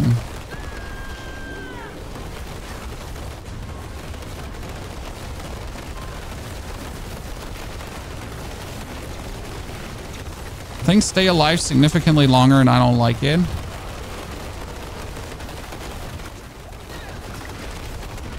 Oh wow, what killed me? What killed me, chat? I didn't even look on the ground. Soul Spires are the worst. Well, Soul Spires are only good if you really manage to get all the upgrades. So if you get a +2/+2 and double, you can actually get quite a lot out of the Soul Spire. So it's better than definitely stacking Etheric Masses. But the problem is that obviously making Soul Spires then prevents other things from spawning, right? And you obviously have to walk on the Soul Spires. So if you're a natural movement speed low class and you essentially have to tingle tangle still from the left to the right to get to your Soul Spires, that can be bad. I mean, like natural movement speed, low class, and being like having to then go inside that thingy can be like a terrible combination that leads to unfun moments where you feel like you should be faster and you should have some efficiency going on, but you have like literally no baseline efficiency going on. That thing just actually almost killed me with one shot. I mean, just for me right now, I just want to kill etheric masses technically, but even that ain't giving us a lot.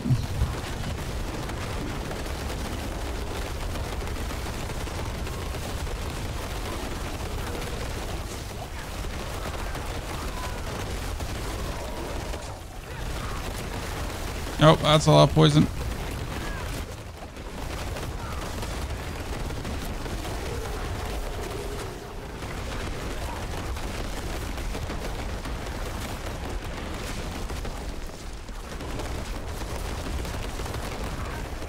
Oh, I feel like we're making less XP.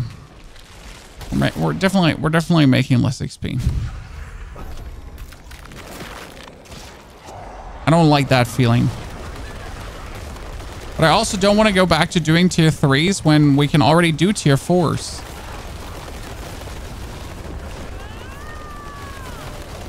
Right? We can already do tier 4s. Why will we do tier 3s? When I just essentially need to pick up, I think, my next legendary node and we would be stronger. Right? Masterwork up my weapon a few times, it'd be stronger. But I could try to get the Butcher's Cleaver, I guess, to essentially get my next level of equipment. We could try to get a T-Bald's Will. I think I do actually have a T-Bald's Will. Yeah, we could just equip a T-Bald's Will, essentially, because that would also give us another damage boost, multiplicative, and resource back, actually, which is kind of funny. Oops, we died. I don't literally know what we died to. Where do you find builds from 50 to 100? Well, most builds that go from 1 to 100 are builds that go from 1 to 100. I mean, in case of this build, we actually changed around level 50 because we got the right items to be able to change to level 50, right? So I wouldn't per se say that every build is just straight up swapping. I mean, Rogue, for example, 1 to 100, the same. So there's no real 50 to 100 builds. It literally comes down to what you're looking for. And some builds can only be played from level 50 on, but that's actually not from level 50 on quotation marks. That's like some builds are literal end game builds because they need to meet certain conditions to go live. Either you need to hit something in the Paragon board, or you need to really have a certain level of skill points invested, like at least like 30 to 40 levels of skill point, before you can efficiently make them work. So that's what I would like is more what you're looking for, right?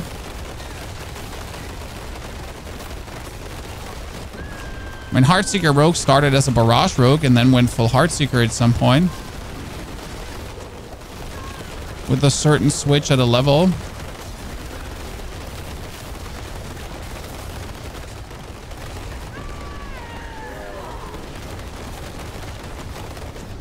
We made it! All 7 waves, chat! Whee! But only 2 levels.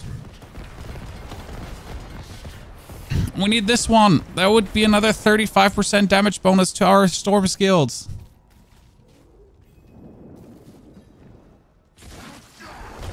Who doesn't want that? Okay, let's see how much damage the bosses are taking. And how many potions I need for this.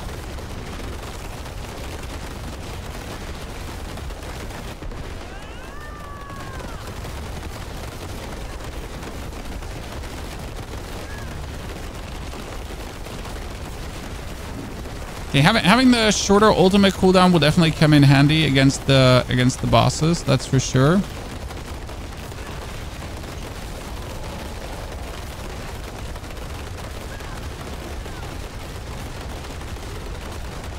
Yeah, I can attack these two together. I can attack these two together with my ulti too. I feel like if I only have one left, it could be getting iffy.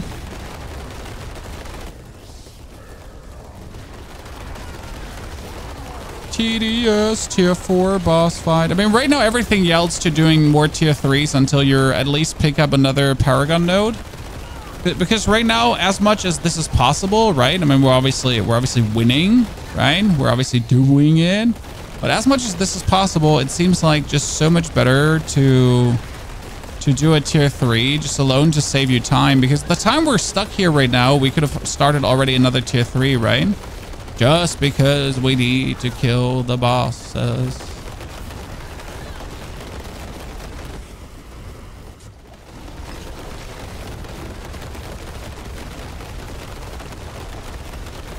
Are we trying to kill them all at the same time? Yep. It's an Elden Ring boss fight with a win condition. So the win condition is you gotta kill all 3 at the same time, because obviously as soon as you kill one, the other one gets stronger. You know how it is. Multi-boss win conditions, Chan. You know the rules? How about you just melting one? Gonna melt both. I mean, they do actually get stronger too, right? It's not like to do this. Yeah, like, I think doing a 3 would be just simply more convenient. I mean, the thing is, a 4 doesn't even give you anything. It's like a 4 is technically the most useless ever because, right, it just still gives you Opticide instead of Ingolith. So why even bother doing it when you're getting the inferior resource?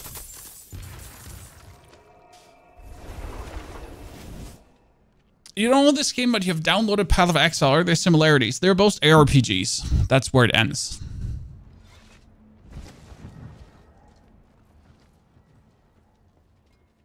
Seeing this boss kill time appreciates the Necro ability to melt them. Necro would be slower right now at this level. Anything breaks, the forge is hot. I've literally been there.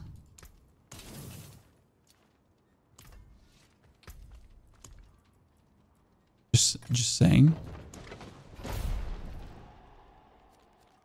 They both have menus. That's true. They both are ARPGs and have menus.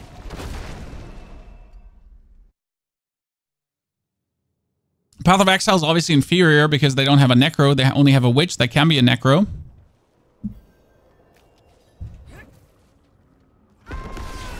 Oh, ow. That happens when none of your damage reductions are damage reducing. And yes, our good Desecrator Fiend is overtuned. That was a tier 3, by the way, not even a tier 4, right? And he just hits you through all your defenses like crazy.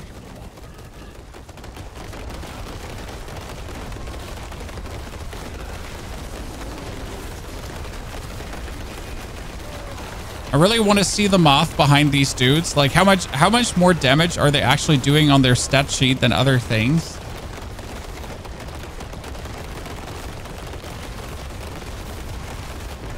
Was Stronger build Landslide or Storm Slide? I literally don't know what the difference is, sir. The only thing I can tell you that I effortlessly put this together without even trying.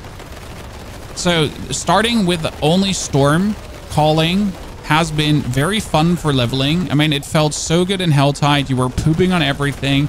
It was just really good and very nice rounded experience. And then you transition away at some point just over to the full Doomstorm, Storm Slide, however you want to call it. And suddenly, wibbity wobbity, things went crazy.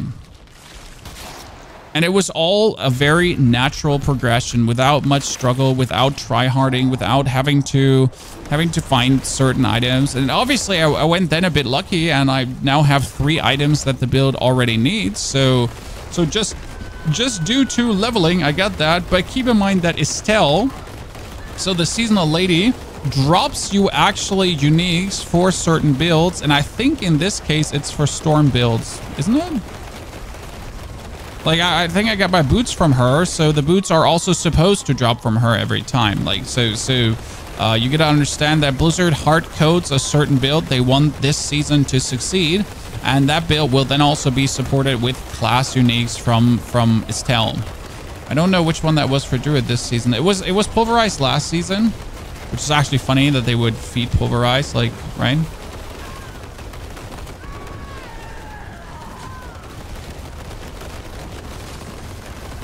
Thank you for pulling me out of that. Appreciate the effort, bro.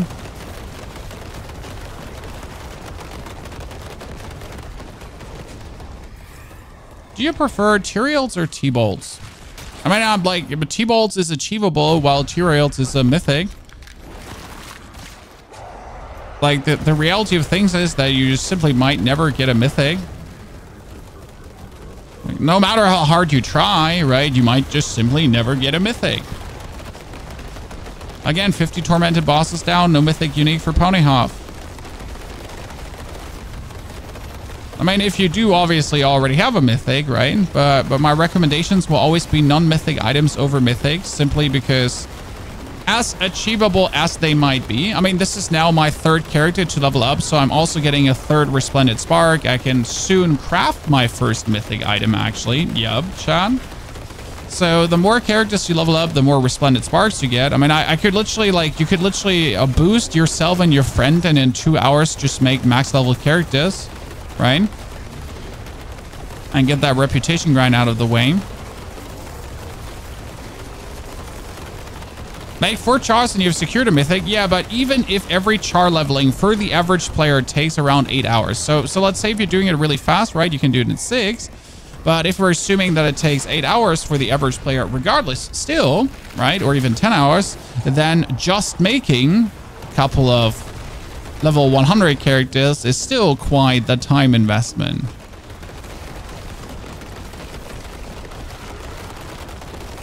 I've done less than 60 tormented bosses and I only have 5 mythics. See, I have done 50 tormented bosses and I have 0 mythics. That's how it goes. The power of statistics, numbers, and fun. Some people do 10 and some people have already 5 and some do 50 and get nothing. Oh, a slideshow, sorry. I'm gonna fix this ASAP. It shouldn't happen. And fixed. Actually not fixed. Sorry, let me not die there while we're getting this online. Excuse me. The capture card doing capture card things.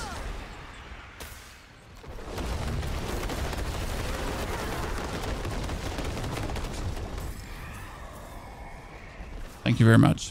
Thank you for noticing, chat. Are those crazy lags? They're not crazy lags. It's just when the capture card does capture card things.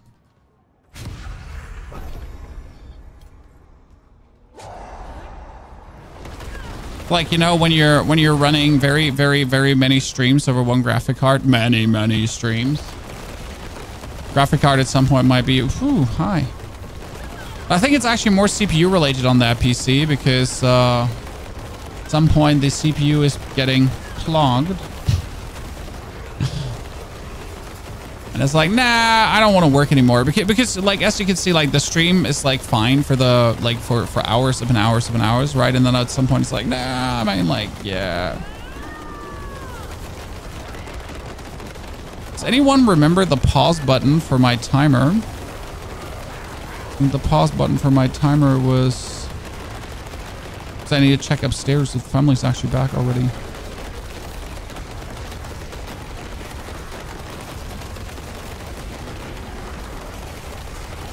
You get a spark from first Echo of Lilith. Yeah, most, like, again, at least 80% of the player base have never killed Echo of Lilith. So yes, getting your first spark from Lilith is relatively easy. I think it's easier to get a tormented boss spark than Lilith, because despite Lilith being on par with tormented bosses life-wise, you at least have to still play Lilith, right? At least have to. Oh, Hellborn, finally. I mean, it's the last vestige here, but at least get them for one wave. Getting Hellborn for one wave is usually enough because they will just spawn like overly much now, right? There's the first 2. There's the next 2 gonna come in a jiffy. There's the next 2. It's like when you get that Hellborn event, it's essentially everyone and their mom is a Hellborn suddenly.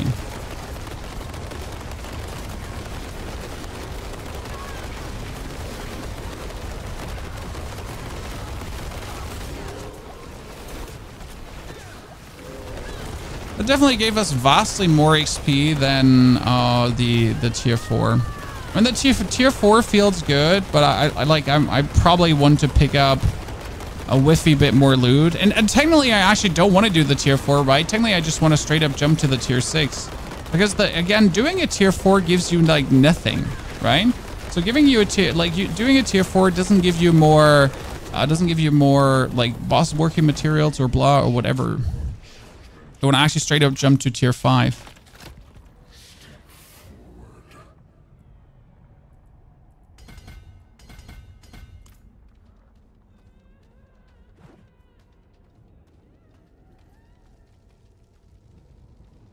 Tormented bosses are a joke when you play Lightning Spear Sword. I mean, that might be true as it is, but what if you're not playing Lightning Spear Sword? You know? I mean, it's good that tormented bosses are a joke when you're playing Lightning Spear Sword, but what if you're not? What if you're playing Necro this season? Things are a struggle, for example. Like, if you catch yourself, your first character being Necro, and you're not playing Bone Spirit, again, like you choose, for example, to go with minions because they worked last season, you're in for a world of hurt.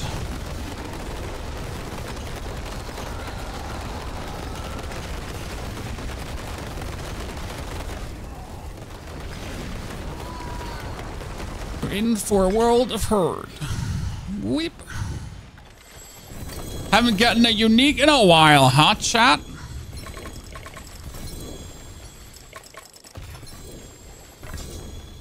And I still also don't know where to actually get the Druid uniques from.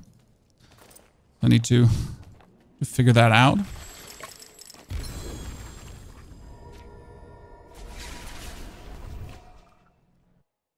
Oh, you're gonna kill our window glass? Love to hear that. Get my Blood Search RSI from the council. I mean, like, I highly recommend for Blood Search to just put this on right mouse button. So generally speaking, like, I tend to put my most casted skill on right mouse button because you can then just with your mouse hold it down and you're done, right? I mean, holding your right mouse button finger down is usually easier than holding like your two finger down. It will hurt your wrist at some point. So yeah, that's what I usually do.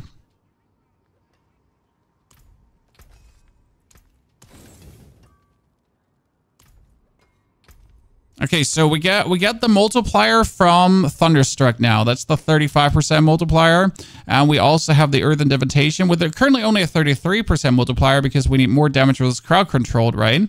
So that's probably why you could put another point in here. So that gets you additive, more damage to crowd control, but the additive damage, more crowd control is giving us essentially like more Kavam.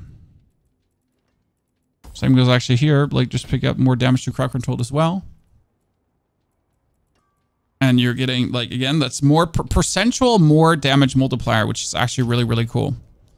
Let's nuke her for a second. To get more glyphs. Like, you essentially have to exist out of town too to get at least some glyphs.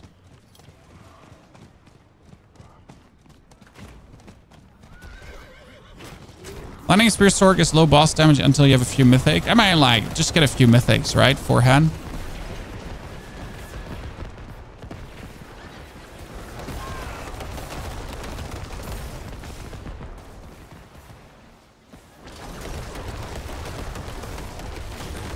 I mean, I'll tell you this. There was actually a discussion in the Diablo partner Discord where Diablo partners were saying that they feel like it's too easy to get mythics this season. I was like, that's a very nice problem to have if you're getting that freaking lucky. Right?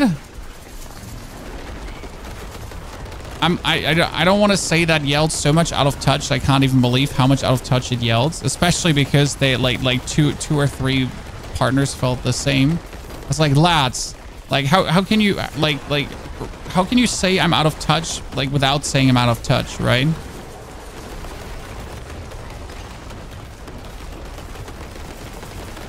And the casual player just doesn't have friends that all have tormented boss materials, right? Like you get a lot of tormented bosses early, and it's actually easier than ever to get to tormented bosses. But getting the materials for 50 tormented bosses takes a significant amount of time still. Most people don't have friends to play with. Most people play solo. And what it means to play solo means also like these bosses and so on. I mean, I'm happy that Blizzard does listen to creators at times, right? But Blizzard does usually have a very good grasp for what the casual player needs.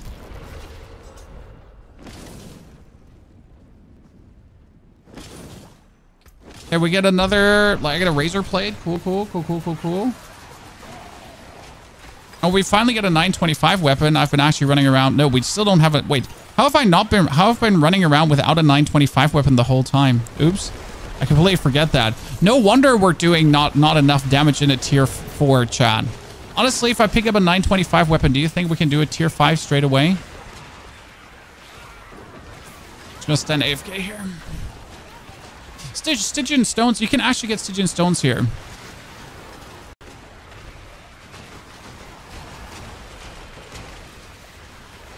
In the Infernal Hordes. So Infernal Hordes give actually them regularly. I would say if you grind an hour of Infernal Hordes, especially like tier 5, you get at least 1 or 2, if not 3. When you play an extended amount of time, it's not a matter of RNG. Yes, exactly. That's the whole point, right? I don't have like mine cages, sorry. So if you play like 10 hours a day, you will more or less inevitably get the mythicals. But that's again like back to the point, right? Most people don't play 10 hours a day. Most people play maybe 2 hours per day. I mean, I would say 5 to 7 hours per week is probably the most realistic playtime for a casual player.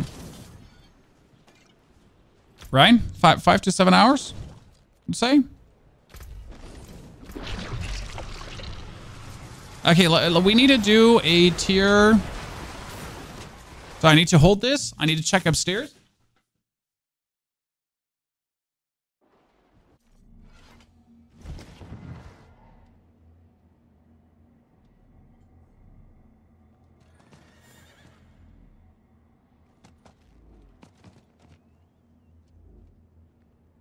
La la la la la la la la la.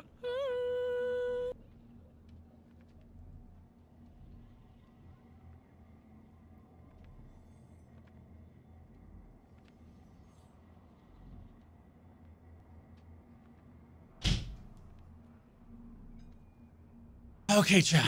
Mose, thank you for the 2 months of support. I would say we're going to rise this down tomorrow, but I will prepare the full build guide for you already. I'll definitely, like, we'll do the full build guide because the build is just going absolutely insane, right? But we'll do this tomorrow. Thank you for watching today. Family actually called and said, please come upstairs, father. We need you. So I'll be back there, like in 8 a.m. as always, probably. We'll see about that. Video goes out. Yeah. Until then, have a great good one. Night, evening, day. And hope to see you again. Thank you very much.